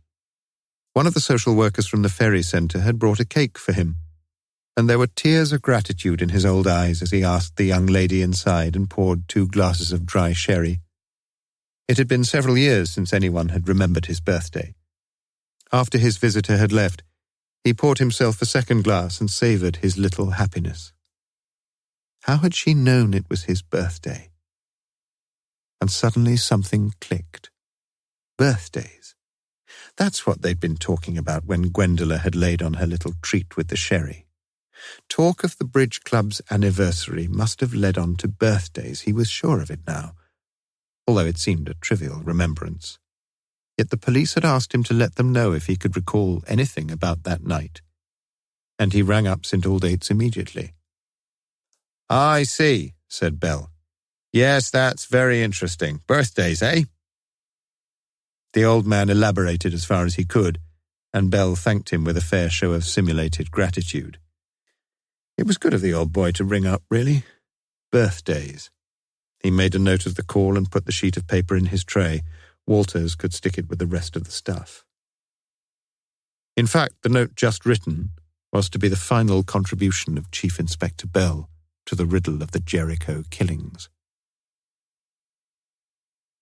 Morse had been a little surprised when earlier in the week, after seeking an interview with his Assistant Chief Commissioner, he learned that the ACC in turn would welcome a little chat with Morse, and that a cup of tea up at my little place at Beckley would make a pleasant rendezvous.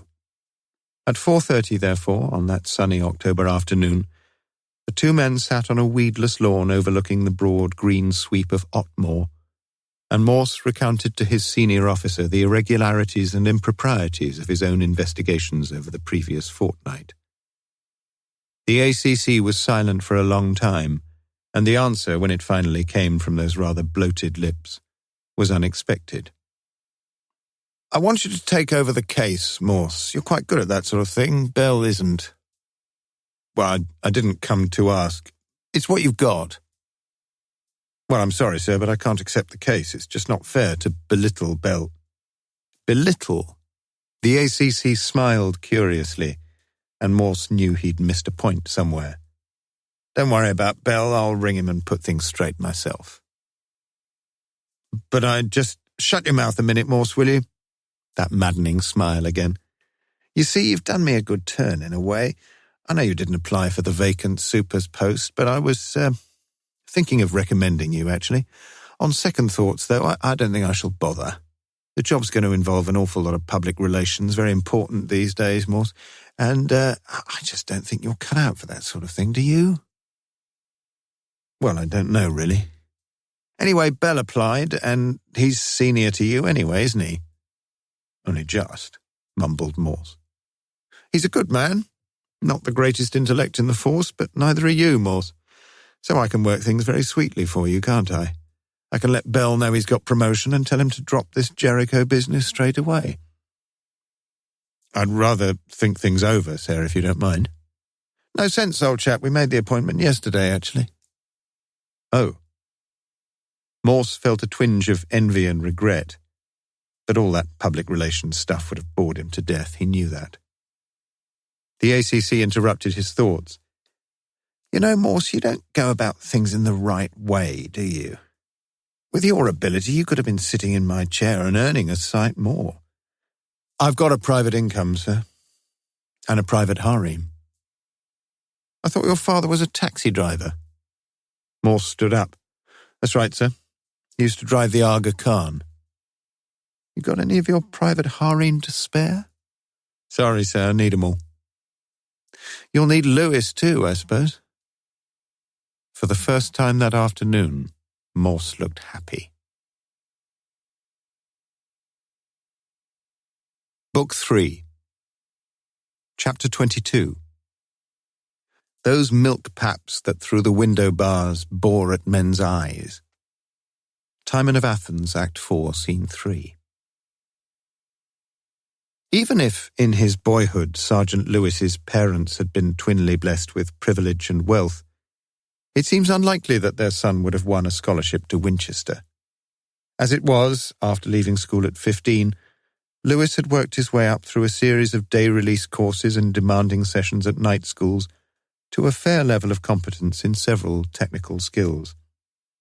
At the age of 20, he had joined the police force and had never really regretted his decision. Promoted to the rank of sergeant 10 years ago, he was as sensibly aware of his potential as his limitations. It was 6 years ago that he had first come within Morse's orbit, and in retrospect he felt honoured to have been associated with that great man. In retrospect, let it be repeated. During the many, many hours he had spent in Morse's company on the several murder cases that had fallen within their sphere of duty, there had been frequent occasions when Lewis had wished him in hell.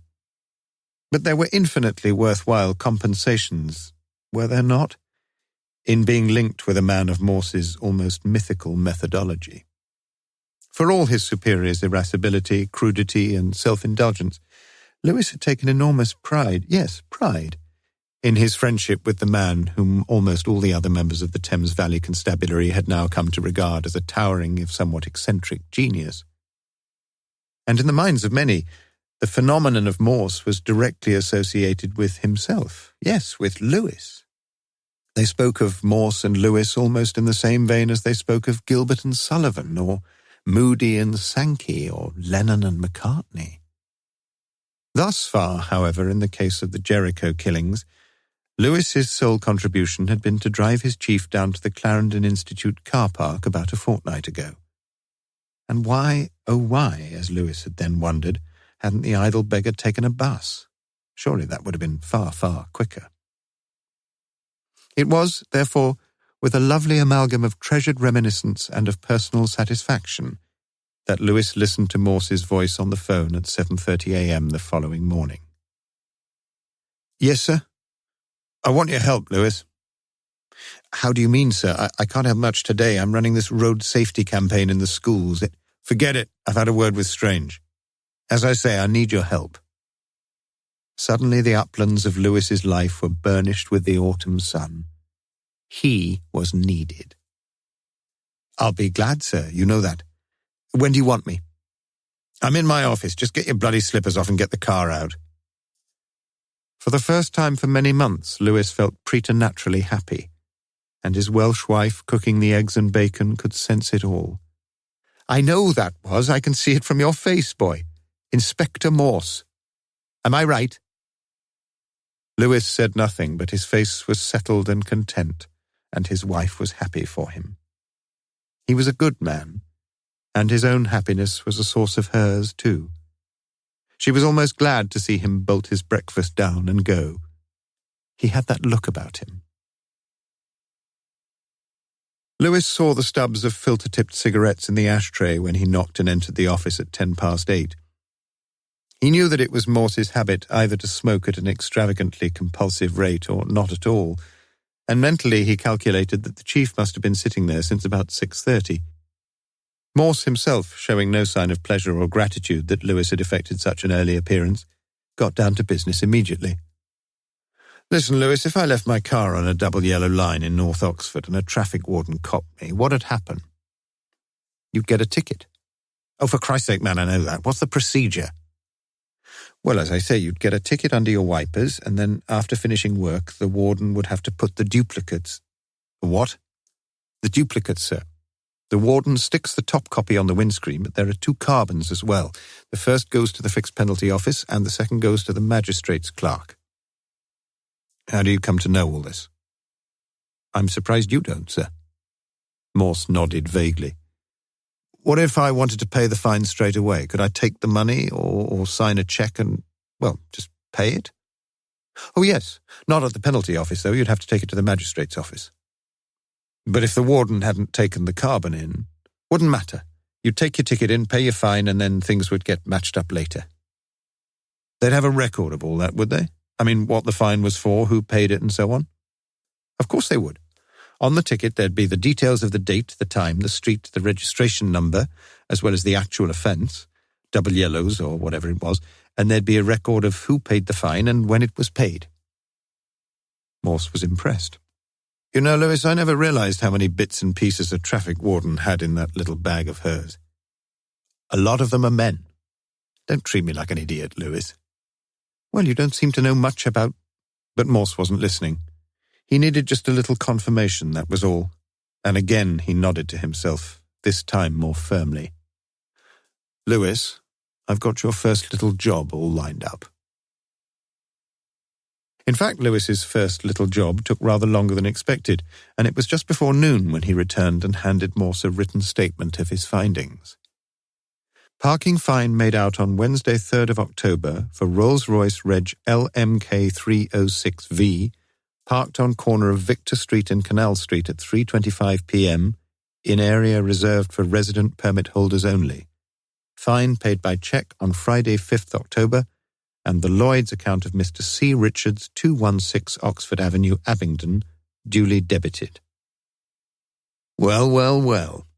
Morse beamed hugely, wondered whether the last word was misspelt, reached for the phone, and announcing himself rather proudly by his full official title, asked if he could speak to Mr. Charles Richards.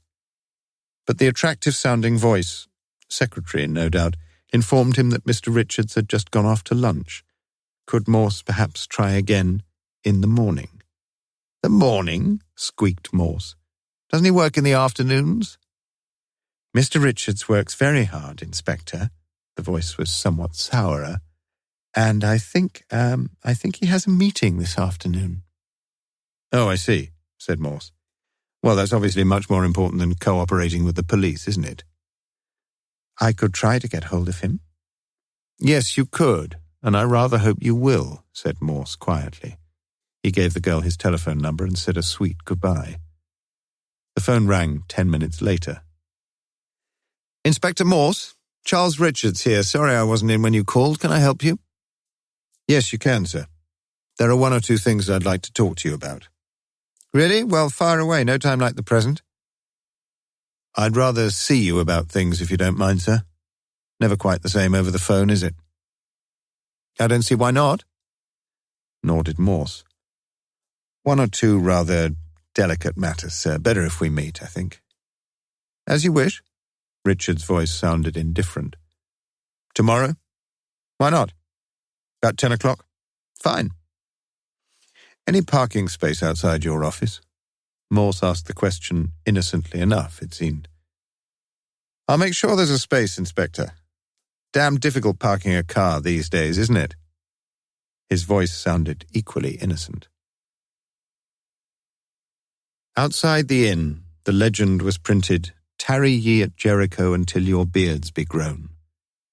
Inside the inn, Joe Morley hoisted his vast-bellied frame onto the high stool at the corner of the public bar, and the landlord was already pulling a pint of draft Guinness. "Evening, Joe." "Evening." "Bit of excitement we hear down your criminal neck of the woods." Joe wiped the creamy froth from his thick lips. "Poor old George, you mean?" "You knew him pretty well, didn't you?" "Nobody knew George very well. He were a loner, were George. Bloody good fisherman, though." "Bird watcher as well, wasn't he?" "Was he?" The landlord polished another glass and leaned forward. "Used to watch the birds, Joe. And not just the feathered variety. Used to watch that woman opposite as killed herself, with a pair of bloody binoculars." "How do you know?" "Mrs. Purvis was telling old Len. You know old Len as comes in sometimes? No curtains in the bedroom either." "Very nice too, I should think." The landlord leaned forward again. "Do you want to know something else? George weren't doing too badly with all the odd jobs he used to do, neither.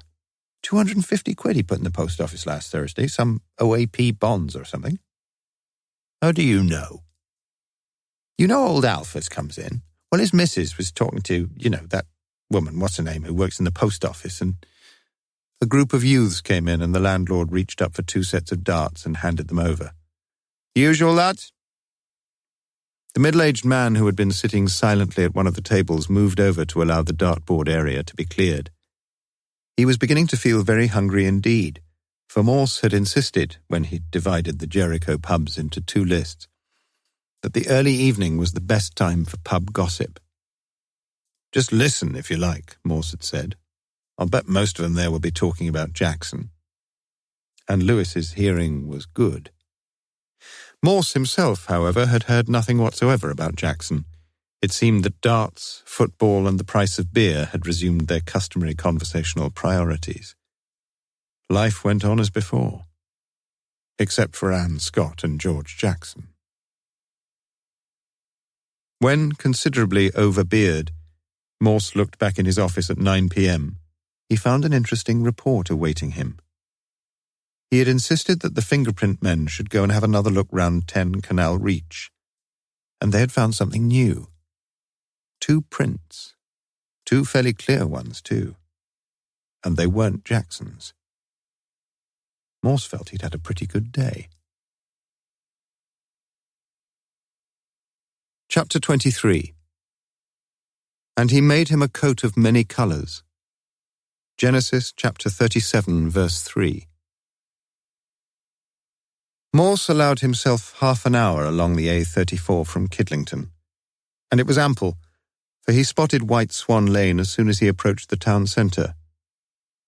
Richards Brothers Publishing and Printing, marked only by a brass plate to the right of the front door, was a converted 19th century red brick house set back about 10 yards from the street, with 4 parking lots marked out in white paint on the recently tar-macadammed front. One of the spaces was vacant, and as Morse pulled the Lancia into it, he was aware that someone standing by the first-floor window had been observing his arrival. A notice inside the open front door directed him up the wide, elegant staircase, where the frosted glass panel in the door to his right repeated the information on the plate downstairs, with the addendum, "Please walk in." A woman looked up from behind a desk littered with papers. A very attractive woman, too, thought Morse, though considerably older than she'd sounded on the phone. "Inspector Morse, isn't it?" she asked without enthusiasm. "Mr. Richards is expecting you." She walked across to a door, Charles Richards, manager in white plastic capitals, knocked quietly, and ushered Morse past her into the carpeted office, where he heard the door click firmly to behind him. Richards himself got up from his swivel chair, shook hands, and beckoned Morse to take the seat opposite him. "Good to see you again, Inspector." But Morse ignored the pleasantry. You lied to me, sir, about your visit to Jericho on Wednesday the 3rd of October, and I want to know why." Richards looked across the desk with what seemed genuine surprise.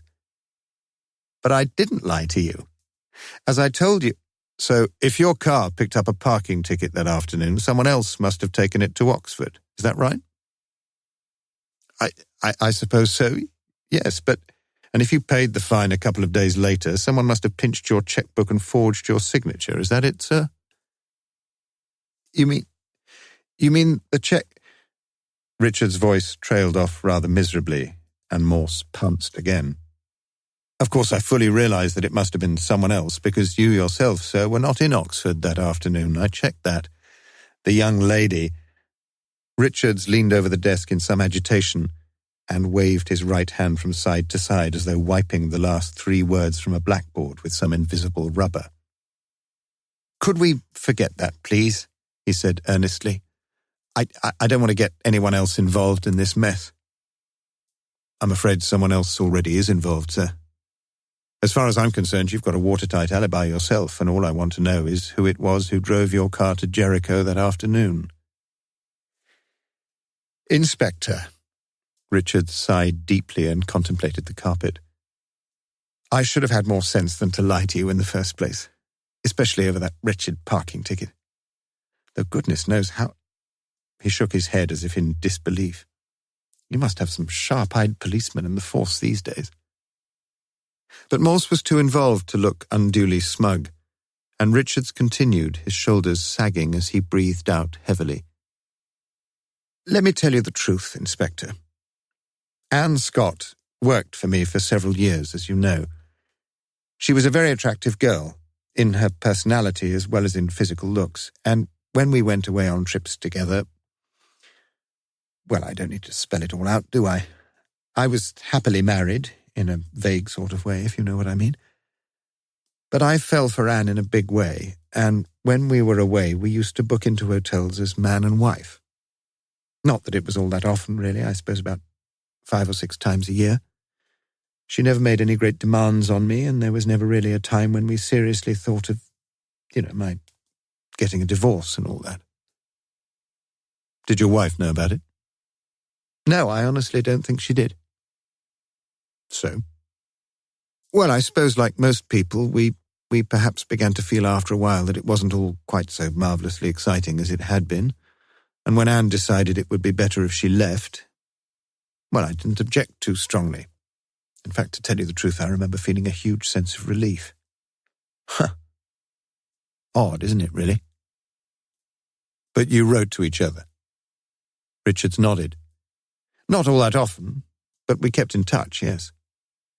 Then last summer, when I moved up here, we suddenly found we were pretty near each other again, and she wrote and told me she could usually be free at least one afternoon a week, and I found the temptation altogether too alluring, Inspector. I went to see her. Several times." "You had a key?" "Key? No, I didn't have a key." "Was the door unlocked on the afternoon we're talking about?" "Unlocked? Yes, it must have been, mustn't it? Otherwise... Tell me what you did then, sir. Try to remember exactly what you did." Richards appeared to be reading the runes off the carpet once more. "She wasn't in. Well, that's what I thought. I called out, sort of quietly. Called her name, that is." "Go on." "Well, the place seemed so quiet, and I thought she must have gone out for a few minutes, so I went upstairs." "Upstairs?" Richards smiled sadly and then looked squarely into Morse's eyes. "That's right. Upstairs. Which room did you go in?" "She had a little study in the back bedroom. Look, you know all this anyway, don't you?" "I know virtually everything," said Morse simply. "Well, we normally had a little drink in there, a drop of wine or something, before we went to bed." "Wasn't that a bit risky, in broad daylight?" There was puzzlement and unease in Richard's eyes for a moment now, and Morse pondered many things as he waited, far too long, for the answer. "It's always risky, isn't it?" "Not if you pull the curtains, surely." Ah, I see what you mean. Richard seemed suddenly relaxed again. Funny, isn't it, that she hadn't got round to putting any curtains up there? One up to Richards. What happened then, sir? Nothing. After about 25 minutes or so, I began to get a bit anxious. It must have been about 3:30 by then. And I felt something odd must have happened. I just left, that's all. You didn't look into the kitchen? I'd never been into the kitchen. Had it started raining when you left, sir? Started? I think it had been raining all the afternoon. Well, drizzling fairly heavily. I know it was raining when I got there because I left my umbrella just inside the front door. Just on the right of the front door as you go in, you mean? I can't be sure, Inspector, but wasn't it on the left, just behind the door? I may be wrong, though. No, you're quite right, sir. You must forgive me. I was just testing you out, that's all. You see, somebody else saw the umbrella that afternoon, somebody who'd poked his nose into that house during the time you were there, sir. Richards looked down at his desk and fiddled nervously with a yellow ruler. Yes, I know that. So you see, I just had to satisfy myself it was you, sir. I wasn't sure even a minute ago about that, but I am now. As I say, your car was seen there, your black umbrella just behind the door, your dark blue mackintosh over the banisters, and the light in the study. It wouldn't have been much good lying to me, sir. No, once I knew you'd found out about the car, I realized I might as well come clean. I was a fool, not... You're still a fool, snapped Morse. What? Richard's head jerked up and his mouth gaped open. You're still lying to me, sir. You know you are. You see, the truth is that you weren't in Jericho at all that afternoon. But don't be silly, Inspector, what I've just told you. Morse got to his feet. I shall be very glad if you can show me that mackintosh you were wearing, sir, because whoever it was who was in Anne Scott's house that afternoon, he was quite certainly not wearing a blue mackintosh. I may have been mistaken. You've got a dark blue mackintosh? Yes, as a matter of fact, I have. Excellent. Morse appeared very pleased with himself as he picked up his own light fawn raincoat from the arm of the chair. Have you also got a dark grey duffel coat, sir? Because that's the sort of coat that was seen on the banister in Anne Scott's house, and it was wet. Somebody'd just come into the house out of the rain, and you told me, unless I misunderstood you, sir, that there was no one else in the house. Sit down a minute, said Richards. He rested his chin on the palms of his hands and squeezed his temples with the ends of his fingers. You've been lying from the beginning, said Morse. I knew that all along. Now, but I haven't been lying. Suddenly Morse's blood surged upwards from his shoulders to the back of his neck as he heard the quiet voice behind him. Yes, you have, Charles. You've been lying all your life. You've lied to me for years about everything. We both know it. The odd thing is that now you're lying to try to save me. But it's no good, is it? The woman who had been seated behind the table in the office outside now walked into the room and sat on the edge of the desk. She turned to Morse. I'm Celia Richards, the wife of that so-called husband behind the desk there.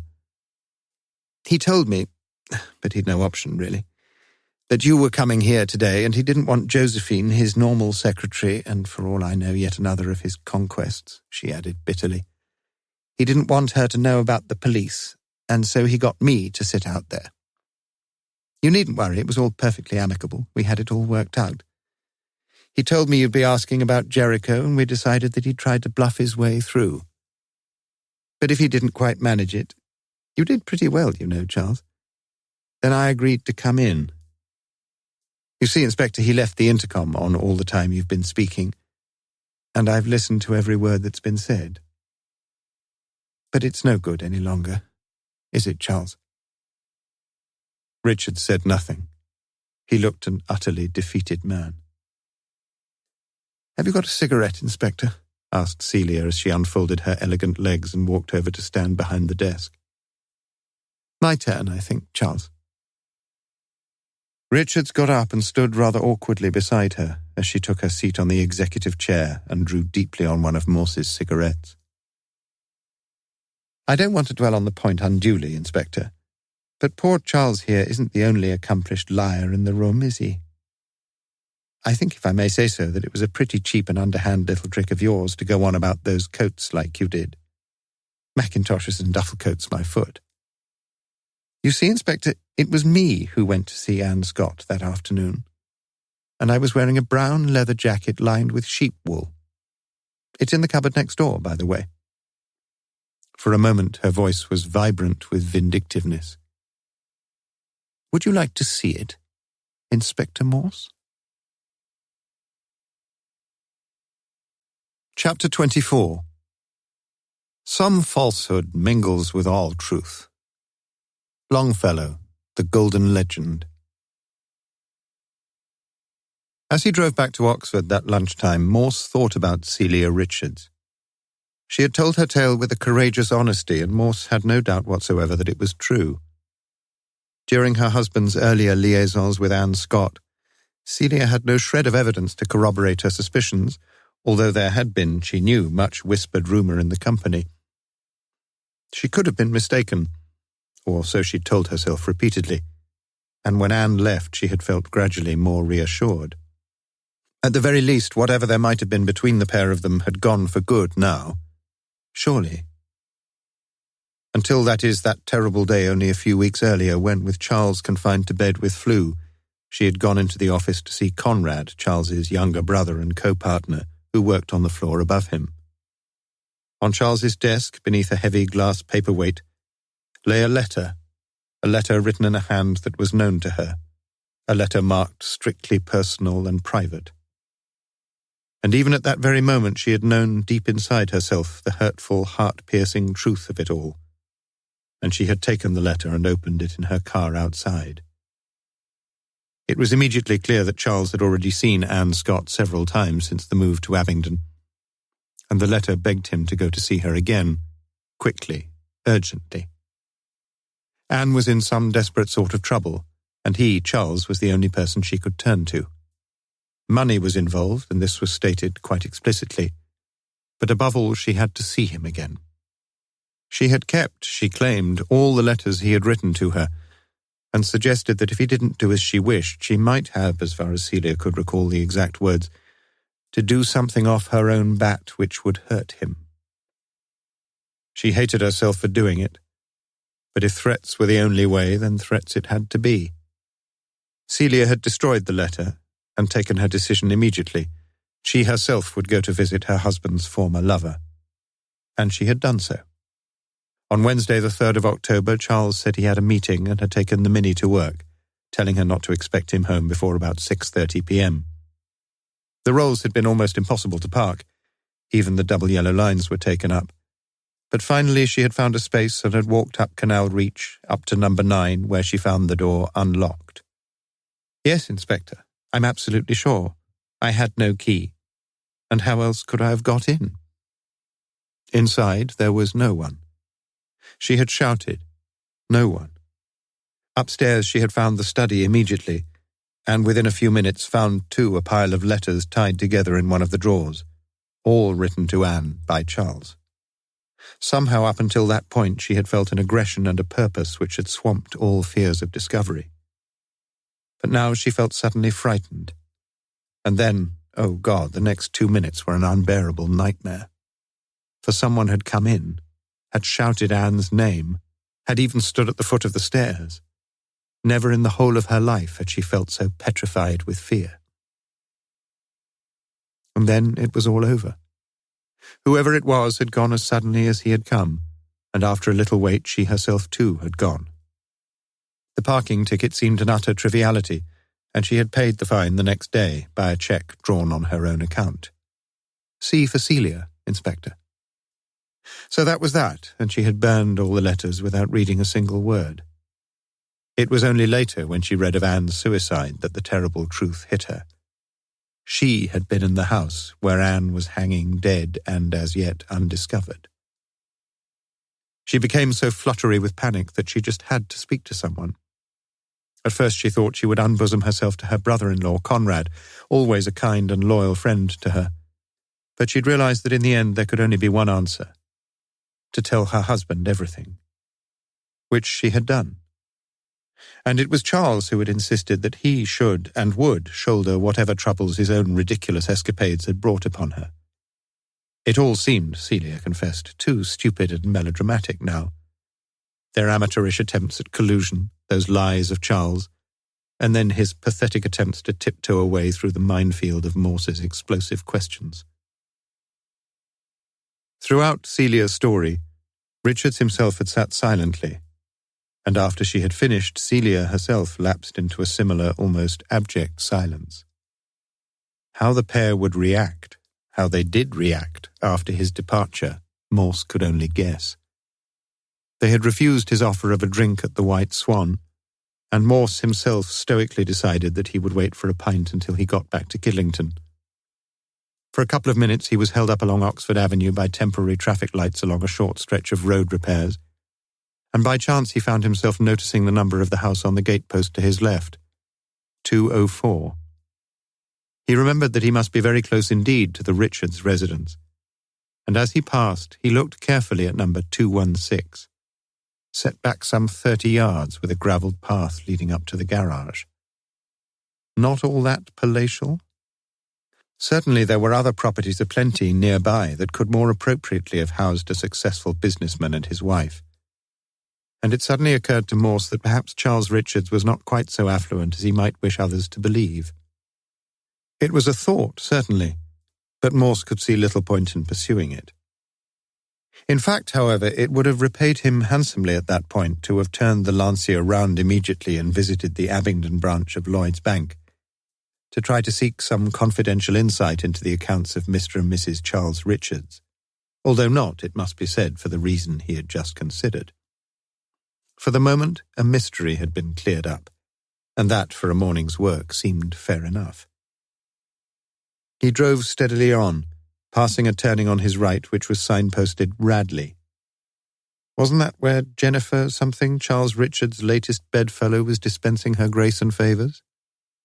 It was, but even that little loose end was now safely tucked away, if Celia Richards was telling the truth. At that point, a cloud of doubt, no bigger than a man's hand, was forming on Morse's mental horizon. But again, he kept straight ahead. Back in Charles Richards' office, Celia stood by the window staring down at the parking area for many minutes after Morse had left. Just as she had stood staring down when he had arrived and parked the Lancia in the carefully guarded space. Finally, she turned round and broke the prolonged silence between them. He's a clever man. You realize that, don't you? I'm not sure. Do you think... Forget it. He stood up. Feel like a drink? Yes. She turned round again and stared down at the street. She'd told only one big lie, but she'd felt almost sure that Morse had spotted it. Perhaps she was mistaken, though.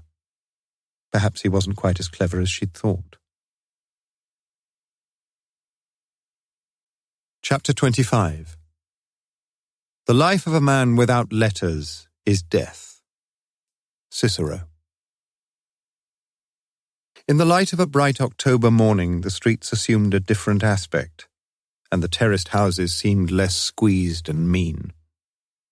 Along the pavements the women talked and polished the door fixtures, visited the corner shops, and in general reasserted, with the menfolk now at work, their quiet and natural birthright. A sense of community was evident once more, and the sunlight had brought back the colour of things. Yes, Sergeant Lewis had spent an enjoyable and reasonably profitable morning in Jericho, and after lunch he reported to Morse's office in the Thames Valley Police HQ buildings in Kidlington. Discreet inquiries had produced a few further items of information about Jackson. Odd jobs had brought him a considerable supplement to his pension, and such jobs had hardly been fitful and minor. Indeed, it was quite clear that the man was far from being a pauper. The house had been his own. He had almost £1,500 in the Post Office Savings Bank, a very recent acquisition of £250 in retirement bonds, and, as Lewis guessed, perhaps some £1,000 of fishing equipment. Yet his business dealings with the Jericho traders had been marked by a grudging frugality and the occasional granting of credit. But it seemed that he always met his debts in the end, and he was up to date with the Walton Tackle Shop on his instalments of £7.50 for a carbon fibre fishing rod. He had no immediate relatives, and the assumption had to be that Jackson was the last of an inglorious line. But Lewis had met no real ill feeling against the man, just plain indifference. And somehow it seemed almost sadder that way. Morse listened with interest and in turn recounted his own rather more dramatic news. "Did you get a statement from her?" asked Lewis. "Statement? Well, we shall need one, shan't we?" So it was that Lewis rang the number Morse gave him, discovered that Mrs. Celia Richards was at home, and arranged to meet her that same afternoon. It seemed to Lewis an unnecessary duplication of mileage, but he forbore to make the point. As for Morse, his interest in the Richards clan appeared to be waning, and at 3:40 p.m. he found himself entering 10 Canal Reach, though he couldn't have told anyone exactly why. The blood-stained sheets had been removed from the bedroom in which Jackson had died, but the blankets were still there, neatly folded at the foot of the bare, striped mattress. On the floor, the magazines had been stacked into their 2 categories, and Morse sat down on the bed and picked up some of the pornographic ones once more, flipping through the lewd and lurid photographs. 1 or 2 pages had an accompanying text in what looked to him like Swedish or Danish, but most of the magazines had abdicated the requirements of venturing into the suburbs of literature to enhance their visual impact. The angling magazines remained untouched. Downstairs, the kitchen boasted few of the latest gadgets, and the tiny larder was ill-stocked. Some copies of The Sun lay under the grimy sink, and the crockery and cutlery used by Jackson for his last meagre meal on earth still stood on the dingy yellow rack on the draining board. Nothing, really. In the front room, similarly, there seemed little of interest. A small brass model of a cannon from the Boer War era was the only object on the dusty mantelpiece, and the sole adornment to the faded green wallpaper was a calendar from one of the angling associations still turned to the month of September. A small transistor radio stood on a pile of oddments on the cupboard, and Morse turned on the switch, but the batteries appeared to have run out. There were 1 or 2 things in the pile which Morse had vaguely noted on his previous visit, but now he looked at them again. An out-of-date mail-order catalogue, a current pension book, an unopened gas bill, an old copy of the Oxford Journal, an illustrated guide to the fish of the British Isles, 2 leaflets entitled On the Move, a slim box containing 2 white handkerchiefs, a circular. Suddenly Morse stopped and turned back to the leaflets. Yes, he remembered reading about the successful TV series On the Move, catering as it did for those viewers who were illiterate, or virtually so. Would illiteracy account for the lack of reading material in the Jackson household? Many a pornographic pose, but hardly a line of pornographic prose. What a difference set up across the way at number 9, where Anne Scott had surrounded herself with books galore. That long line of Penguin classics, for example, many of them showing the telltale white furrows down their black spines. Homer, Plato, Thucydides, Aeschylus, Sophocles, Horace, Livy, Virgil. If poor old Jackson could only have seen. He had seen, though. He'd almost certainly seen more than he should have done, both of the house itself and of the woman who regularly unbuttoned her blouse at the bedroom window. Morse went upstairs to the front bedroom once more, took the binoculars that hung behind the door, and focused them upon the boudoir opposite. Phew. It was almost like being inside the actual room. He walked into the tiny back bedroom and looked out in the fading light along the narrow strip of garden to the shed at the far end, about 30 yards away. He focused the binoculars again, but finding the dirty panes hardly conducive to adequate delineation, he took the catch off the window and pushed up the stiff, squeaky frame. Then he saw something, and his blood raced. He put the binoculars to his eyes once more, and he was sure of it. Someone was looking around in Jackson's shed.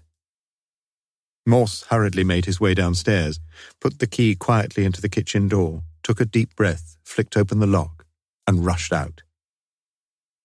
Unfortunately, however, his right shin collided with the dustbin standing just beside the coal house, and he suppressed a yowl of pain as the lid fell clangingly onto the concrete and rolled round like an expiring spinning top. It was more than sufficient warning, and Morse had the feeling that his quarry had probably been alerted in any case by the opening of the window upstairs. A quick glimpse of a man disappearing over the low wall that separated number 10 from the bank of the canal, and that was all. The garden was suddenly still again in the gathering darkness. If Lewis had been there, Morse would have felt more stomach for the chase. But alone, he felt useless, and just a little scared. The hut was a junk house. Fishing gear crowded every square inch that was not already taken up by gardening tools, and it seemed impossible to take out anything without either moving everything else or sending precariously balanced items clattering to the floor. Against the left-hand wall, Morse noticed 7 fishing rods, the nearest one a shiny and sophisticated affair, doubtless the latest acquisition from the tackle shop. But his attention was not held by the rods, for it was perfectly clear to see where the intruder had been concentrating his search. The large wickerwork fisherman's basket lay open on the top of a bag of compost, its contents scattered around: hooks, tins of bait, floats, weights, pliers, reels, lengths of line, knives. Morse looked around him helplessly. Who was it who had been so anxious to search the basket, and why?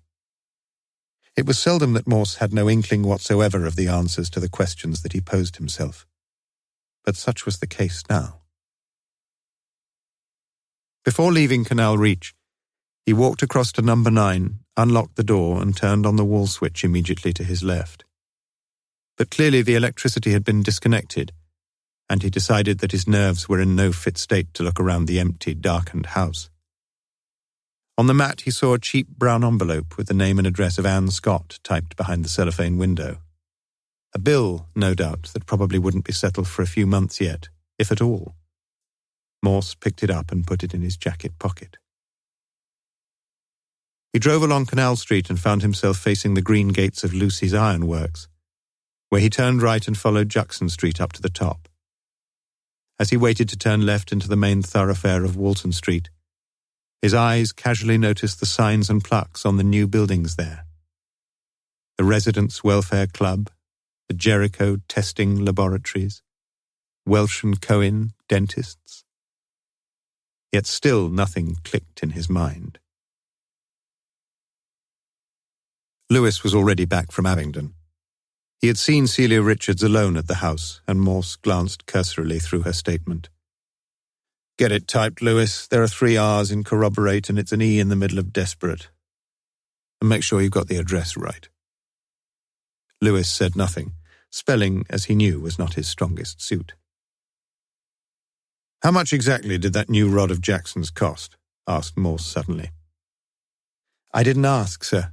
These modern ones are very light, sort of hollow. But they're very strong, I think." "I asked you how much it cost, not what a bloody miracle it was." Lewis had often seen Morse in this mood before, snappy and irritable. It usually meant the chief was cross with himself about something. Usually, too, it meant that it wasn't going to be long before his mind leapt prodigiously into the dark and hit, as often as not, upon some strange and startling truth. Later that same evening, Conrad Richards drove his brother Charles to Gatwick Airport. The plane was subject to no delay, either technical or operational. And at 9:30 p.m, Charles Richards took his seat in a British Airways DC-10, bound for Madrid. Chapter 26. Some clues are of the hidden variety, where the letters of the word are in front of the solver in the right order. D.S. McNutt, Ximenez on the Art of the Crossword. The next morning, 2 box files, the one red and the other green, lay on the desk at Kidlington, marked Anne Scott and George Jackson, respectively. They remained unopened as Morse sat contemplating the task before him. He felt it most unlikely that he was going to discover many more significant pieces to the puzzle posed by the deaths of 2 persons separated only by a few yards in a mean little street in Jericho. That the 2 deaths were connected, however, he had no doubt at all. and the fact that the precise connection was still eluding him augured ill for the cheerful Lewis who entered the office at 8:45 a.m. "What's the programme today then, sir?" Morse pointed to the box files. "It'll probably not do us any harm to find out what sort of a cock-up Bell and his boys made of things."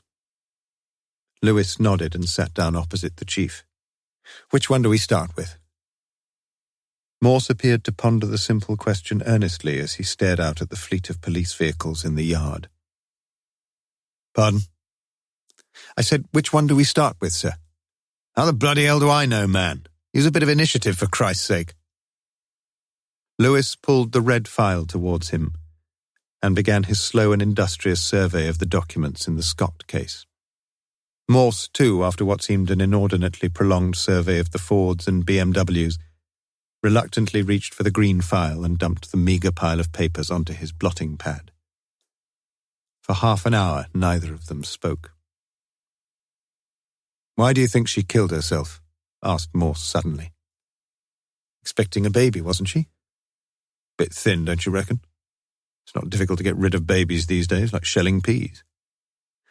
It had still upset a lot of people. "Do you think she knew she was pregnant?" "She'd have a jolly good idea. Between 10 to 12 weeks gone, it says here." Well, I know my missus did, sir." "Did she?" "She wasn't exactly sure, of course, until she went to the antenatal clinic." "What do they do there?" "I'm not sure, really. They take a urine specimen or something, and then the laboratory boys sort of squirt something." But Morse was listening no longer. His face was alight with an inner glow, and he whistled softly before jumping to his feet and shaking Lewis vigorously by the shoulders. "You are a bloody genius, my son." "Really?" replied an uncomprehending Lewis. "Find it. It's there somewhere, that plastic envelope with a couple of bits of burnt paper in it." Lewis looked at the evidence, the ick and the rat, and he wondered what cosmic discovery he had inadvertently stumbled upon. "I passed the place yesterday, Lewis. Yesterday. And still I behave like a moron with a vacuum between the ears. Don't you see? It's part of a letterheading. The Jericho Testing Laboratories. Ring 'em up quick, Lewis, and offer to take 'em a specimen in." "I don't quite see. They tested her, don't you understand? And then they wrote and... But we knew she was having a baby. And so did she, like as not." "Yes." For a few seconds, Morse's excitement seemed on the wane, and he sat down once again. "But if they wrote to her the day before she... Lewis, ring up the post office and ask them what time they deliver the mail in Jericho. You see, if... It'll be about 7:45, 8-ish. "You think?" asked Morse, rather weakly. "I'll ring if you want, sir, but 10 to 12 weeks. How long has Charles Richards been in Abingdon?" "I don't think there's anything about that here." 3 months, Lewis. I'm sure of it. Just ring him up, will you, and ask... "If you'd come off the boil a minute, sir, I might have a chance, mightn't I? You want me to ring up these 3? "Yes, straight away." "Which one shall I ring first?" "Use a bit of But Morse stopped in mid-sentence and smiled beatifically. "Whichever, my dear Lewis, seems to you the most appropriate. And even if you ring 'em up in some cockeyed order, I don't think it'll matter a monkey's." He was still smiling sweetly as Lewis reached for the phone. The old brain was really working again, he knew that, and he reached happily for the documents once more. It was the start he'd been waiting for. Within half an hour, Lewis's trio of tasks had been completed. Anne Scott had called at the Jericho Testing Laboratories on the afternoon of Monday the 1st of October to ask if there was any news, and she had been told that as soon as the report was through, a letter would be in the post, which it had been on Tuesday the 2nd of October. Pregnancy was confirmed. The Jericho post was delivered somewhat variably, but during the week in question almost all letters would have been delivered by 8:30 a.m. Only with the Richards query had Lewis experienced any difficulty. No reply from Charles's private residence, and at the business number a long delay before the call was transferred to Conrad Richards, the junior partner, who informed Lewis that the company had indeed moved to Abingdon about 3 months ago. To be exact, 12 weeks and 4 days. Morse had sat silently during the phone calls, occasionally nodding with quiet satisfaction. But his attention to the documents in front of him was now half-hearted, and it was Lewis who finally picked up the small pink slip of rough paper which had fallen to the floor. "Yours or mine, sir?" Morse looked at the brief note. "Birthdays, Lewis. Seems that one of the old codgers at the bridge evening remembers they were talking about birthdays. Sounds pretty harmless, sir?" Lewis resumed his study of the documents, although a few seconds later he noticed that Morse was sitting as still as the dead, the smoke from a forgotten cigarette drifting in curling wisps before those unblinking, unseeing eyes. Later the same morning, Conrad Richards dialed a number in Spain. "That you, Charles? Buenos something or other. Como está?" Fine. Everything okay with you?" "The police rang this morning, wanted to know how long we'd been in Abingdon." "Was that all?" "Yes." "I see," said Charles Richards slowly. "Celia all right?" "Fine, yes. She's gone over to Cambridge to see Betty. She'll probably stay overnight, I should think. I tried to persuade her anyway." "That's good news. Look, Charles, we've had an inquiry from one of the Oxford examination boards. They want 500 copies of some classical text that's gone out of print. No problem over royalties or copyright or anything. What do you think?" The brothers talked for several minutes about VAT and profit margins, and finally the decision was left with Conrad. A few minutes later, Charles Richards walked out into the bright air of the Calle de Alcatá, and entering the Café Leon, he ordered himself a cubre libre. On the whole, things seemed to be working out satisfactorily. All the way, Celia Richards' mind was churning over the events of the past 2 weeks, and she was conscious of driving with insufficient attention. At Bedford, she had incurred the honking displeasure of a motorist she had not noticed quite legitimately overtaking her on the inside in the one-way system through the centre. And on the short stretch of the A1, she had almost overshot the St. Neots turn, where the squealing of her Mini's brakes had frightened her and left her heart thumping madly. What a terrible mess her life had suddenly become. In the early days at Croydon, when she had first met the Richards brothers, she had almost immediately fallen for Charles. Charles with his charm and vivacity, his sense of enjoyment, his forceful masculinity. Yet even then, before they agreed to marry, she was conscious of other sides to his nature. A potential broodiness, a weakness for false flattery, a slight nasty, hard streak in his business dealings, the suspicion, yes, even then, that his eye would linger far too long on the lovely limbs and the curving breasts of other women. But for several years they had been as happy as most couples, probably more so. Social events had brought her into an interesting circle of friends, and on more than one occasion other men had shown more interest in her own young and attractive body than their wives would have wished. Just a few times she had been fractionally disloyal to her marriage vows, but never once had she entertained the idea of any compromising entanglement. But Charles, he had been unfaithful. She knew that now.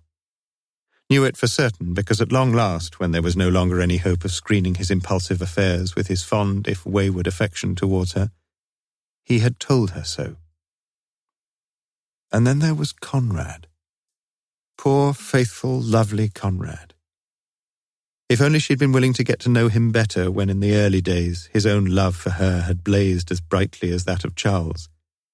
But he'd never had the sparkle or the drive of his elder brother, and he'd never really had a chance.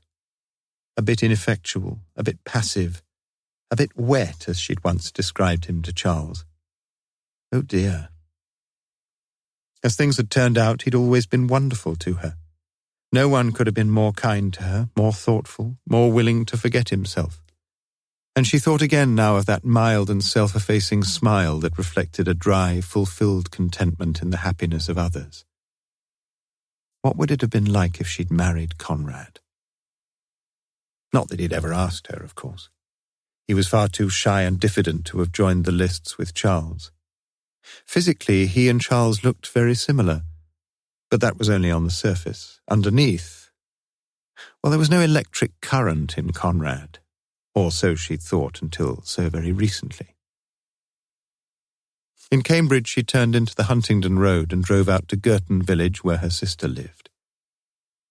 When Betty brought a glass of sherry into the lounge, she found her sister in tears, a series of jerky sobs that stretched her full and pretty mouth to its furthest extent. "You can tell me about it later, Celia, if you want to. But I shan't mind if you don't. A drop of booze will do you good. Your bed's aired, and I've got a couple of tickets for the theatre tonight. Please stay." Dry-eyed at last, Celia Richards looked sadly at her sister and smiled bleakly. "Be kind to me, Betty. You see, I can't tell you about it, but I've done something terribly wrong."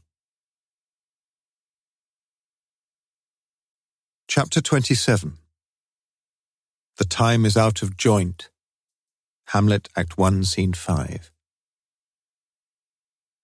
Although Morse insisted that lunchtime that a liquid diet without blotting paper was an exceedingly fine nutrient for the brain cells, Lewis opted for his beloved chips with sausages and egg to accompany the beer.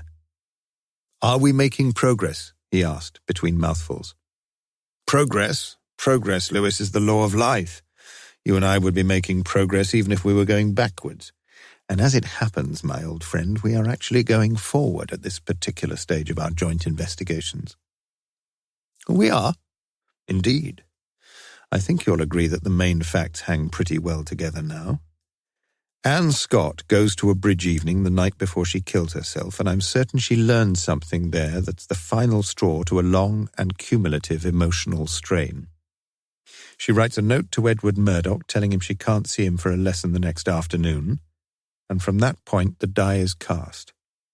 She gets home about 3 a.m. or thereabouts, and we shall never know how she spends the next few hours. But whatever doubt or hesitation she may have felt is finally settled by the Wednesday Morning Post, when a letter arrives from the birth clinic. She burns the letter and she hangs herself. Now Jackson has been doing some brickwork for her, and he goes over to have a final look at things and to pick up his trowel.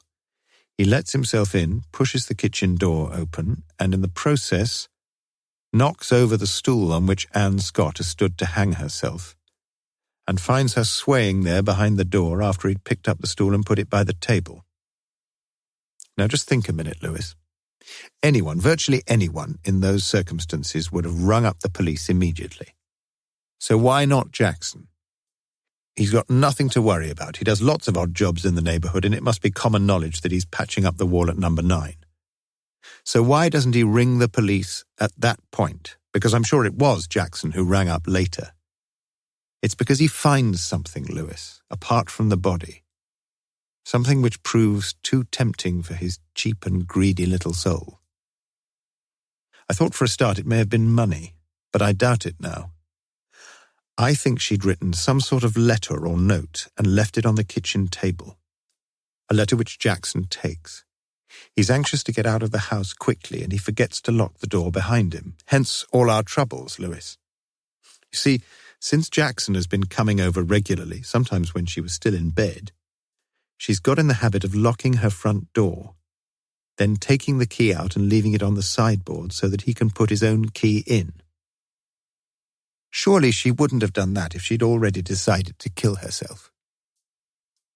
But Morse ignored the objection and continued. Then Jackson goes over to his own home and reads the letter. But you told me he couldn't read.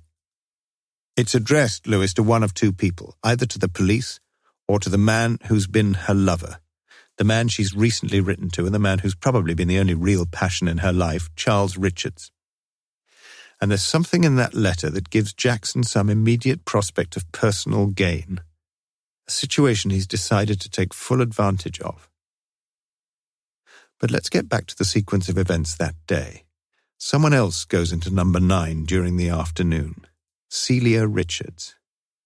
Pretty certainly Jackson sees her going in, as he later sees me, Lewis. But he can't have the faintest idea that she's the wife of the man he's going to blackmail. He realizes one thing, though, that he's forgotten to lock the door, and so when everything's quiet, he goes over and puts his key through the letterbox. That's the way it happened, Lewis, you can be sure of that. Perhaps, mumbled Lewis, wiping up the last of the egg yolk with a final solitary chip. You don't sound very impressed. Well, to be honest, I thought very much the same myself, sir, and I'm pretty sure Bell and his boys. Really? Morse drained his beer and pushed the glass in front of Lewis's plate. Bags of time for another.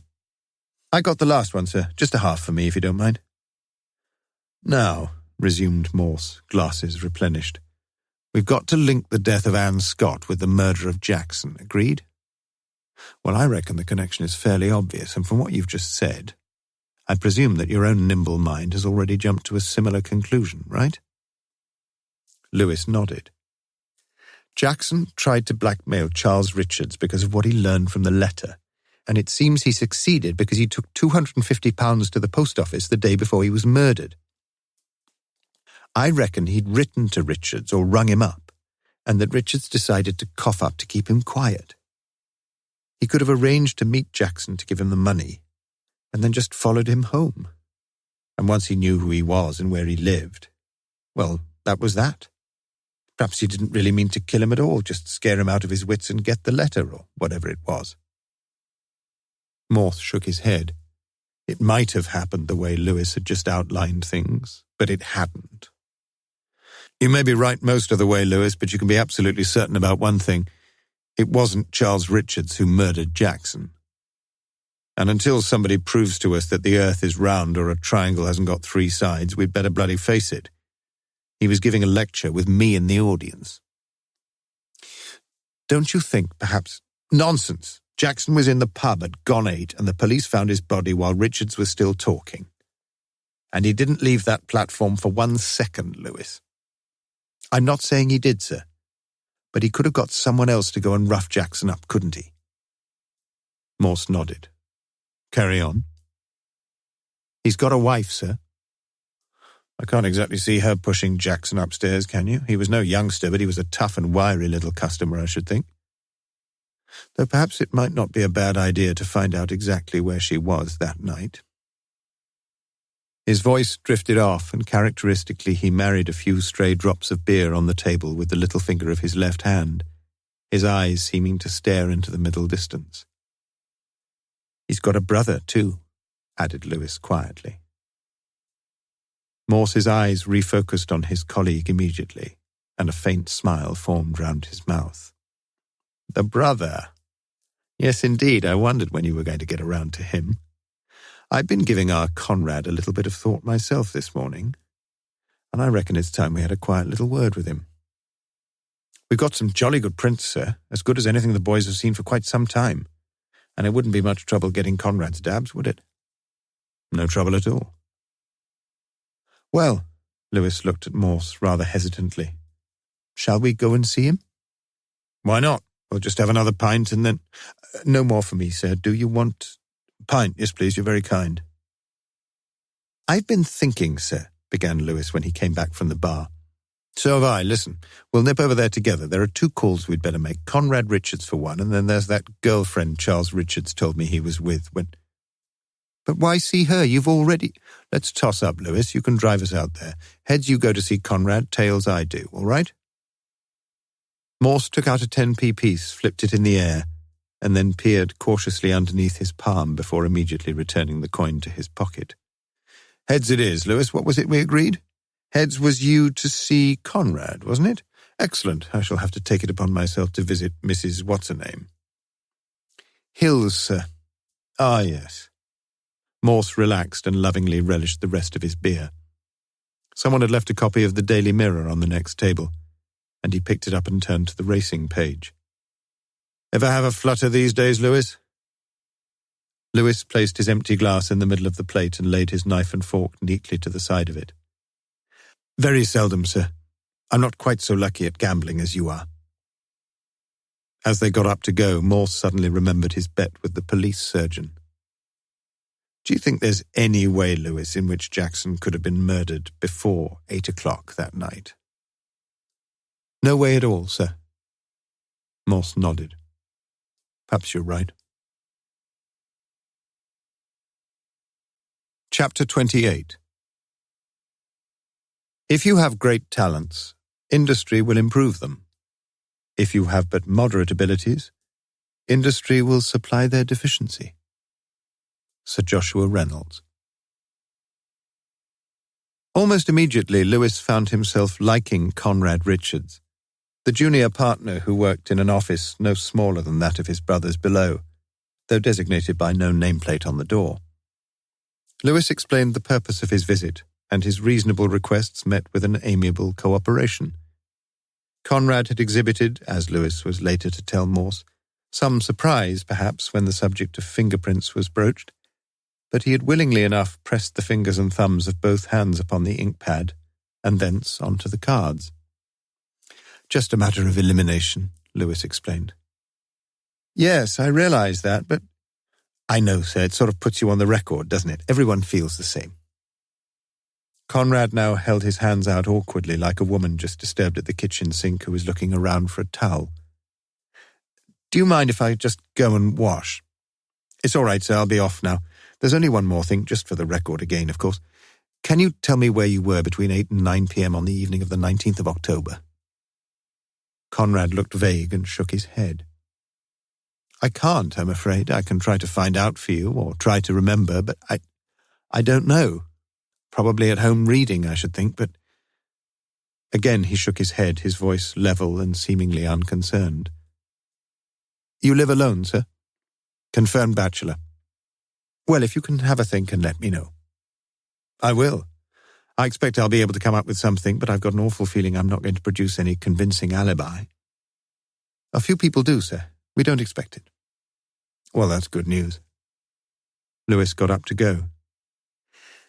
"There is just one more thing. I'd like to have a quick word with your brother. Is he—" "He's in Spain, officer. He's there on business for a week or so." "Oh, well, never mind.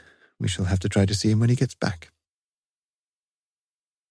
For 5 minutes after Lewis had gone, Conrad Richards sat silently at his desk, his features betraying no sign of emotion or anxiety. Then he reached for the phone. Morse, too, sat waiting, depressed, impatient, and irritated on a low wooden bench beside the church in Radley. He had told himself with a modicum of honesty that he was still vaguely worried about Charles Richards' whereabouts on the day of Anne Scott's death. But he could only half convince himself on the point. Perhaps the simple truth was that he liked interviewing women whose voices over the phone promised a cloud nine of memorable mouths and leggy elegance. But whichever way it was, his visit had been fruitless. The house was locked firmly, front and back, the shrill bell echoing through an ominously vacant property. Pity. A lovely female firmly sunk in fathoms of leisure, and just at this moment she had to be out. A bit more than out, too, according to the neighbours. Away. Abroad. Morse was still staring glumly at the ground when the white police car finally drew alongside. "Any luck?" asked Lewis as Morse got in beside him. "Interesting." Morse feigned a vague indifference and fastened his seatbelt. "Nice looker, sir," ventured Lewis after a couple of miles. "I didn't bloody see her, did I?" growled Morse. "She's in Spain." "Spain?" Lewis whistled loudly. "Well, well, well, the birds seem to be flying from their nests, don't they?" He recounted the details of his own eminently more successful mission and the impression he'd formed of Conrad Richards, and Morse listened in silence. Lewis had often noticed it before. Over a beer table it was unusually difficult to get the chief to shut up at all, but in a car he was invariably a taciturn companion. "What do you think then, Lewis?" "Well, we can get those prints checked straight away, and I've got the feeling we may just about be there, sir. As I see it, Charles Richards must have brought his brother along with him when he came to give his talk, then dropped him somewhere in Jericho and told him to go and scare the living daylights out of Jackson." "He must have taken him completely into his confidence, you mean?"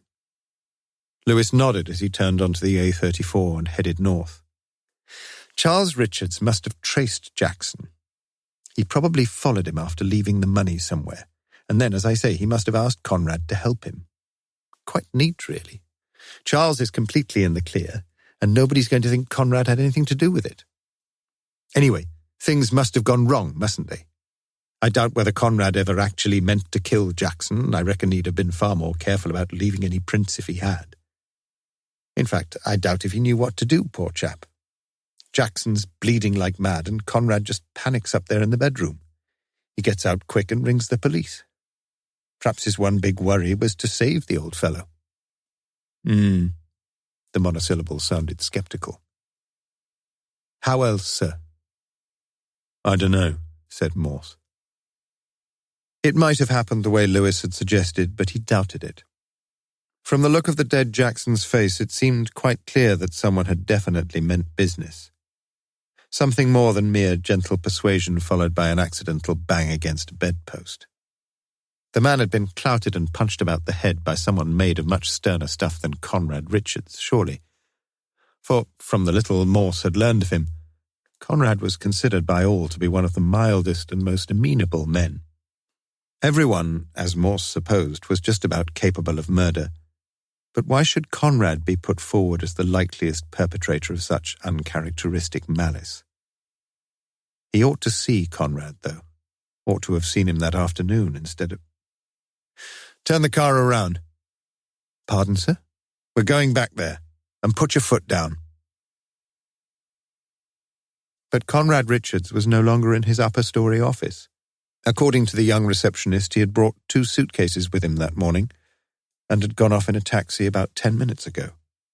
He had mentioned something about a business trip, but had given no indication of where he was going or when he would be returning. Morse was angry with himself, and his displeasure was taken out on the receptionist, she appearing to be the only other person on the premises. After impressively invoking the awful majesty of the law and magisterially demanding whatever keys were available, he stood with Lewis in Charles Richards' office and looked around. Bills in the in-trays, ash in the ashtrays, and the same serried ranks of box files on the shelves he had seen before. It seemed a daunting prospect, and leaving Lewis to get on with it, he himself climbed the stairs to Conrad Richards' office. One way and another, however, it wasn't to be Morse's day. In the unlocked drawers of Conrad's desk, he found nothing that could raise a twitch from a hyper-suspicious eyebrow. Invoices, statements, contracts, costings. It all seemed so futile and tedious. The man had hidden nothing, and might that not be because he had nothing to hide? There were box files galore here too, but Morse sat back in Conrad's chair and gave up the unequal struggle. On the walls of the office were 2 pictures only, one a coloured reproduction of a delicate wall painting from Pompeii, the other a large black and white aerial photograph of the medieval walled city of Carcassonne. And what the hell were they supposed to tell him? It was Lewis who found it, underneath a sheaf of papers in the bottom, locked drawer of Charles Richards' desk. And as he climbed the stairs, he sought to mask the beam of triumph on his face. Putting his nose round the door, he saw Morse seated at the desk, scowling fecklessly around him. Any luck, sir? Not for the minute, no. What about you? Lewis entered the office and sat down opposite his chief. Almost all of it business stuff, sir, but I did find this. Morse took the folded letter and began to read. Dear Mr. Richards, it's about Mrs. Scott who died. I know all about you and her, but does Mrs. Richards? As they walked out of the office below, Morse spoke to the receptionist once more. You weren't here when I called on Tuesday, were you? Pardon, sir? The young girl seemed very flustered and a red flush spread round her throat. You took the day off, didn't you? Why was that? Mr. Richards told me I needn't... Which Mr. Richards was that? Mr. Charles, sir. He said... But Morse dismissed her explanation with a curt wave of his hand and walked down to the street. Bit short with her, weren't you, sir? They're all a load of liars, Lewis. Her too, I shouldn't wonder. Let's get back. Morse said nothing on the return drive. The letter that Lewis had found lay on his lap the whole time, and occasionally he looked down to read it yet again. It perplexed him sorely, and by the time the police car pulled into the HQ yard at Kidlington, whatever look of irritation had earlier marked his face had changed to one of utter puzzlement. "Do you know, Lewis," he said as they walked into the building together, "I'm beginning to think we're on the wrong track completely." "Pardon, sir?" "Is everybody going bloody deaf all of a sudden?" Lewis said no more, and the two men called into the canteen for a cup of tea.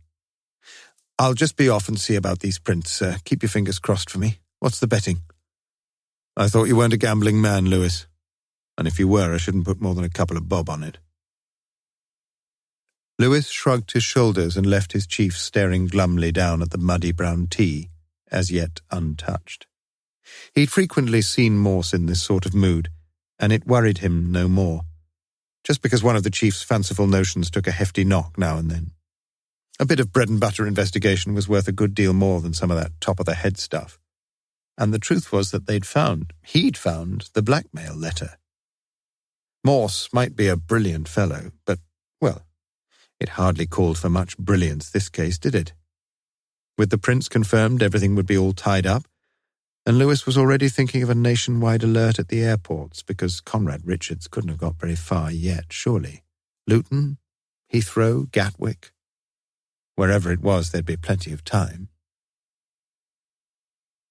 Half an hour later, Lewis was to discover that between the excellent facsimiles of the fingerprints lifted from Jackson's bedroom and those taken only that afternoon from Conrad Richards, there was not a single line or whirl of correspondence anywhere.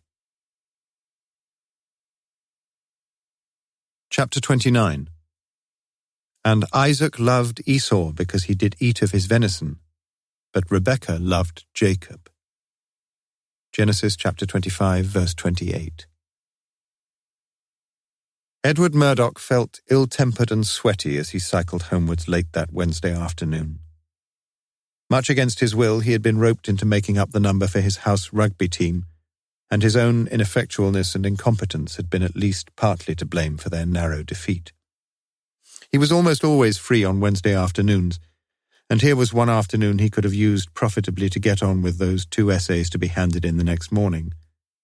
The traffic in Summertown was its usual bloody self, too, with cars seeking to pull into the precious parking bays, their near-side blinkers flashing as they waited for other cars to back out. Twice he had to swerve dangerously as motorists, seemingly oblivious to the rights of any cyclist, cut over in front of him. It was always the same, of course, but today everything seemed to be going wrong, and he felt increasingly irritated. He came to the conclusion that his biorhythms were heterodyning. The 2 words were very new to him, and he rather liked them both. He was getting hungry, too, and he just hoped that his mother had got something decent in the oven, for a change. The last 10 days or so, meals had been pretty skimpy. It had been mince, stew, and baked beans in a dreary, cyclical trio, and he longed for roast potatoes and thinly sliced beef. Not, he knew, that he ought to blame his mother too much, considering all that she'd been going through.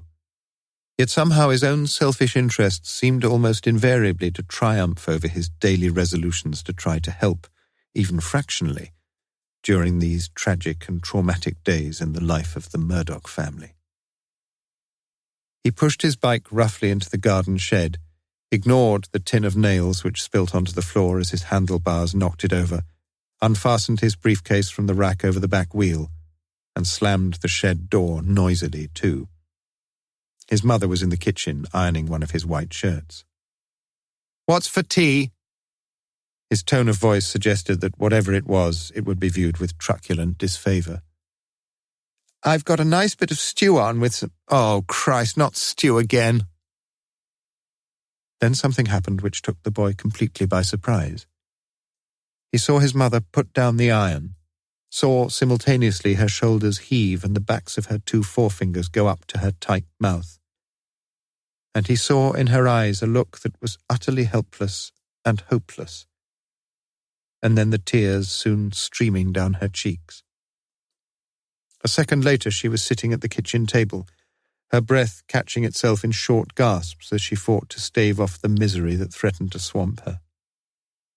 Edward had never for a second seen his mother like this, and the knowledge that she, his own solid and ever-dependable mother, was liable just like anyone else to be engulfed by waves of desperation, was a deeply felt shock for him. His own troubles vanished immediately, and he was conscious of a long-forgotten love for her. "Don't be upset, Mum. Please don't. I'm sorry. I really am. I didn't mean—" Mrs. Murdoch shook her head vigorously and wiped her handkerchief across her eyes. "It's not—" But she couldn't go on, and Edward put a hand on her shoulder and stood there, awkward and silent. "I've not helped much, have I, Mum?" he said quietly. "It's not that. It's just that I can't cope. I just can't. Everything seems to be falling to bits, and I... She shook her head once more, and the tears were rolling freely again. "I just don't know what to do. I've tried so hard to—" She put her own hand up onto her son's and tried to steady her quivering voice. "Don't worry about me. I'm just being silly, that's all." She stood up and blew her nose noisily into the paper handkerchief. "You have a good day?" "It's Michael, isn't it, Mum?" Mrs. Murdoch nodded. "I went to see him again this afternoon. He's lost one eye completely, and they don't really know. You don't mean he'll be blind?" Mrs. Murdoch picked up the iron again and seemed to hold it in front of her like some puny shield.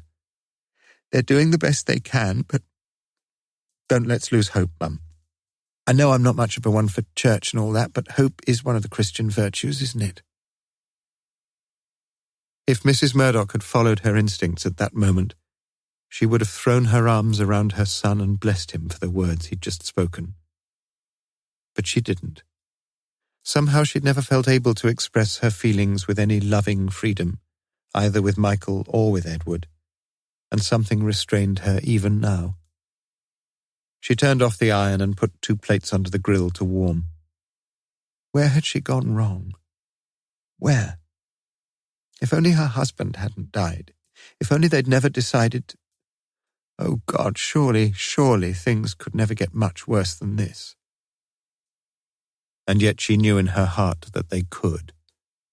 And as she put on the oven glove to take out the stew pot, she guiltily clutched her little secret even closer to herself. The knowledge that she would never be able to love Michael as she had always loved the boy who was now setting the table in the dining room. Later that evening, the senior ophthalmic surgeon lifted with infinite care the bandage round Michael Murdoch's head. Then he took off his wristwatch and held it about 6 inches in front of his patient's left eye. "How are you, Michael?" "All right. I feel tired, though. Ever so tired." "Hungry?" "No, not really. I've had something to eat." "That was a little while ago, though, and you've been asleep since then. Have you any idea of the time now?" He still held the watch steadily in front of the boy's remaining eye. "Must be about tea time, is it? About 5? The wristwatch said 8:45, and still the surgeon held it out. But the boy's horridly bloodshot eye stared past the watch, unseeing still.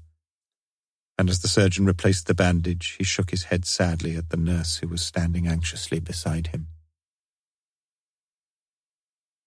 On his way back from the Friar Bacon at 10 minutes to 11 that night, Morse chanced to meet Mrs. Murdoch, her Labrador straining mightily from her, and for the first time he learned of the tragic fate of her elder boy.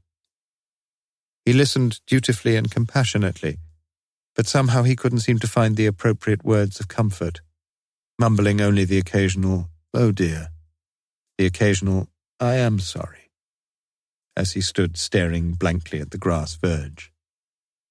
Fortunately, the dog came to his rescue, and Morse felt relieved as the sandy-coloured beast finally wrenched his mistress off to pastures new. As he walked the remaining few hundred yards to his home, he pondered briefly upon the Murdoch family and their links with Anne Scott. But he was tired and over-beered, and nothing was to click in Morse's rather muddled mind that night. Chapter 30. An illiterate candidate gives his thoughts. The spelling, punctuation, and sentence structure are chaotic. Examiners should feel no reluctance about giving no marks for such work. Extract from Specimen Essays at 16+. Thursday saw Morse late into his office, where he greeted Lewis with a perfunctory nod. He had slept badly and silently vowed to give the booze a rest that day. Whilst Lewis amateurishly tapped the keys as he typed up a report, Morse forced his attention back to the blackmail note discovered in Charles Richards' desk. At one reading, it seemed a typically semi-literate specimen of the sort of note so often received by blackmail victims, ill-spelt, ill-punctuated, and ill-expressed. And yet at another reading, it seemed not to fall into the conventional category at all. He handed the note across to Lewis. "What do you make of it?" "His spelling's even worse than mine, isn't it? Still, we knew all along he'd never been to Eton." "By he, you mean Jackson, I suppose." Lewis turned from the typewriter and frowned. "Who else, sir?" "Do you think Jackson wrote this?" "Don't you?" "No, I don't. In fact, I'm absolutely sure that Jackson himself couldn't have written one line of this, let alone the whole caboodle. You'll find in Jackson's pathetic little pile of possessions a couple of pamphlets about that teleprogram On the Move. And that wasn't a program for your actual semi-literates, Lewis. It was for your complete illiterates who've never managed to read or write and who get embarrassed about ever admitting it to anyone. So I reckon Jackson must have got somebody. But it's pretty bad, that letter, sir. Probably get about grade 5 CSE, if you ask me." "Really? Well, if you honestly think that, I'm sure the nation is most relieved to know that you're not going to be called up to exercise your ignorant prejudices upon the essays written by most of our 16-year-olds. You see, you're quite wrong. Here, look at it again." Morse thrust the letter across once more and sat back in his chair like some smug pedagogue. "What you want a letter to do, Lewis, is to communicate. Got that? Now, the spelling there is a bit weak and the punctuation's infantile. But, Lewis, I'll tell you this. The upshot of that particular letter is so clear, so unequivocal, so clever, that no one who read it could have misunderstood one syllable. Mistakes galore, I agree, but when it comes down to telling Richards exactly where and exactly when and the rest of it, why, the letter's a bloody model of clarity. Look at it. Is your understanding held up by some dyslexic correspondent who spells receive the wrong way round? Never. But, yes, I know, if you've got some little typist next door who can't spell, you give her the sack. And quite right, too. That's her job, and none of us wants to sign illiterate letters. But I'll say it again. Whoever wrote this letter knew exactly what he was up to. And it's just the same with the punctuation, if you look a little more closely. Full stops and question marks are all cock-eyed, but they don't affect what's being said. Morse banged the table with a rather frightening intensity. No, Jackson did not write that letter. He wrote 2 words on the pad in front of him and passed the sheet over. "What do you make of those?" Lewis looked down at egog and metantatapi, but managed to decipher neither of these orthographic monstrosities. "You've no idea, have you?" continued Morse. "And I don't blame you, because that's the sort of thing your illiterate Johnnies sink to. The first word's supposed to be hedgehog, and the second's meat and potato pie, and they're both genuine. Chap from the examination board told me. Do you see what I mean?" Yes, Lewis was beginning to wonder if the chief hadn't got something. But wasn't he assuming that Jackson was illiterate? If someone found a book on your shelves entitled Teach Yourself to Spell, it didn't automatically mean... But Morse was still going on. "And then there's this business of the money, isn't there? If Jackson thought he'd got a soft touch for a nice little bit of blackmail, I reckon he'd have asked for one hell of a sight more than a measly..." "Perhaps he did, sir." The interjection stopped Morse in his tracks, and he nodded in reluctant agreement. "Yes. You know, I hadn't thought of that. Don't you think, anyway, that it might be better to find out about this? Find out whether Jackson could write?" "You're right. Get on to that woman at the post office down there, Mrs. What's her name? Mrs. Beavers, that's her. Get on to her and ask her how Jackson signed for his OAP. And since she's such a nosy old bugger, ask her who Jackson was doing a bit of work for before he died, apart from Anne Scott. Do you know what, Lewis? I reckon you'll find that Jackson was doing 1 or 2 other little jobs as well." 3/4 of an hour later, Lewis learned that Jackson was able just to render in alphabetical characters a tentative resemblance to G. Jackson on his OAP slips. But it wouldn't much have mattered if he'd not even been able to manage that, so Mrs. Beavers asserted. There were 1 or 2 of the old uns who got by with an X, provided that it was inscribed on P.O. premises in view of one of the staff, or vouched for by some close relative or friend. Mrs. Beavers herself had often had to read or explain to Jackson some notification of change or renewal, or some information about supplementary benefit or rate rebate, and Jackson had readily understood such things, and acted upon them. He was, it seemed, far from unintelligent. The fact remained, however, that to all intents and purposes Jackson was illiterate. Mrs. Beavers was just as well up with the odd-job needs of the local community as with the literary competencies of her clientele. Mrs. Jones in Cardigan Street had found occasion to hire Jackson's services in planing and rehanging several doors that were sagging and sticking. Mrs. Purvis in Canal Reach had asked Jackson if he could rewire the house for her. The estimate from the electricity board was quite ridiculous. Then there was that couple who'd just moved into Albert Street who wanted pelmets made for the windows. Lewis listened and made his awkward notes. It was, he had to admit, pretty well as Morse had said it would be, and when he reported back to Kidlington, the only thing that seemed to interest Morse was, of all things, Mrs. Purvis's rewiring. Rewiring, eh? I wonder how much Jackson knocked her back for that. My place needs doing, and someone told me it'll cost about £250. Well, it's quite a big job, you know. £250 isn't really a lot these days, though, is it? Said Morse slowly. Not enough to keep Jackson quiet, you mean? I keep telling you, Lewis, Jackson didn't write the letter. Who do you think did, then? Morse tilted his head slightly and opened the palms of his hands. I don't know, except that he or she is well enough educated to know how to pretend to be uneducated, if you see what I mean. That letter would have been just the sort I'd have written, Lewis, if someone had asked me to try to write a semi-literate letter. But you're a very well-educated man, sir. Certainly so. And don't you forget it. And whilst we're on this education business, I just wonder, Lewis, exactly where Mrs. Purvis went to school when she was a girl. It seemed to Lewis the oddest question that had so far posed itself to his unpredictable chief, and the reason for it was still puzzling him as he brought the police car to a halt in front of the bollards that guarded Canal Reach. Chapter 31. She sat down and wrote on the 4 pages of a note sheet a succinct narrative of those events. Thomas Hardy, Tess of the D'Urbervilles. Morse had known, even before he'd noticed the rows of paperback Catherine Cooksons and Georgette Hayers along the 2 shelves in the little sitting room. His name's Grey Malkin, Mrs. Purvis had replied, looking down lovingly at the grey-haired Persian that wove its feline figures of 8 round her legs. It's from Macbeth, Inspector. By William Shakespeare, you know. Oh, yes. Lewis listened patiently whilst Mrs. Purvis was duly cosseted and encouraged, and it was a relief when Morse finally brought forward the heavier artillery. You know, you're making me forget what we called for, Mrs. Purvis. It's about Mr. Jackson, of course, and there are just a few little points to clear up.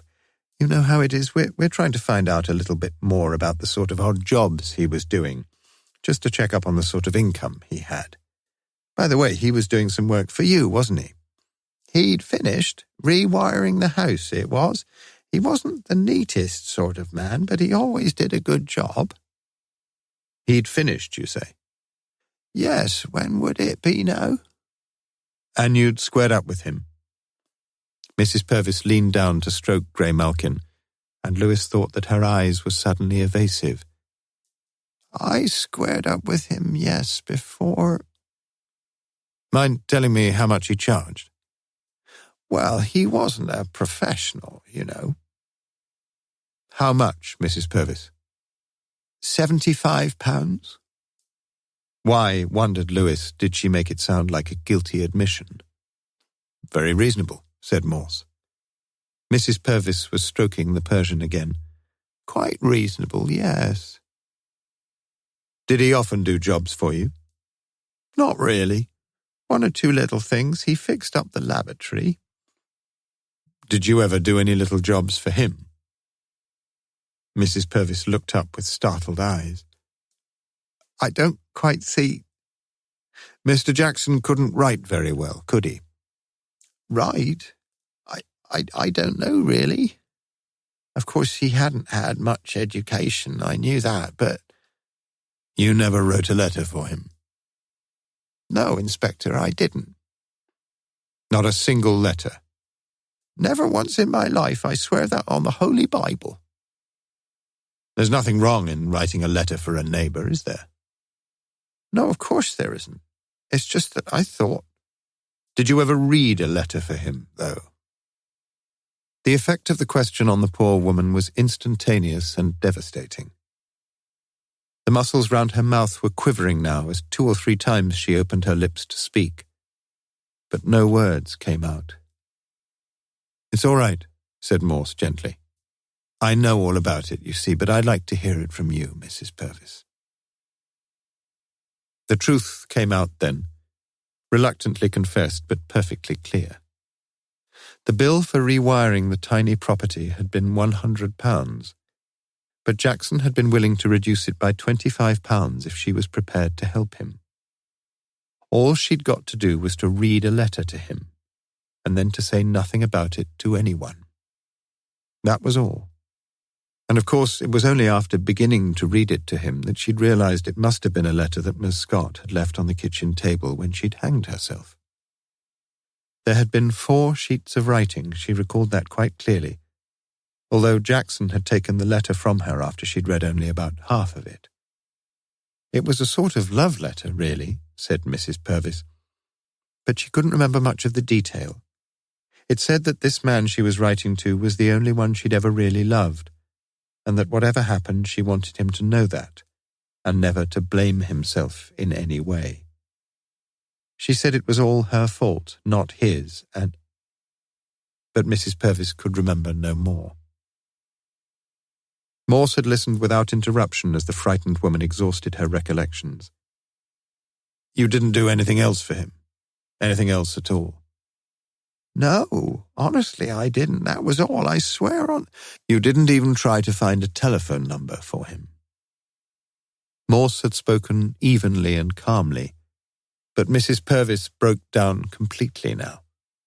Between sobs, Morse learned that she hadn't looked up a telephone number, but that Jackson had asked her how to get through to directory inquiries, and that she'd told him. It was only later, really, that she'd begun to realize what Mr. Jackson might be up to. You're not very well off, are you, my love? Said Morse gently, laying a comforting hand on the woman's shoulder. I can understand what you did, and we're going to forget all about it. Aren't we, Louis? Rather startled at being brought so late into the action, Louis swallowed hard and made an indeterminate grunt that sounded vaguely corroborative. It's just that if you can remember anything at all about this man Miss Scott was writing to, well, we'd be able to tie the whole thing up, wouldn't we? Mrs. Purvis nodded helplessly. Yes, I see that, but I can't. Do you remember where he lived? I'm sorry, but I didn't see the envelope. Name? There must have been a name somewhere, surely. She must have written Dear Somebody or My Dear Somebody or something. Please try to remember. Oh, dear. It wasn't Charles, was it? The light of redemption now beamed in Mrs. Purvis's eyes, as though her certain remembrance of things past had atoned at last for her earlier sins.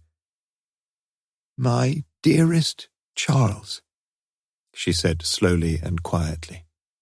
That's what it was, Inspector. That's how she started the letter. Grey Malkin's eyes watched the 2 detectives as they left, eyes that stared after them with indifferent intelligence. Neither hostility against the intruders nor compassion for the mistress. Now left in peace, the cat curled up on the armchair beside the fire, resting its head on its paws and closing its large, all-seeing eyes. It had been another interlude. No more. That same evening, Morse drove up to the JR2 in Headington and spoke with the sister in the intensive care unit. Silent-footed, they walked to the bed where Michael Murdoch lay asleep. "I can't let you wake him," whispered the sister. Morse nodded and looked down at the boy, his head turbaned in layers of white bandaging.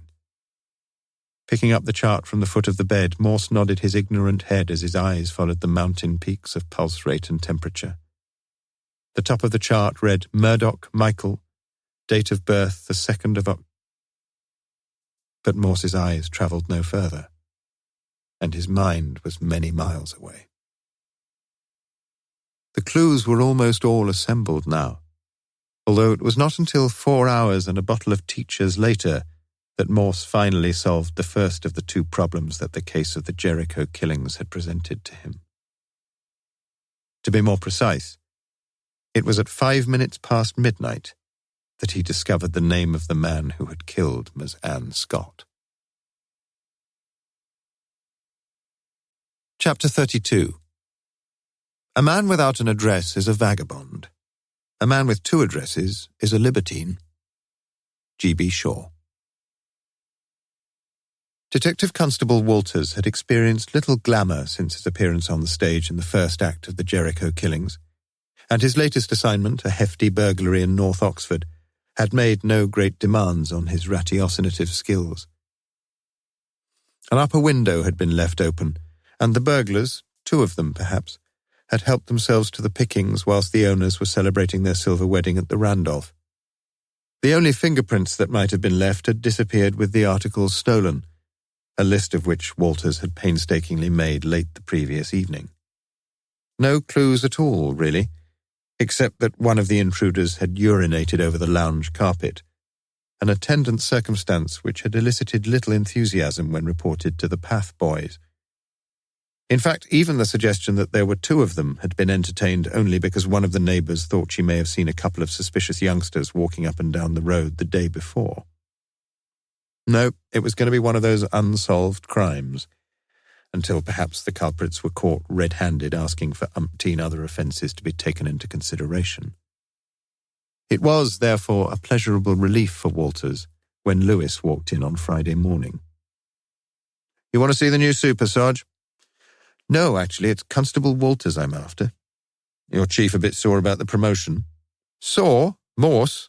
He looked like he'd won the pools when I last saw him." "Can we help you?" "Morse said you looked into Miss Scott's early marriage and found where her husband had been living before he was killed." "That's right. You spoke to the landlady?" Walters nodded. "Tell me all about it," said Lewis. "Important, is it?" "So Morse says." By the end of the morning, after a visit to the landlady, after inspecting the medical reports in the Radcliffe Infirmary's accident department, and after matching his findings with the road accident records in the archives at Police HQ, Lewis knew it all. Yet he felt oddly frustrated about his 3 hours' research, for Morse, who would never stoop to such 4th-grade clerical stuff himself, had already told him what he'd find: that the other driver involved in the fatal accident with Anne Scott's former husband had been Michael Murdoch. Back in Morse's office, Lewis began to recount his morning's findings, but his reception was surprisingly cool. "Cut out the weasel words, Lewis. It was just as I said, wasn't it?" "Just as you said, sir," replied Lewis mildly. "And why didn't that incompetent Walters take the trouble to put the landlady's address in his report?" "I didn't ask him. He probably didn't think it was important." "Didn't think? What the hell's he got to think with?" "He's only a young fellow." "And doubtless you, Lewis, with your vast experience, wouldn't have thought it very important either." "No, I don't think I would, sir," replied Lewis, marvelling at his own intrepidity. "And I know how much you value my own idea of what's important and what isn't." "I see." But there was an icy note in Morse's reply that suddenly alerted Lewis to an imminent gale force 10. "I'd always thought, Lewis, that the job of a detective, however feeble-minded he may be, was to produce a faithful and accurate report on whatever facts he'd been able to establish, however insignificant those facts might appear." The voice was monotonous, didactic, with the slow, refined articulation of a schoolmaster explaining the school rules to a particularly stupid boy. You see, it's often the small, seemingly insignificant detail that later assumes a newborn magnitude. You would agree with that, would you not? Lewis swallowed hard and nodded feebly. He was in for a carpeting, he knew that. But what had gone wrong? So your friend Walters was somewhat remiss, was he not? As you say, I respect your own judgment of what may or may not be important, though, to be honest, I'm disappointed that you don't expect a slightly higher standard of accuracy and thoroughness in your colleagues' reports. But let's forget that. Walters doesn't work for me, does he? What have I done wrong, sir? Asked Lewis quietly. What have you done wrong? I'll tell you, Lewis. You're bloody careless, that's what. Careless in the way you've been writing your reports. You know my spelling. I'm not talking about your bloody spelling. Listen, man. There are half a dozen things here that are purely, simply, plainly, absolutely bloody wrong. You're getting slack, Lewis. Instead of getting better, you're getting a bloody sight worse. Did you know that? Lewis looked down at the desk and said nothing. He knew deep down that he'd rushed a few things, but he'd tried so hard. Whenever Morse picked up his coat for the night and asked, as he often did, for a report in the morning, he could have little idea of how long and difficult a job it was for his sergeant to get the sentences right in his mind, and then tick away on the typewriter until late in the evening while his chief was sitting with his cronies in the local. No, it wasn't fair at all, and Lewis felt a sense of hurt and injustice. Let me just see what you mean, if you don't mind, sir. There's this for a start. Remember it? Morse's right forefinger flicked the statement taken by Lewis from Mrs. Celia Richards. And with this one, Lewis, if I remember rightly, as you can be bloody sure I do, I specifically asked you to take care. Specifically. Lewis looked down at the statement brusquely thrust across to him, and he remembered exactly what Morse had said. He opened his mouth to say something, but Etna was still erupting. What the hell's the good of a sergeant who can't even get an address right? A sergeant who can't even copy 3 figures without getting them cockeyed. And then look at this one here. Morse had now picked up another sheet and was launching a second front somewhere else. But Lewis was no longer listening.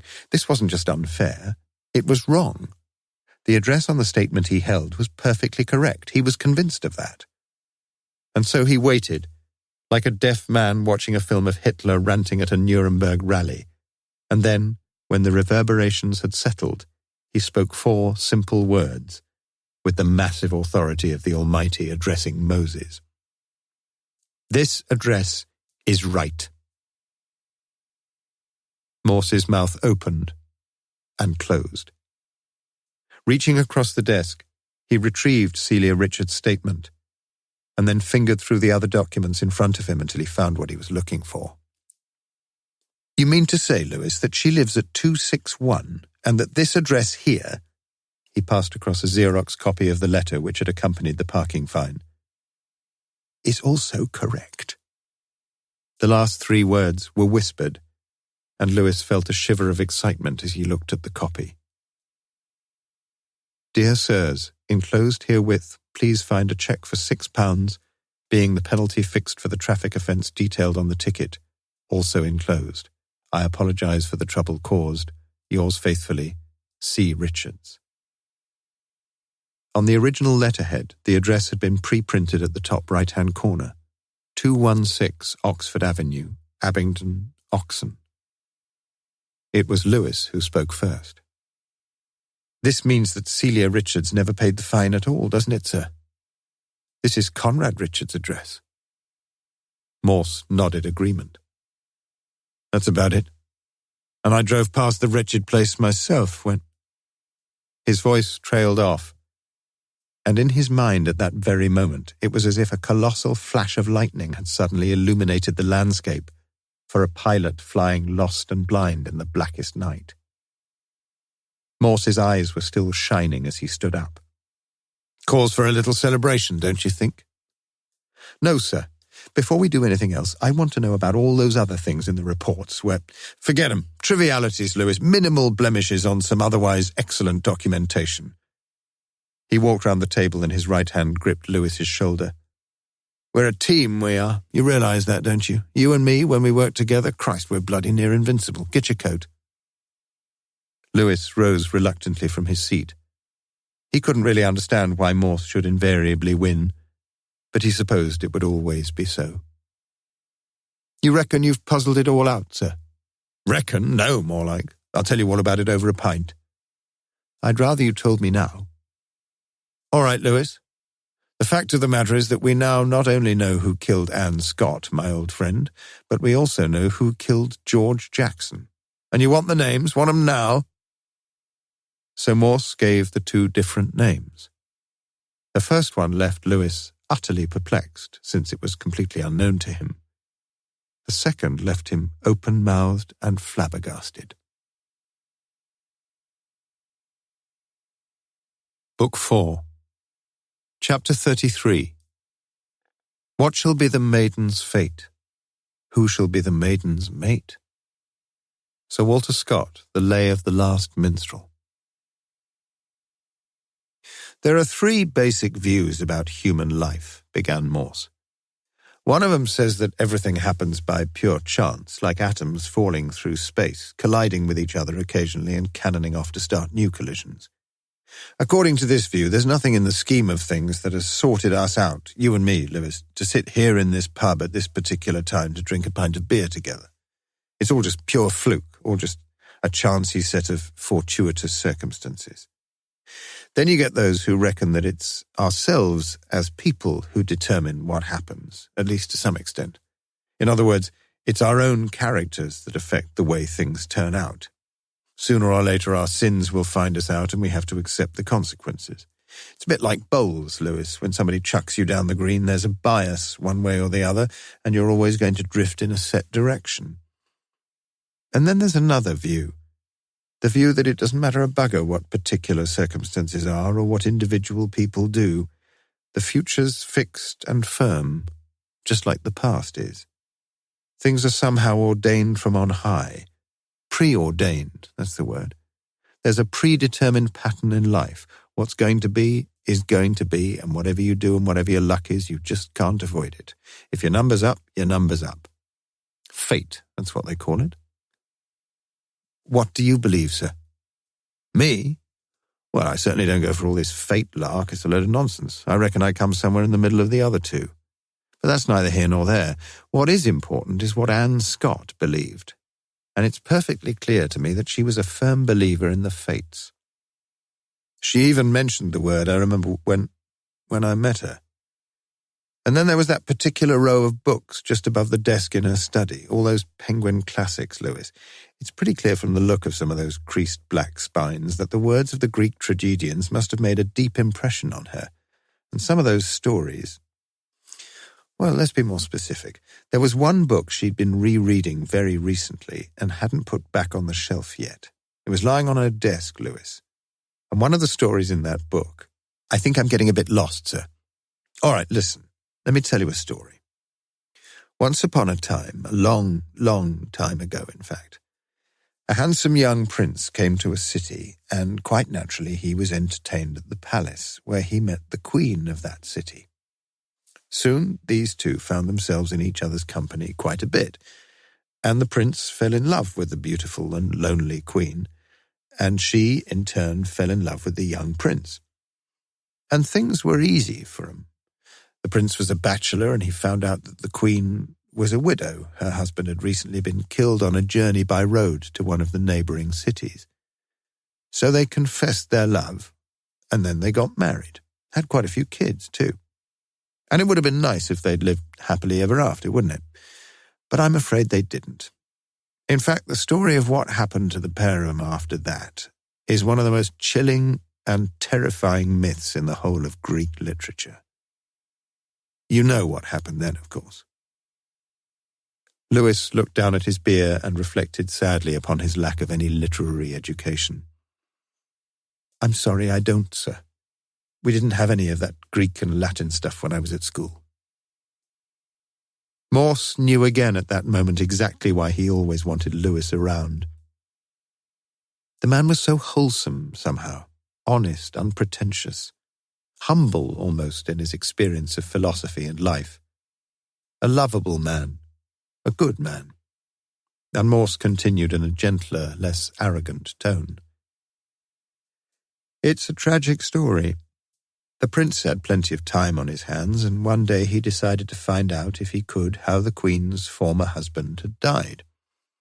He spent years digging out eyewitnesses of what had happened, and he finally discovered that the king hadn't died in an accident after all.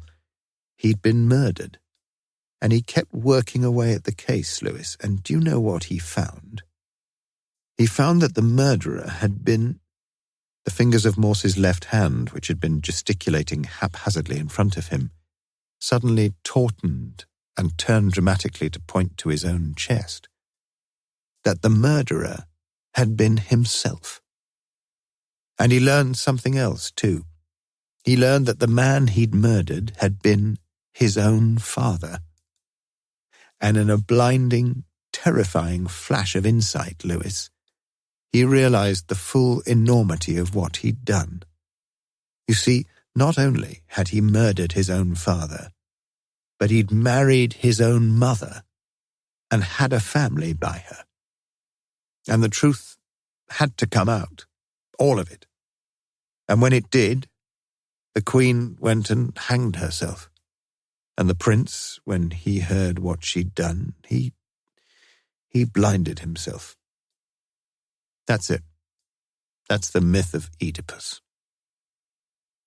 Morse had finished, and Lewis felt himself strangely moved by the story and the way his chief had told it. He thought that if only his own schoolteachers had been able to tell him about such top-of-the-head stuff in the way Morse had just done, he would never have felt so distanced from that intimidating crew who were listed in the index of his encyclopedia under tragedians.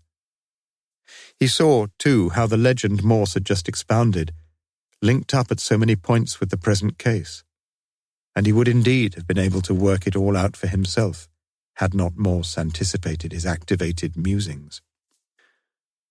You can appreciate, Lewis, how Anne Scott's intimate knowledge of this old myth was bound to affect her attitudes and actions. Just think, as a young and beautiful undergrad here, she had met a man and married him, just as in the Oedipus myth Queen Jocasta married King Laius. Then a baby arrived, and just as Jocasta couldn't keep her baby because an oracle had told her that the baby would kill its father, so Anne Scott and her husband couldn't keep theirs because they had no permanent home or jobs and little chance of bringing up the boy with any decent prospects. Jocasta and Laius exposed the infant Oedipus on some hillside or other, and Anne and her husband did the modern equivalent. They found a private adoption society which took the baby off their hands immediately. I don't know much about the rules and regulations of these societies, but I'd like to bet that in this case there was a provision that the mother was not to know who the future foster parents were going to be, and that the foster parents weren't to know who the actual mother was. Now, Lewis, what would every mother be absolutely certain to remember about her only child, even if it was taken from her almost immediately after it was born? Face and features? Certainly not. Even after a few weeks, any clear-cut visual memory would be getting progressively more blurred, and after a few months, certainly after a year, the odds are that she wouldn't even recognize her own offspring. So what's that one thing that she'll never forget, Lewis? Just think back a minute. Our friend Bell, Superintendent Bell, was quite right on one point. He believed that something must have happened the night before Anne Scott died that proved to be the immediate cause of her subsequent actions. He didn't do a bad job either, because he came up with 2 or 3 very interesting facts. He learned, for instance, that the bridge evening happened to be its first anniversary, and what's-her-name had laid on some sherry for the occasion, and if you want to get non-boozers a bit relaxed fairly quickly, a few glasses of sherry isn't a bad bet. Doubtless tongues began to wag a bit more freely than usual, and we know a couple of the things that cropped up. Vietnam and Cambodia did, for a start, and I suspect that the only aspect of those human tragedies that directly impinges on your bourgeois North Oxford housewife is the question of adopting 1 or 2 of the poor little blighters caught up in refugee camps. All right, Lewis? I reckon adoption was a topic of conversation that night. Then Bell got to know something else, and bless his heart for sticking it down, they were talking about birthdays, and not unnaturally so in view of the fact they were celebrating their own first birthday. And as I've just said, Lewis, there's one thing no mother's ever going to forget, and that's when her only baby was born. So this is how I reckon things were. That night at the bridge party, somebody who knew Mrs. Murdoch pretty well got a fraction indiscreet and let it be known to a few people, including, alas, Anne Scott, that Mrs. Murdoch's elder son was an adopted boy. And then, in the changing circles of conversation, Anne must have heard Mrs. Murdoch herself volunteering the information that her elder son, Michael, was celebrating his 19th birthday on that very day. What a quirk of fate it all was. I thought you didn't believe in fate, sir. But Morse was oblivious to the interjection and continued his fantastic tale. When Laius, Jocasta's husband, was killed, it had been on the road between Thebes and Corinth. A road accident, Lewis. When Anne Scott's husband died, it had also been in a road accident, and I'm pretty sure that she knew all about it. After all, she'd known the elder Murdoch boy, and Mrs. Murdoch herself, of course, for more than a couple of years. But in itself, that couldn't have been a matter of great moment. It had been an accident. The inquest had found neither party predominantly to blame. If experience in driving means anything, it means that you have to expect learner drivers, like Michael Murdoch, to do something daft occasionally. And in this case, Anne Scott's husband wasn't careful enough to cope with the other fellow's inexperience. But do you see how things are beginning to build up and develop, Lewis? Everything is beginning to assume a menacing and sinister importance. Young Michael Murdoch was visiting Anne Scott once a week for special coaching. And as they sat next to each other, week after week in Canal Reach, I reckon that sheer physical proximity got a bit too much for both of them. The young lad must have become infatuated by a comparatively mature and attractive woman, a woman with a full and eminently feelable figure, and the woman herself, who had probably only been in love once in her life, and that with a married man who'd never been willing to run off with her, must surely have felt the attraction of a young, virile lad who worshipped whatever ground she chose to tread. She must have led him on a bit, Lewis. And sure as eggs is eggs, the springs on the old charpoy in the bedroom are soon beginning to creak pretty steadily. Then? Well, then the trouble starts. She misses a period, and then another, and she goes off to the Jericho clinic where they tell her they'll let her know as soon as they can. It must have been then that she wrote to Charles Richards pleading for a bit of help, a bit of friendly guidance at the very least, and perhaps for a bit of money so that she could go away and have a quiet, private abortion somewhere. But as we know, the letter never got through to Charles Richards at all. By some freakish mischance, the letter was intercepted by Celia Richards, and that, Lewis, was the source of all the trouble. As the days pass and still no reply from her former lover, Anne Scott must have felt that the fates were conspiring against her. Michael Murdoch was the very last person in the world she was going to tell her troubles to. He'd finished his schooling anyway, and so there was no longer any legitimate reason for them seeing each other. Perhaps they met again once or twice after that, I just don't know. What is perfectly clear is that Anne Scott was growing increasingly depressed as the days dragged on. Life hadn't been very kind to her, and looking back on things she saw evidence only of her failures. Her hasty adolescent marriage that had been short-lived and disastrous. Her love for Charles Richards, which had blossomed for a good many years, but which had always been doomed to disappointment. Other lovers, no doubt, who'd given her some physical gratification, but little else. And then Michael Murdoch.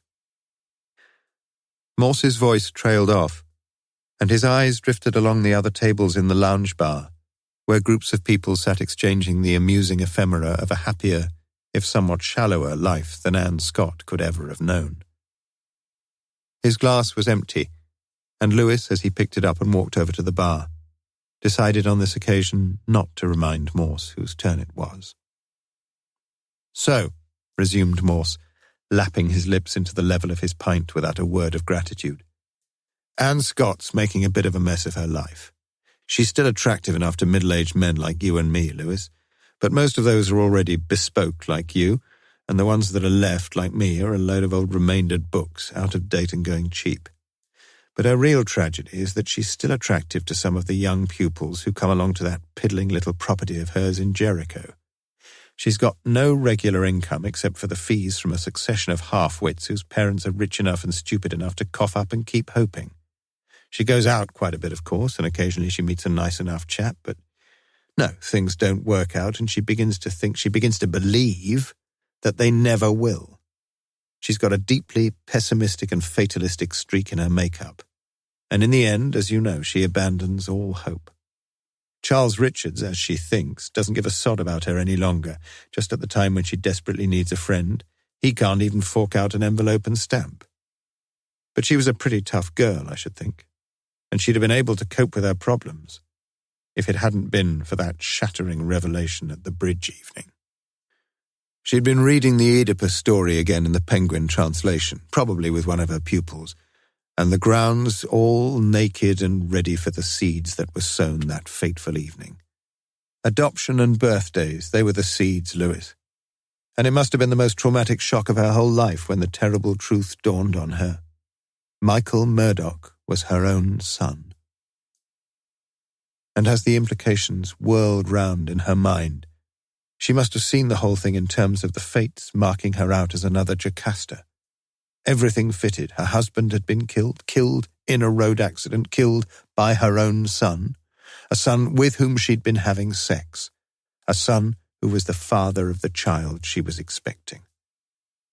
She must have felt utterly powerless against the workings of what she saw as the preordained tragedy of her own benighted life. And so she decides to do the one thing that was left open to her, to stop all the struggling and to surrender to her fate, to cooperate with the forces that were now driving her inexorably to her own death, a death she slowly determines as she sits through that long and hopeless night, will be the death that Queen Jocasta chose. And so, my old friend, she hanged herself. And had she but known it, the curse had still not finally worked itself out. Michael Murdoch is in the intensive care unit at the JR2, and he's blinded himself, Lewis, just as Oedipus did. The whole wretched thing's nothing less than a ghastly reenactment of the old myth as you can read it in Sophocles. And as I told you, if there was one man guilty of Anne Scott's death, that man was Sophocles. The beer glasses were empty again, and the mood of the two men was sombre as Morse took out his wallet and passed a £5 note over to Lewis. My round, I think. It was a turn-up for the books, an even bigger one when Morse insisted that Lewis kept the change. You've been far too generous with your rounds recently, Lewis, I've noticed that. But over-generosity is just as big a fault as stinginess, you know. That's what Aristotle said, anyway. Lewis was feeling a little light-headed in the rarefied air of these Greek philosophers and tragedians, but he was anxious to get one thing straight. You still don't believe in fate, sir? Of course I bloody don't, snapped Morse. But you just think of all those coincidences. What are you talking about? There's only one real coincidence in the business, the fact that Anne Scott should find that one of her pupils is her own son, that's all. And what's so odd about that anyway? She's had hundreds of pupils, and Oxford's not all that big. What about the accident? Well, there are millions of accidents every year, thousands of them in Oxford. You exaggerate a bit, sir. Nonsense. And that's where the coincidences stop, isn't it? Anne Scott decided to hang herself. She decided that. It was a conscious human decision, and had nothing to do with those wretched fates spinning your threads or lopping them off or whatever else they're supposed to do. And the fact that Michael Murdoch squirted so much dope into himself and then did what he did, well, that was a sheer fluke, wasn't it? He could have done anything. Fluke, sir? You seem to want to have it all ways. Flukes, coincidences, decisions, fates. Morse nodded rather sadly. He wasn't quite sure where his own pervasively cynical philosophy of life was leading him. But the facts in this particular case remained what they were. For the life and death of Anne Scott had traced with awesome accuracy those murderous, incestuous, and self-destructive patterns of that early story. "Do you know, Lewis, I could just do justice to some egg and chips." Lewis was losing count of his surprises. "I reckon I'll join you, sir." "I'm afraid you'll have to treat me, though. I don't seem to have any money left." Chapter 34. The great advantage of a hotel is that it's a refuge from home life. G.B. Shaw. The hotel room could have been almost anywhere. A neat, well-furnished room with a white-tiled bathroom annex, its racks replete with fluffy white towels. A cosmopolitan room, a little antiseptic and anemic perhaps, but moderately expensive and adequately cosy. 2 separate lights were affixed to the wall just above the headboard of the double bed, though neither was turned on as Charles Richards lay on his back, his left hand behind his head, smoking silently. He wasn't sure of the exact time, but he thought it must be about 7:30 a.m., and he had been awake for over an hour. Beside him, her back towards him, lay a young woman, the mauve-striped sheet draped closely round her naked body. Occasionally she stirred slightly, and once or twice her lips had mumbled somnolent endearments. But Charles Richards felt no erotic stirrings towards her that morning. For much of the time as he lay there, he was thinking of his wife, and wondering sadly why it was that now, when she was willing to let him go, his thoughts kept drifting back to her. She had not cried or created any scene when at last the truth of his relations with Anne Scott had been forced into the open. But her eyes had betrayed her hurt and disappointment, and a hardness that made her face seem older and plainer.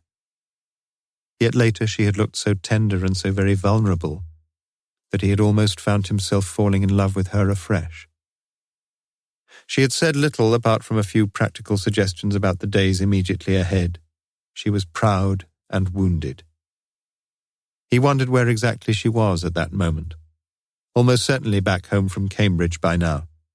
And if she was, her bed would already have been made up neatly, the sheets stretched taut across the mattress and lovingly smoothed as she had always smoothed them. And then there was Conrad, his dear and loyal brother Conrad, who had turned up the previous day and managed to book a single room in one of the cheaper hotels across the plaza. Outwardly, Conrad seemed as calm as ever, yet underneath were indications of an unwonted anxiety. Which of course was all perfectly understandable, for Conrad had been left with a difficult choice. But as Charles saw it, his brother had almost certainly made the wrong one. Why come out to Madrid? There was virtually no chance that the police could suspect Conrad of anything, so why hadn't he arranged some quiet little business trip in England? All right, he just had to get away, so he'd said, though Charles doubted even that. There was a light knock on the door, followed by the rattle of a key in the bedroom lock, and a young, heavily moustached Spanish waiter brought in the breakfast tray. But the woman still slept on, and Charles was glad of that. For the previous morning she had suddenly jerked herself up to a sitting position, completely naked to the waist, and for some deeply innate reason he had felt himself madly jealous as the waiter's dark eyes had feasted on her breasts. For 5 minutes the tray by the bedside remained untouched, and then Jennifer turned over towards him, her long, painted fingers feeling inside the top of his pyjama jacket. He knew then beyond doubt that after breakfast he would be making love to her again. And momentarily he despised himself. Despised that utterly selfish self of his that almost invariably sought some compensating gratification from every situation, just as he had sought out Jennifer Hills after Celia had learned the truth. He shook his head slowly on the pillow and reached out for the coffee pot, but the woman's fingertips were detouring tantalizingly towards his pyjama trousers, and he turned himself towards her. "Can't you even wait till after breakfast?" "No, I want you now." "You're a sexy bitch, aren't you?" Especially in the mornings, you know that." When the Spanish chambermaid came in to clean up at 10:30 a.m., she found the toast untouched as it had been the previous morning, and smiling knowingly to herself, she turned her attention to smoothing out the rumpled, mauve-striped sheets. Conrad Richards ate little breakfast either, for he was a deeply worried man. He'd suspected the previous day that Charles had been most displeased to see him, and now he wished he'd never come. But he needed some advice and reassurance, and for those he had depended on his brother all his life.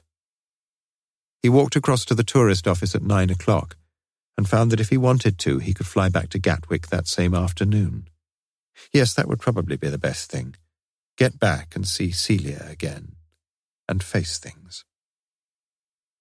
But when, at 11 a.m., the brothers met in the cocktail bar of the Palace Hotel, Charles seemed his bright, ebullient self once more. "Go back today? Nonsense, you've not even had a chance to look round. Look at that." He pointed out across the plaza to the fountains playing beside the statue of Neptune. "Beautiful, isn't it? We'll do a bit of sightseeing together, Conrad. What do you say?" "What about, don't worry about her. She's flying back to Gatwick this afternoon. On my instructions." Celia, too, had been up early that morning, deciding as she had done to follow Charles's practice of putting some time in at the office on Saturday. The previous day, a measure of greatness had been thrust upon her, for she had found herself making decisions about contracts and payments without the slightest hesitation, and she'd enjoyed it all. Seated in Charles's chair, she dictated letters and memoranda, answered the telephone, greeted 2 prospective clients and 1 ineffectual salesman, all with a newfound confidence that had surprised her.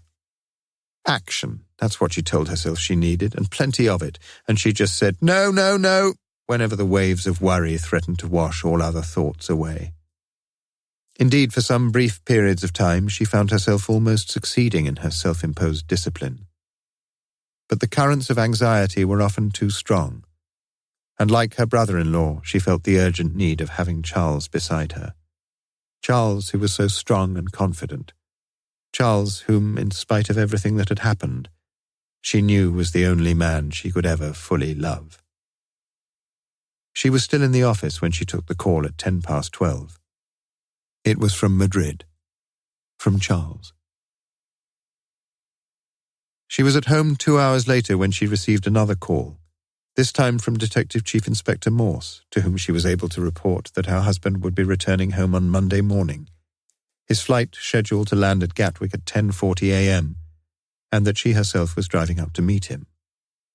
If it was really necessary, yes, they could probably be back by about 2 o'clock, if the plane was on time, of course. Make it 2:30 then? Better still, 3 o'clock, just to be on the safe side. At the Richards house. All right, fine. Have you any idea where your husband's brother is? Conrad? No, I haven't, I'm afraid. He's off on business somewhere, but no one seems to know where he's gone. Oh, I see. Celia could hear the disappointment in the inspector's voice and was clearly anxious to appear cooperative. Can I give him a message when he gets back? No, Morse sounded indecisive. Perhaps not, Mrs. Richards. It was just... No, it doesn't matter. It's not important. Lewis had come into the office during the last part of the telephone conversation, and Morse winked at him broadly as he replaced the receiver. Monday, then. That's the big showdown, Lewis. 3 o'clock.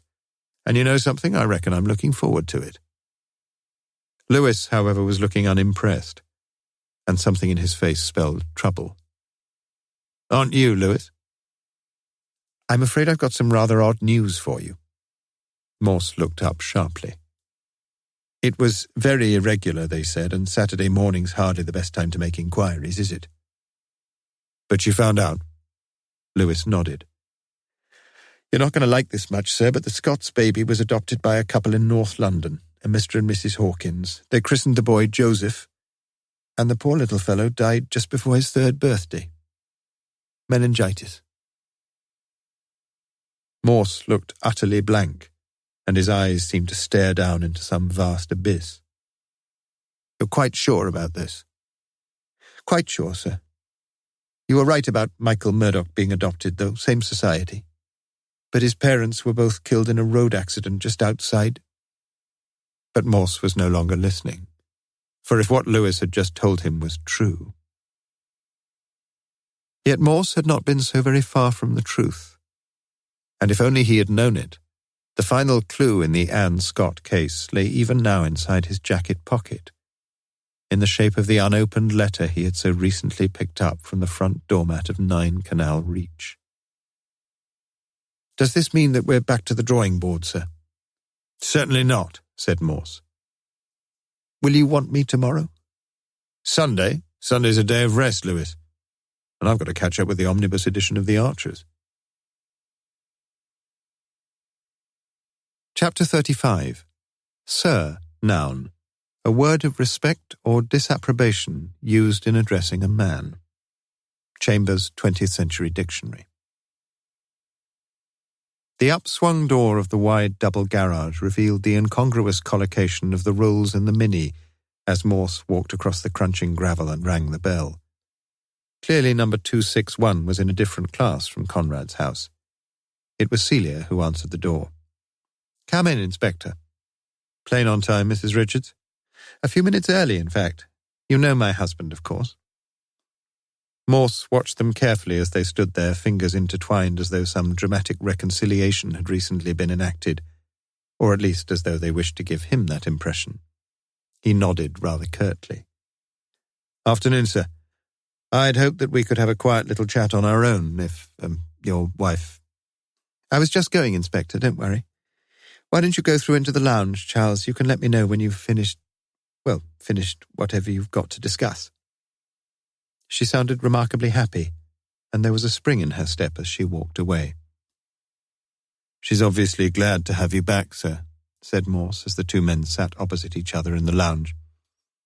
"I think she is, yes. Bit surprising, perhaps. We're not here to talk about my personal affairs, I hope." "I'm afraid your personal affairs are very much involved, sir." "But not my private relations with my wife?" "No, perhaps not, sir." "And I wish you'd stop calling me sir." "My sergeant calls me sir all the time. It's just a sort of social formality, Mr. Richards." Morse slowly took out a cigarette as if he were anxious to impose some leisurely tempo on the interview. "Mind if I smoke?" "Not a bit." Richards took an ashtray from the mantelpiece and placed it on the arm of Morse's chair. Morse offered the packet across, but Richards shook his head with a show of impatience.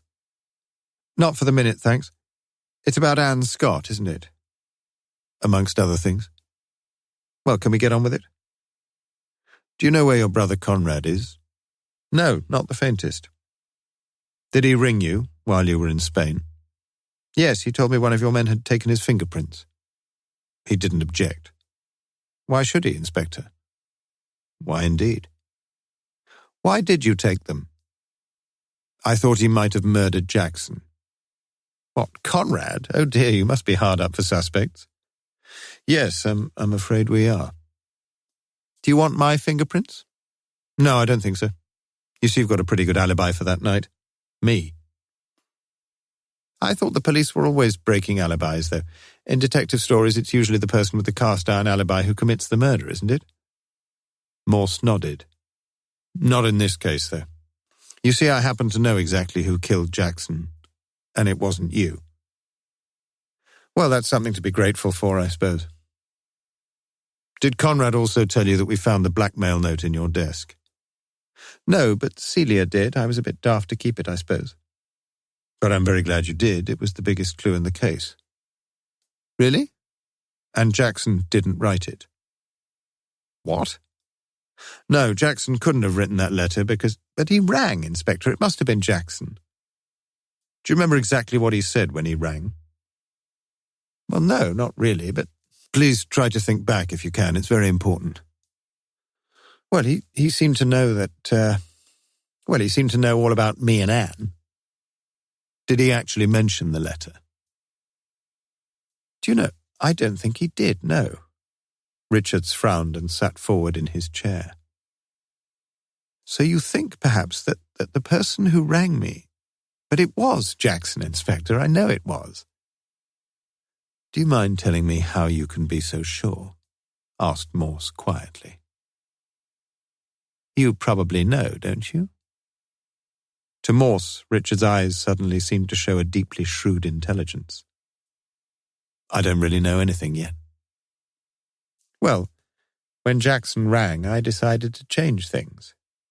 Change the time and the place and all that. I thought it would give me a chance. To follow him? Yes.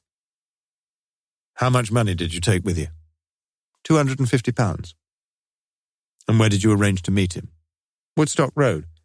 I left the money behind a telephone box there near Fieldhouse Road or some such name. I can show you if... Then you waited and followed him. That's right. In the car. Richards nodded. It wasn't easy, of course, but... Did you take Conrad with you? Take Conrad? What on earth? How did Conrad follow Jackson? On his bike? What the hell are you talking about? I followed Jackson in the car. There's a folding bicycle in your garage. I just happened to notice it as I came up the drive. Did he use that? I just told you, Inspector. I don't know where you're getting all these cockeyed notions from, but did you put the bike in the back seat or in the boot? I told you. Look, sir, there can be no suspicion whatever that either you or your brother Conrad murdered George Jackson. None. But I'm still faced with a murder, and you've got to tell me the truth, if only because then I'll be able to eliminate certain lines of inquiry and stop myself wasting my bloody time. You've got to understand that. If I can get it quite clear in my own mind exactly what happened that night, I shall be on the right track. I'm certain of that. And I'm certain of something else, and that is that you involved Conrad in some way or other. It might not have been on a bike. Yes, it was, said Richards quietly. We put it in the back of the Rolls, and when I parked just off the main road, Conrad got it out. He'd dressed up in a gown and had a few books with him. We thought it would sort of merge into the background somehow. And then Conrad followed him. He followed him to Canal Reach, yes, last house on the right. So? So nothing, Inspector. We knew where he lived, and it was me, actually. I found out his name. Go on. That's the finish, Inspector. You didn't drive Conrad into Oxford the night Jackson was killed, the night you spoke at the Book Association. I swear I didn't. Where was Conrad that night? I honestly don't know. I did ask him after we'd heard about this Jackson business, but he said he just couldn't remember, probably at home all night. But he's got no alibi, you mean? I'm afraid not. Well, I shouldn't worry about that, sir. Mr. Richards, I mean. I take it as a good sign rather than a bad one that your brother's a bit hazy about that night. I see, yes. It's not all that easy, is it, remembering where you were a week or so ago? You'd surely have no trouble, though. About that night, I mean. No, I haven't. I forget exactly when the meeting finished, but I know I drove straight home, Inspector. I must have been home by, 10:30, I should think. Would your wife remember? Why don't you ask her? Hardly worth it, is it? You probably got it all worked out anyway. I resent that, Inspector. All right, my brother and I probably acted like a pair of idiots. I realize that. I should have told the police about the letter and so on straight away. All right, but please don't drag Celia into things. I've treated the poor woman shabbily enough without her having to... I'm sorry. I shouldn't have said that, and it doesn't really matter when you got home that night. Why should it? But it's rather nice when someone can confirm what you say, isn't it? And I'm quite sure that Celia... Forget it, please. I think I've got the general picture, and I'm very grateful to you. Morse stood up to go. We shall have to have a statement, of course, but I can send Sergeant Lewis along at some time that's convenient for you. Can't we get it done now, Inspector? I've got a pretty hectic program these next few days. Not off to Spain again, I hope. No, I'm off to Newcastle first thing in the morning, and I expect to be there a couple of days. Then I'm going on. Don't worry about that. There's no rush. As I say, it's not really important, but all this bureaucratic business of getting things down on paper, getting people to sign things and all that. And to be truthful, Mr. Richards, we sometimes find that people change their evidence a bit when it actually comes down to having to sign it. Funny, isn't it? And of course, the memory plays some odd tricks on all of us. Sometimes we find that we suddenly remember a particular detail that we thought we'd quite forgotten. I'm not sure I like what I think you're trying to say, said Richards, his voice a degree harsher now. No?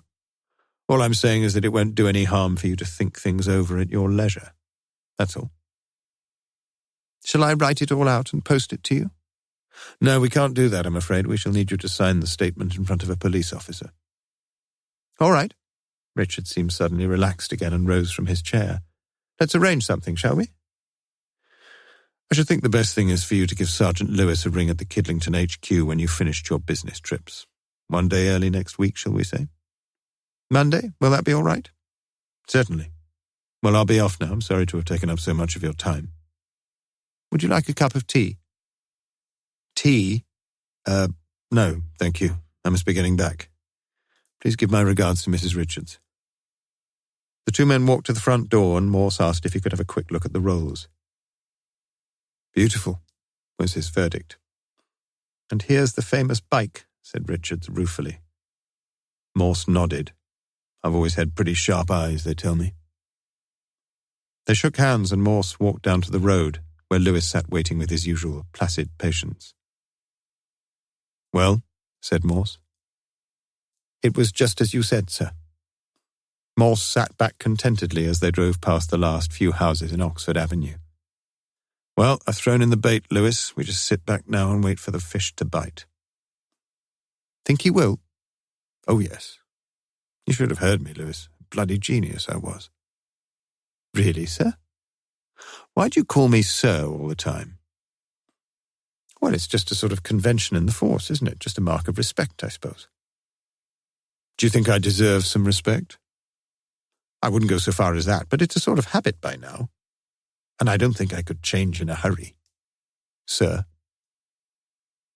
Morse sat back happily, for things were going extraordinarily well. At least on one front. Chapter 36. Avontur and a Laere, Alles own. Geoffrey Chaucer, Troilus and Crusade. As instructed, the sister had telephoned Kidlington HQ when the time seemed to her most opportune, and the following evening at 8 p.m, Morse and Lewis sat waiting in a small anteroom just off Dyne Ward, in the Eye Hospital at the Radcliffe Infirmary in Walton Street, whither Michael Murdoch had now been transferred. Edward Murdoch, after just leaving his brother's bedside, looked surprised and somewhat flustered as he was ushered into this room and told to sit down. There were no formalities. Can you spell believe? Asked Morse. The boy swallowed hard and seemed about to answer when Morse, thrusting the blackmail note across the table, answered the question for him. Of course you can. You're a well-educated lad. We know that. No, please don't touch it, Edward. Fingerprints all over it, you see, but whoever wrote that letter couldn't spell believe, could he? Just have a look at it. The boy shifted awkwardly in his chair, his eyes narrowing over the writing in the long, uncomfortable silence that followed. Did you write it? Asked Morse slowly. Or was it your brother? The boy shook his head in apparent bewilderment. You must be joking. It was Lewis who spoke next, his voice flat and unconcerned.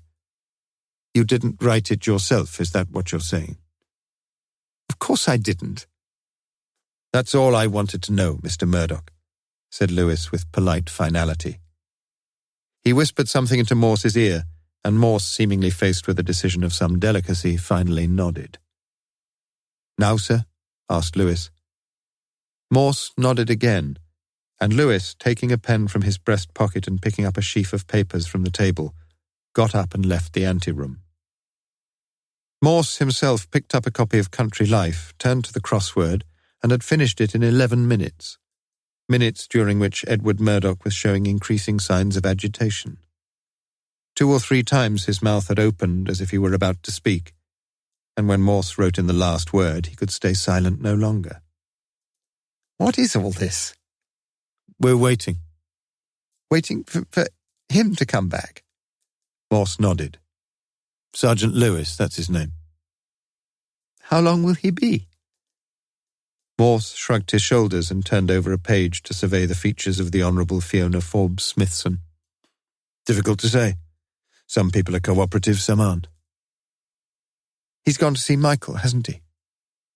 He's got his duty to do, just like the rest of us. But it's not fair. Michael's ill.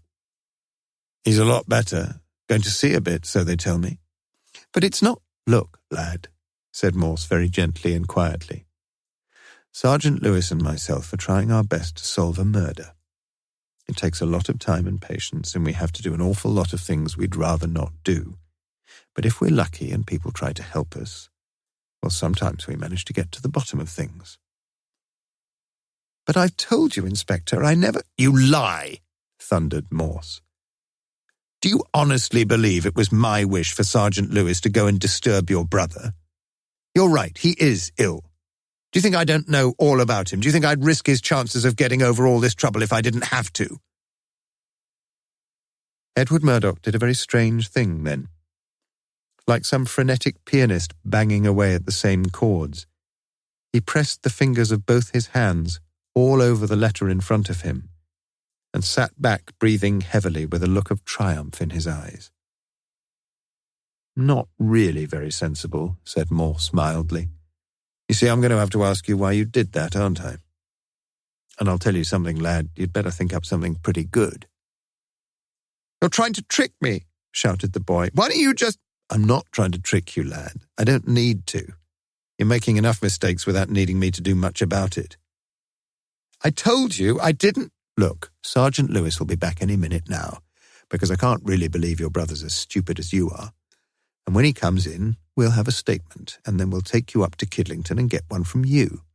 It's all right, you didn't write the letter, you say. That's fine. All we've got to do is get it down in writing, then typed up and signed. Won't take all that long, and I'll give your mum a ring and tell her. What's it got to do with her? Won't she be a bit worried about you, lad? You're all she's got at home now, you know. And she's had one hell of a time this last few weeks, hasn't she? It was the final straw, and Edward Murdoch buried his head in his hands and wept. Morse quietly left the room and beckoned to Lewis, who had been sitting for the last quarter of an hour on a bench at the end of the corridor, making steady progress with the coffee break crossword in the Daily Mirror. The sordid little story was soon told. It had been Edward who had seen the letter to Charles Richards underneath a pile of books in the study, unsealed but ready to post, with the envelope addressed and stamped. In it, Anne Scott had begged for advice, support, and money. She was sure she was pregnant and the father could only be Charles Richards because she had never made love with any other man. She pleaded with Charles to contact her and arrange to see her. She knew he would agree because of what they had meant to each other for so many years, and so very recently, too. She held out no threats, but the very fact that such a thing had crossed her mind served only to show how desperate she was feeling. If he could be her lover no longer, at least he could be a friend, now when she needed him as never before. She treasured all the letters he had written to her, and rereading them was about the only thing that gave her any hope. She would burn them all, as he'd often asked her to, if only he would help her. If he wouldn't, well, she just couldn't say what she would do. As best he could remember it, that was the gist of the letter that Edward had read before hastily replacing it as he heard Anne climbing the stairs. And that was the gist of what he'd told his brother Michael the same evening. Not in any fraternal, conspiratorial sort of way. Just the opposite, in fact, because Michael had frequently boasted about making love to Anne, and yes, he, Edward, had been angry and jealous about it. But Michael had laughed it off. After all, it wasn't much good her appealing to him for any money, was it? He couldn't even afford a decent fix every now and again.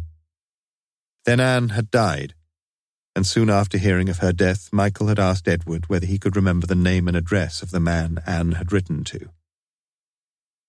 And that's how it started. Just a joke, really.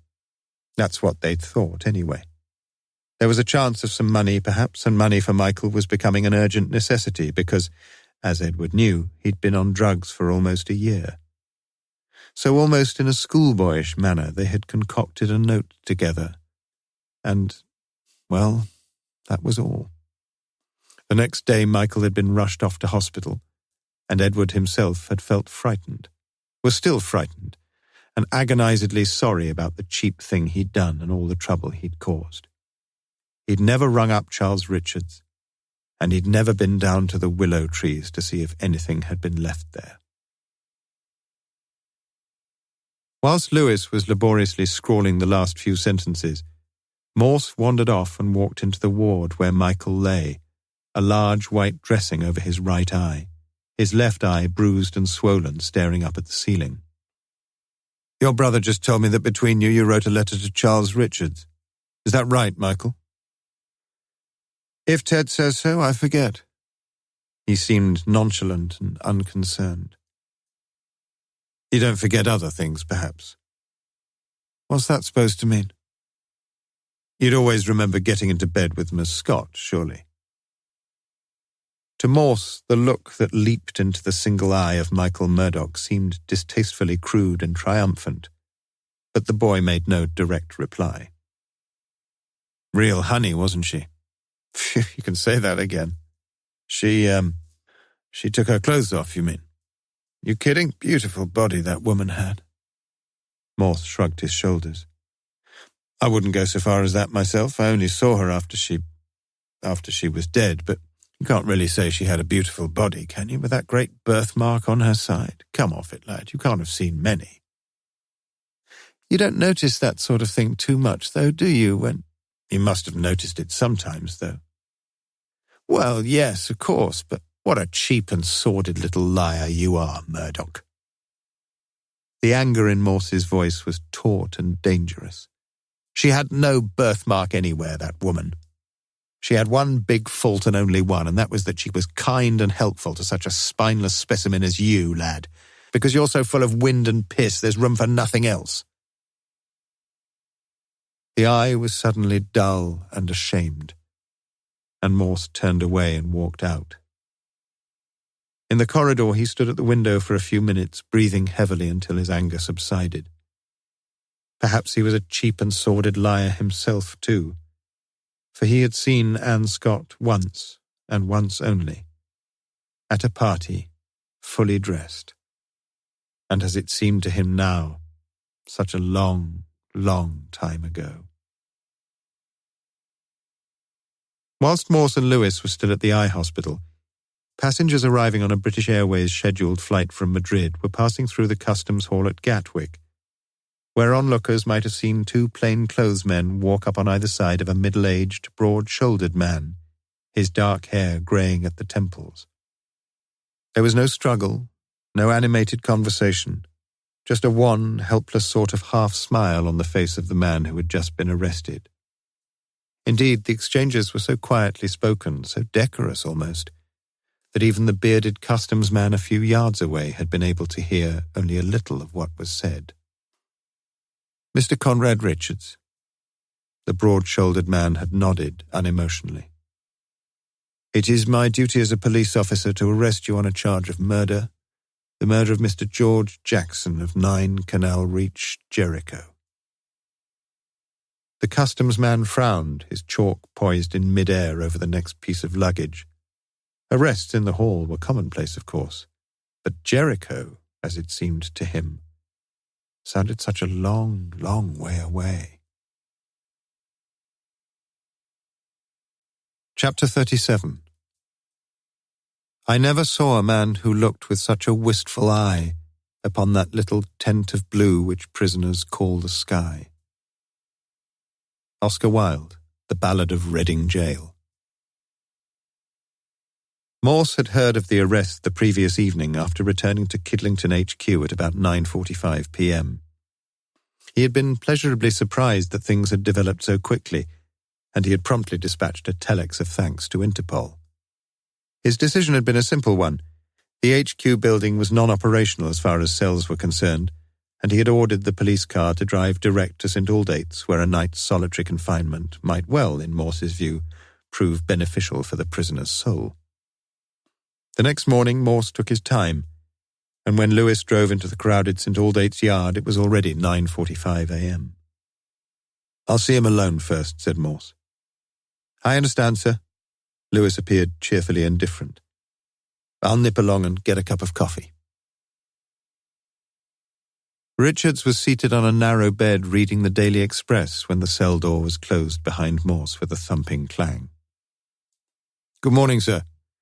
We haven't met before, have we? I've met your brother several times, of course, but never you. I'm Morse, Detective Chief Inspector Morse. Charles has told me about you, Inspector. Do sit down, please. We've got quite a lot to talk about, haven't we? I've told the people here that you were perfectly free, of course, to call your lawyer. They told you that, I hope. I don't need a lawyer, Inspector. And when you let me go, which won't be long, believe me, I promise I shan't even complain about being cooped up for the night in this wretched cell. I do hope they've treated you reasonably well. Quite well, yes. And it's good to get back to some English food, I must say. Perhaps a prisoner's life isn't too bad. It's pretty grim, I'm afraid. Well, I think you've got a bit of explaining to do, Inspector. Really? I was hoping you were going to do all that. I've been accused of murdering a man, I understand. That's it. Don't you think that you owe me just a little explanation? All right. Your brother Charles told you about the blackmail note he received and asked for your cooperation.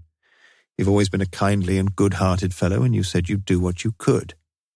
Then your brother had a phone call about the note, or at least a call he thought was about the note, and he arranged to meet the blackmailer, Jackson. He drove his rolls into Oxford, and he took you with him.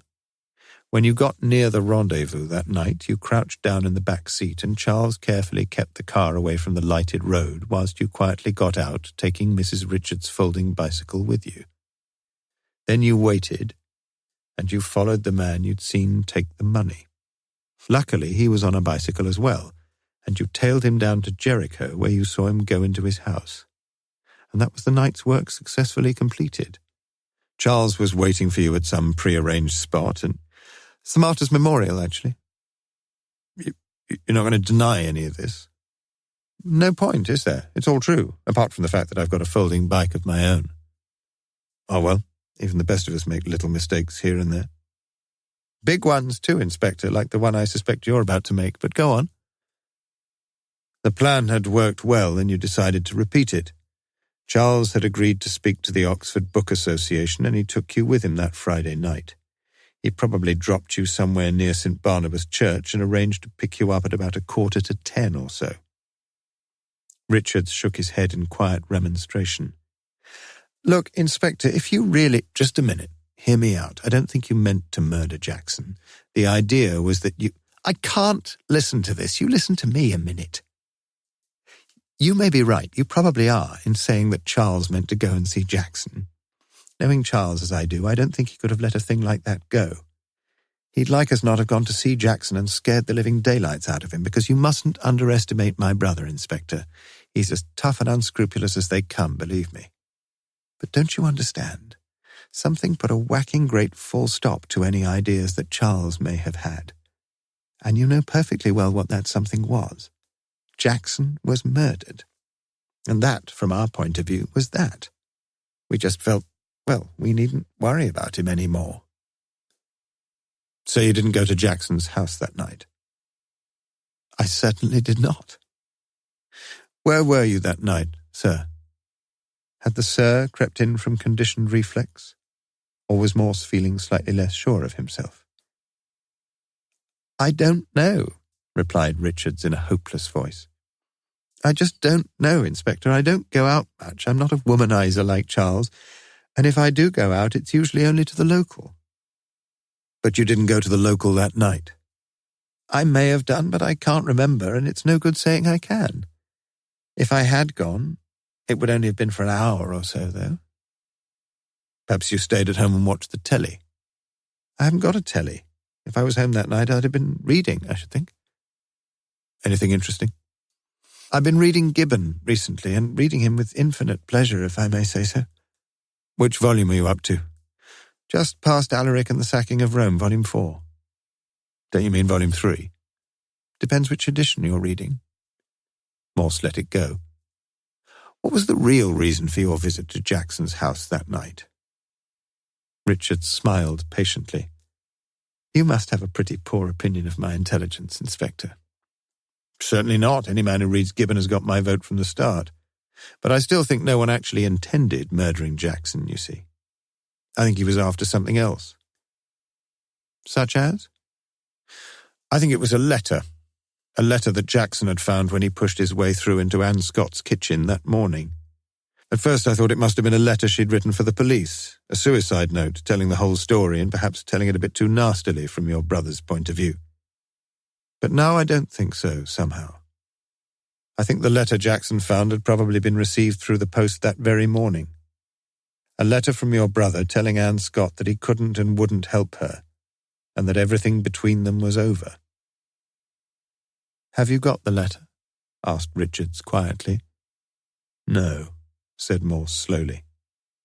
"No, we haven't." "Aren't you going to have to do a bit better than this, Inspector?" "Well, your brother was looking for something in that shed at the bottom of Jackson's garden. Or was that you, sir?" "In a shed?" Morse ignored the apparent incredulity in Richard's voice and continued. "That letter would have been a bad thing for your brother, sir. It could have broken up his marriage if—" "But Celia knew about Anne Scott." "Only very recently, I think." "Yes, that's true." "Do you love your sister-in-law?" Richards looked down sadly at the concrete floor and nodded.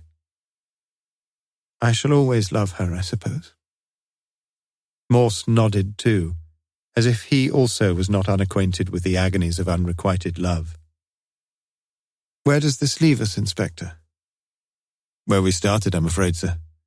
You've been charged with the murder of Jackson, and that charge still stands, so we'd better get back to thinking about where you were on the night when—" Richards got up from the bed, a new note of exasperation in his voice. "I've told you I don't know. If you like, I'll try like hell to get hold of somebody who may have seen me. But there are millions of people who couldn't prove where they were that night."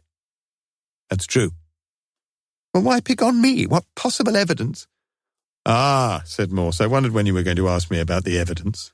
You can't honestly think we'd have you brought here just because no one saw you reading Gibbon that night. Give us a little credit." Richards looked puzzled. "You've got some evidence. Against me?" "Well, we're not absolutely sure, but yes, we've got some evidence. You see, there were several fingerprints in Jackson's bedroom, and as you know, I asked my sergeant to take yours." "But he did. And I'll tell you one thing, Inspector, my prints could quite definitely not have matched up with anything there because I've never been in the bloody house. Never." "I think you've missed my point, sir. We didn't really get a chance of matching up your prints at all. I know it's our fault, but you must forgive Sergeant Lewis. You see, he's not very well up in that sort of thing, and, well, to be truthful, sir, he mucked things up a bit. But he's a good man, and he's willing to have another go. It's important, don't you think, to give a man a second chance? In fact, he's waiting outside now." Richard sat down on the bed again, his head between his hands. For several minutes he said nothing, and Morse looked down at a man who now seemed utterly weary and defeated. "Cigarette?" said Morse. Richards took one and inhaled the smoke like a dying man gasping at oxygen. "When did you find out?" he asked very quietly. "Find out that you weren't Conrad Richards, you mean? Well, let me see now." Morse himself inhaled deeply on his own cigarette, and as he briefly told of his discoveries, the same wan and wistful half-smile returned to the face of the man who sat on the edge of the narrow bed. It was the face of Charles Richards. Chapter 38. Fingerprints are left at the scenes of crime often enough to put over 10,000 individual prints in the FBI files. Even the craftiest of perpetrators sometimes forget to wipe up everywhere. Murder, Inc. "When did you find out, Morse?" asked the ACC that afternoon. "Looking back on it, sir, I think the first inkling should have come when I went to the Book Association and learned that it had been Anne Scott who had suggested to the committee that Charles Richards should be invited along to talk about the small publishing business. Such a meeting would attract a few people, the committee felt, especially some of the young students from the Polytechnic who might be thinking of starting up for themselves. But small is the operative word, sir. In a limited and very specialized field, the Richards brothers had managed to run a thriving little concern. But who had heard of them? Who, except for Anne Scott, knew them?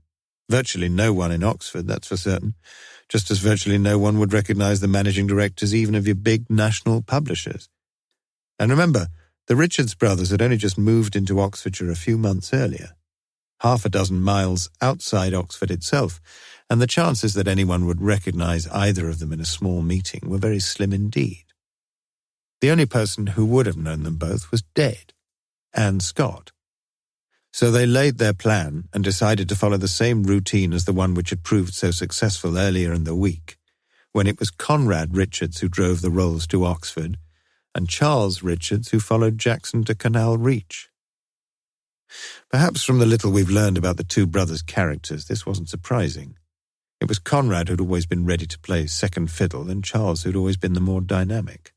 So they decided to swap roles again for the Friday evening, with Conrad taking his brother's place in a talk which, very much at the 11th hour, had been brought forward, thus almost certainly cutting down what would have been a meagre audience at the best of times.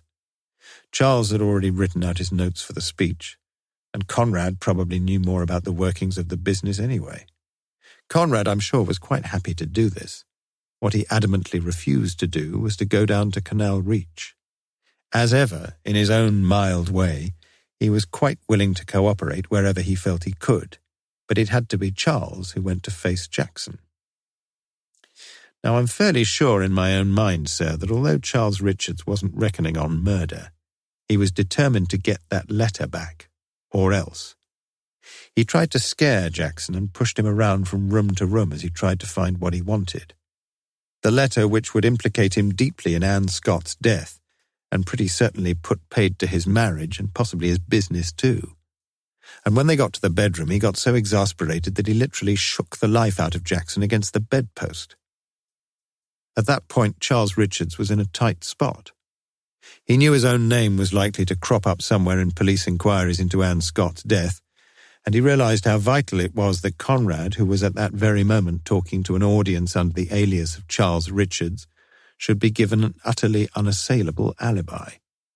So he rang up the police, and then he got the hell out of Jericho and waited at the Martyrs' Memorial for Conrad to pick him up. He didn't find the letter. So he says, and I'm inclined to believe him. What about the change of date for the meeting? Was that deliberate? I don't really see how it could have been, sir. There wasn't the time, I don't think. No, Charles had to go to Spain on business sometime this month, and it so happened that one of his girlfriends told him that she could get away too and join him, but only during that week. So Charles pleaded urgent business, the meeting was changed, and the brothers took full advantage of... Well, lucky for them, wasn't it, keeping the audience down, I mean? Luckier than you realise, sir. Miss Universe or World or something was on the telly that night, and I'm surprised you weren't watching it, Morse. Did they pick the right girl, sir? Well, personally, I'd have gone for Miss... Go on. I should think things must have looked pretty black as they went home that night and talked over what had happened. But very soon one thing must have become increasingly clear to the pair of them. Perhaps all would be well, if only they could keep up the pretense. The real danger would come if the police, in connection with Anne Scott's death, discovered that the Charles Richards of the OBA talk was not Charles Richards at all, but his brother Conrad, because the speaker that night had an alibi that no one in the world could shake. So the brothers made their decision. Celia Richards had to be brought into the picture straight away, and Charles had no option but to tell her everything about his affair with Anne Scott and to plead with her to take her part, a pretty big part too, in the deception that followed. The ACC nodded. Yes, you'd better tell me how they worked that. To an outsider, sir, I think that one thing about this case would seem particularly odd. The fact that Sergeant Lewis and myself had never been together when we'd met Conrad Richards, and at the same time we'd neither of us met the two brothers when they were together. Let me explain, sir. I met Charles Richards, or rather the man I thought was Charles Richards, for the first time at the OBA when his physical appearance was firmly fixed for me as Charles Richards. As it happened, I did ring up the actual Charles Richards the next day, but the line, as I well remember, was very poor and crackly, and we ended up almost shouting to each other. In any case, I'd only heard him speak the once, and it just didn't occur to me that the man I was speaking to was any other than the man I'd sat listening to on the back row. Then, a day or two later, I rang Charles Richards again, but he was out at the time, and so I left a message with his secretary for him to ring back. As we now know, sir, the two brothers were able to solve that little problem without too much trouble. When Charles received the message, he got Conrad to ring me back. Easy. But I asked for a meeting with him the next day, and that took a bit more organisation. When I called at Charles Richards' office, I was treated to a neat and convincing little charade by Celia, acting as the receptionist, and by Conrad playing the part of Charles. It was, by the way, sir, at that point that I should have taken more notice of one very significant fact.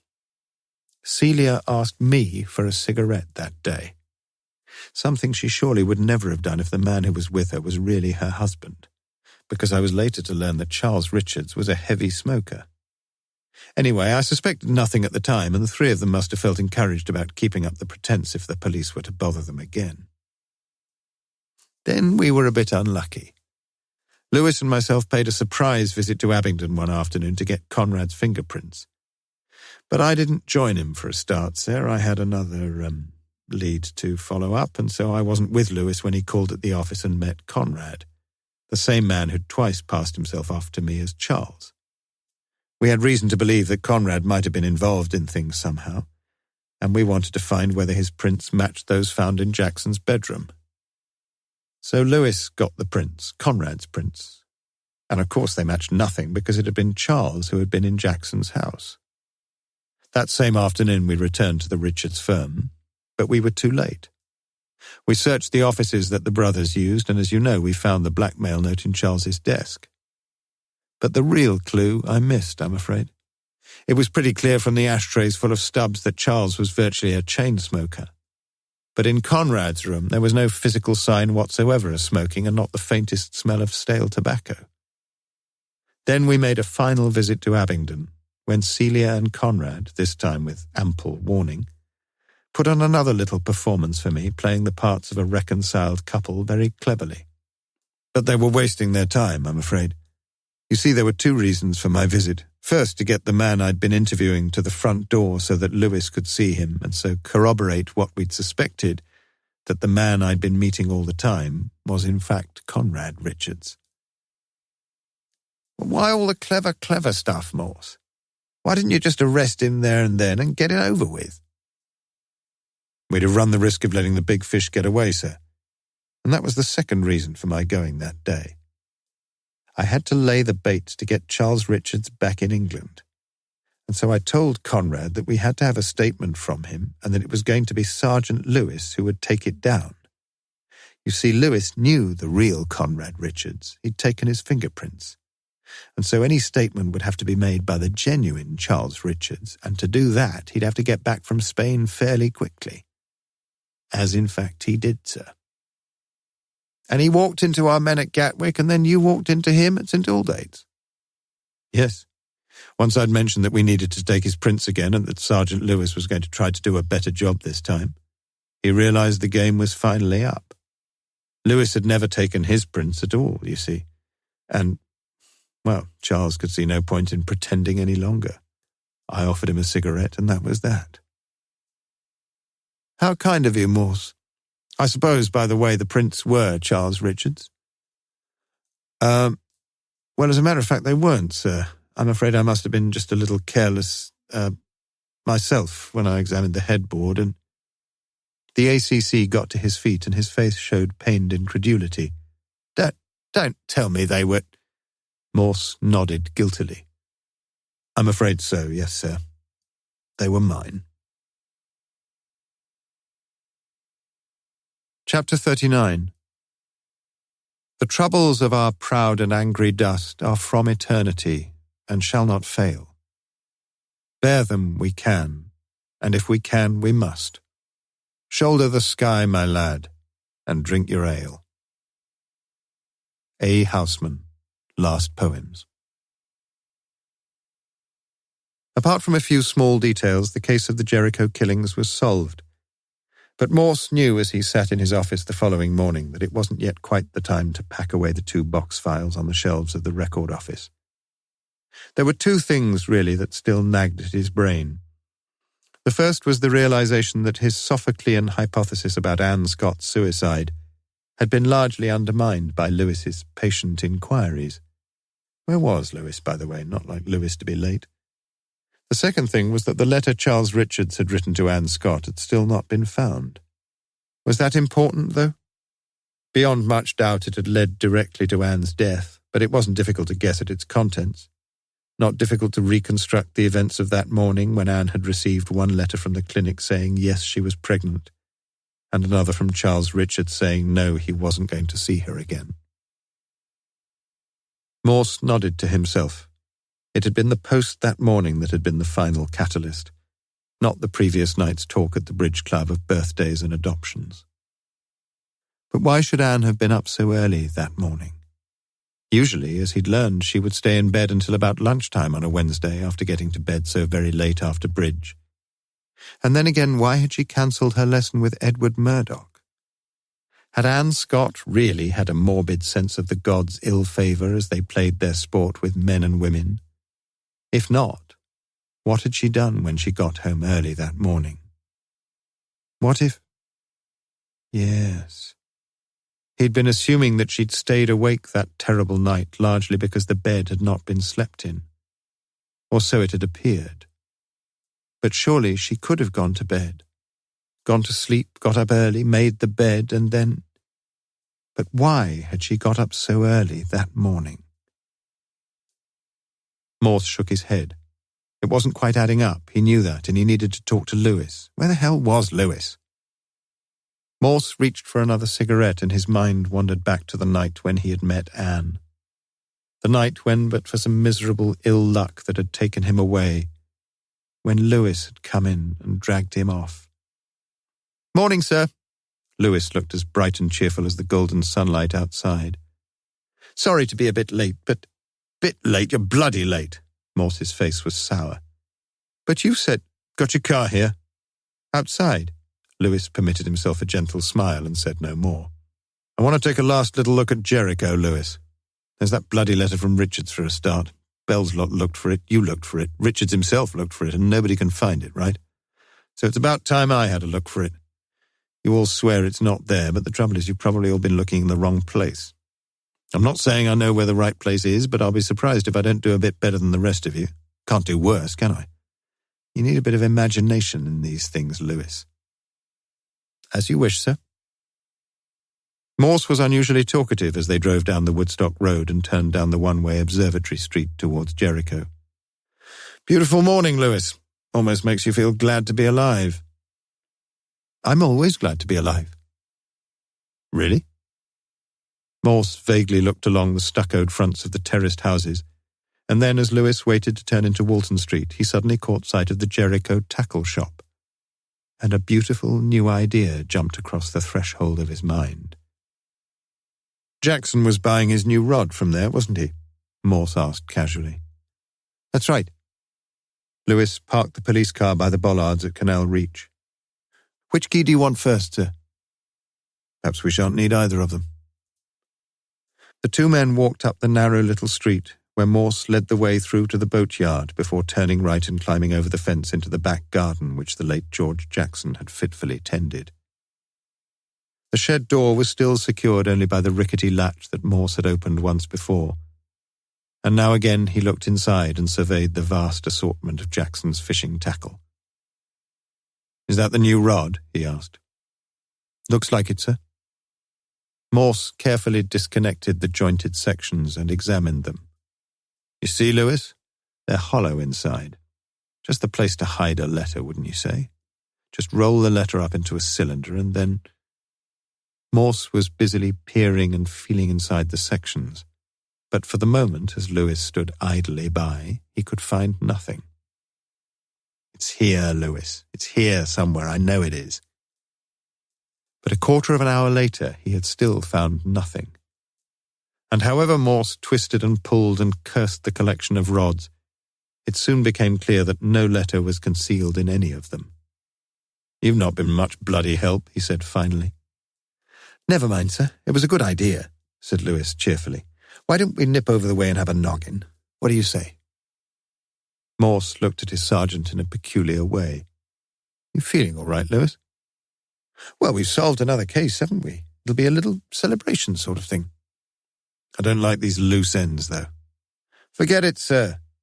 Lewis led the way through the backyard and out once more into Canal Reach, where Morse stopped and looked up at the bedroom window of number 9. Still no curtains. "I wonder," said Morse slowly. "Pardon, sir?" "You got the key, you say?" Lewis fiddled in his pocket and found it. I was just wondering, said Morse, if she had an alarm clock in her bedroom. Can you remember? Not offhand, sir. Let's go and have a look. Morse opened the door and suddenly stopped. Déjà vu. There on the inside doormat was another brown envelope, and he picked it up and looked at it. Southern Gas Board was printed along the bottom of the cover. Just nip upstairs then, Lewis, and bring the alarm clock down. If there is one. When Lewis had left him, Morse put his hand inside his breast pocket and pulled out the envelope he had previously found, and until this moment forgotten about. Slitting open the top in a ragged tear, he took out a single typed sheet of paper. Summertown Curtaining, 8th of October. Dear Miss Scott, I am sorry that we were unable to contact you earlier about your esteemed order for curtaining and pelmeting. Unfortunately, it proved impossible for our fitters to come as agreed on the 3rd inst, since our suppliers let us down over the yellow material for the study and the front bedroom, and we thought it more sensible to do the whole house in one day rather than doing the job in 2 bits. We regret the inconvenience caused. I am now able to inform you that all materials are ready, and we look forward to hearing from you as soon as possible about a convenient time. We confidently expect, as before, that all the work can be completed in a single day, and we shall be happy to begin work at about 9 a.m. if this is again suitable to you. Yours faithfully, J. Burkitt, Manager. As Morse finished reading, Lewis was standing beside him, a small, square, black alarm clock in his hand. Anything interesting? Morse pondered the letter once more, then pointed to the clock. I think we've probably got another loose end tied up, yes. If that thing's set for about 7:30. 7:45, actually, sir. Morse stood still just inside the door, his mind reconstructing the scene that must have taken place in that very room. He seemed sadly satisfied. You know that letter from Charles Richards, sir? Don't you think she probably burnt it with the one from the clinic? Perhaps if we get the Path boys to have a look at those ashes in the grate. Morse shook his head. No, I buggered that out when I started poking around, Lewis. It's no good now. You think he did write a letter to her, sir? Well, not in direct answer to hers, no. Celia Richards intercepted that, as we know. But I think she must have got in touch with him somehow after she'd heard nothing. And I think he wrote to her, yes, I do. He says he didn't, though. Pretty understandable, isn't it? You mean he's got one death on his conscience already? Morse nodded. Not the one you're thinking of, though, Lewis. I don't believe he gives a sod about what he did to Jackson. It's the death of Anne Scott that he'll have on his conscience forever. I'll get them, sir, said Lewis as they walked into the printer's devil. You just sit down and read that. He handed Morse an envelope which had quite clearly been rolled into a tight cylindrical shape. I came here this morning and found it inside the new rod, sir. I hope you'll forgive me for not telling you before, but it's not the letter you were looking for. Lewis walked over to the bar, and Morse sat down and immediately saw the name on the grimy envelope. It was his own. For Chief Inspector Morse, Thames Valley Police. Absolutely private and for the attention of no one else. Inside the envelope was a single sheet of writing, together with a further envelope, itself already opened and addressed Charles Richards. Morse took the single sheet and slowly read it. Dear Inspector Morse, perhaps you will have forgotten me. We met once at a party when you had too much to drink and were very nice to me. I'd hoped you'd get in touch with me, but you didn't. Please, I beg you, be kind to me again now, and deliver the enclosed letter personally and in the strictest confidence. And please, please don't read it. What I am going to do is cowardly and selfish. But somehow I just can't go on anymore. And I don't want to go on anymore. Anne Scott. Lewis had brought the beer over and was sitting quietly opposite. Have you read this, Lewis? No, sir. It wasn't addressed to me.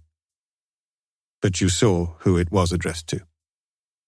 Lewis nodded and Morse passed it over. You didn't read this one either? Asked Morse, taking out the envelope addressed to Charles Richards. No, sir. But I should think we know roughly what's in it, don't we? Yes, said Morse slowly. And I think I ought to do what she asked me, don't you? He passed the envelope across. Seal it up, Lewis, and see that he gets it straight away, please. Was he doing the right thing? Charles Richards would find the letter terribly hurtful to read, there could be little doubt of that. But then, life was hurtful. Morse had just been deeply hurt himself. I'd hoped you'd get in touch with me, she'd said. But you didn't. Oh, if she'd known. If only she'd known. He felt Lewis's hand on his shoulder and heard his kindly words. Don't forget your beer, sir. Epilogue.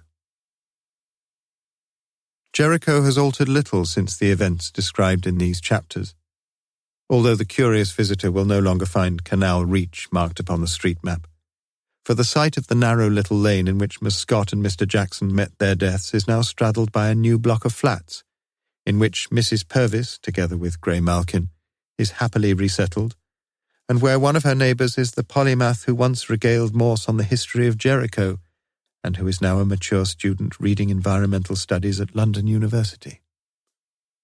Some others, too, who played their brief parts in the case have moved or died, but many remain in the area. Mrs. Beavers, for example, continues to run the corner post office, and Mr. Grimes to sit amongst his locks and burglar alarms. And the Italianate campanile of St. Barnabas still towers above the terraced streets below. In the wider confines of Oxford, a few small items of information may be of some interest to the reader. Michael Murdoch, a jauntily set black patch over his right eye, was able to make a late start to his university studies in the Michaelmas term, whilst Edward Murdoch's German master confidently predicted a grade A in his advanced level examination. The bridge club flourished pleasingly, and Gwendola Briggs was heard to boast of 22 signatures on the wreath purchased for old Mr. Parkes, cremated on the very day that Charles Richards was found guilty at Oxford Crown Court of the murder of George Jackson.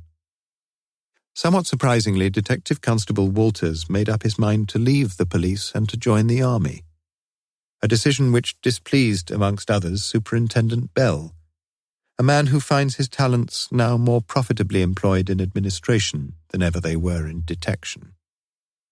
In late November, Sergeant Lewis's eldest daughter produced a baby girl, and Mrs. Lewis was so overjoyed that she bought a modestly expensive bottle of red wine to accompany her husband's beloved egg and chips. And what of Morse? He still walks to his local most evenings, and would appear to take most of his calories in liquid form, for no one has seen him buying cans of food in the Summertown supermarkets. In mid-December he was invited to another party in North Oxford, and as he waited in the buffet queue, his eyes caressed the slim and curving bottom of the woman just in front of him as she leant across the table. But he said nothing, and after eating his meal alone, he found an easy excuse to slip away and walked home. This was an audio production of The Dead of Jericho by Colin Dexter, read by Samuel West. Published by Macmillan Digital Audio, an imprint of Pan Macmillan, a division of Macmillan Publishers International Limited. Text copyright Colin Dexter 1981. Recording copyright Macmillan Digital Audio 2017. The right of Colin Dexter to be identified as the author of this work has been asserted by him in accordance with the Copyright Designs and Patents Act, 1988. All rights reserved. Produced by Leo Wetter and recorded at Strathmore Publishing, London.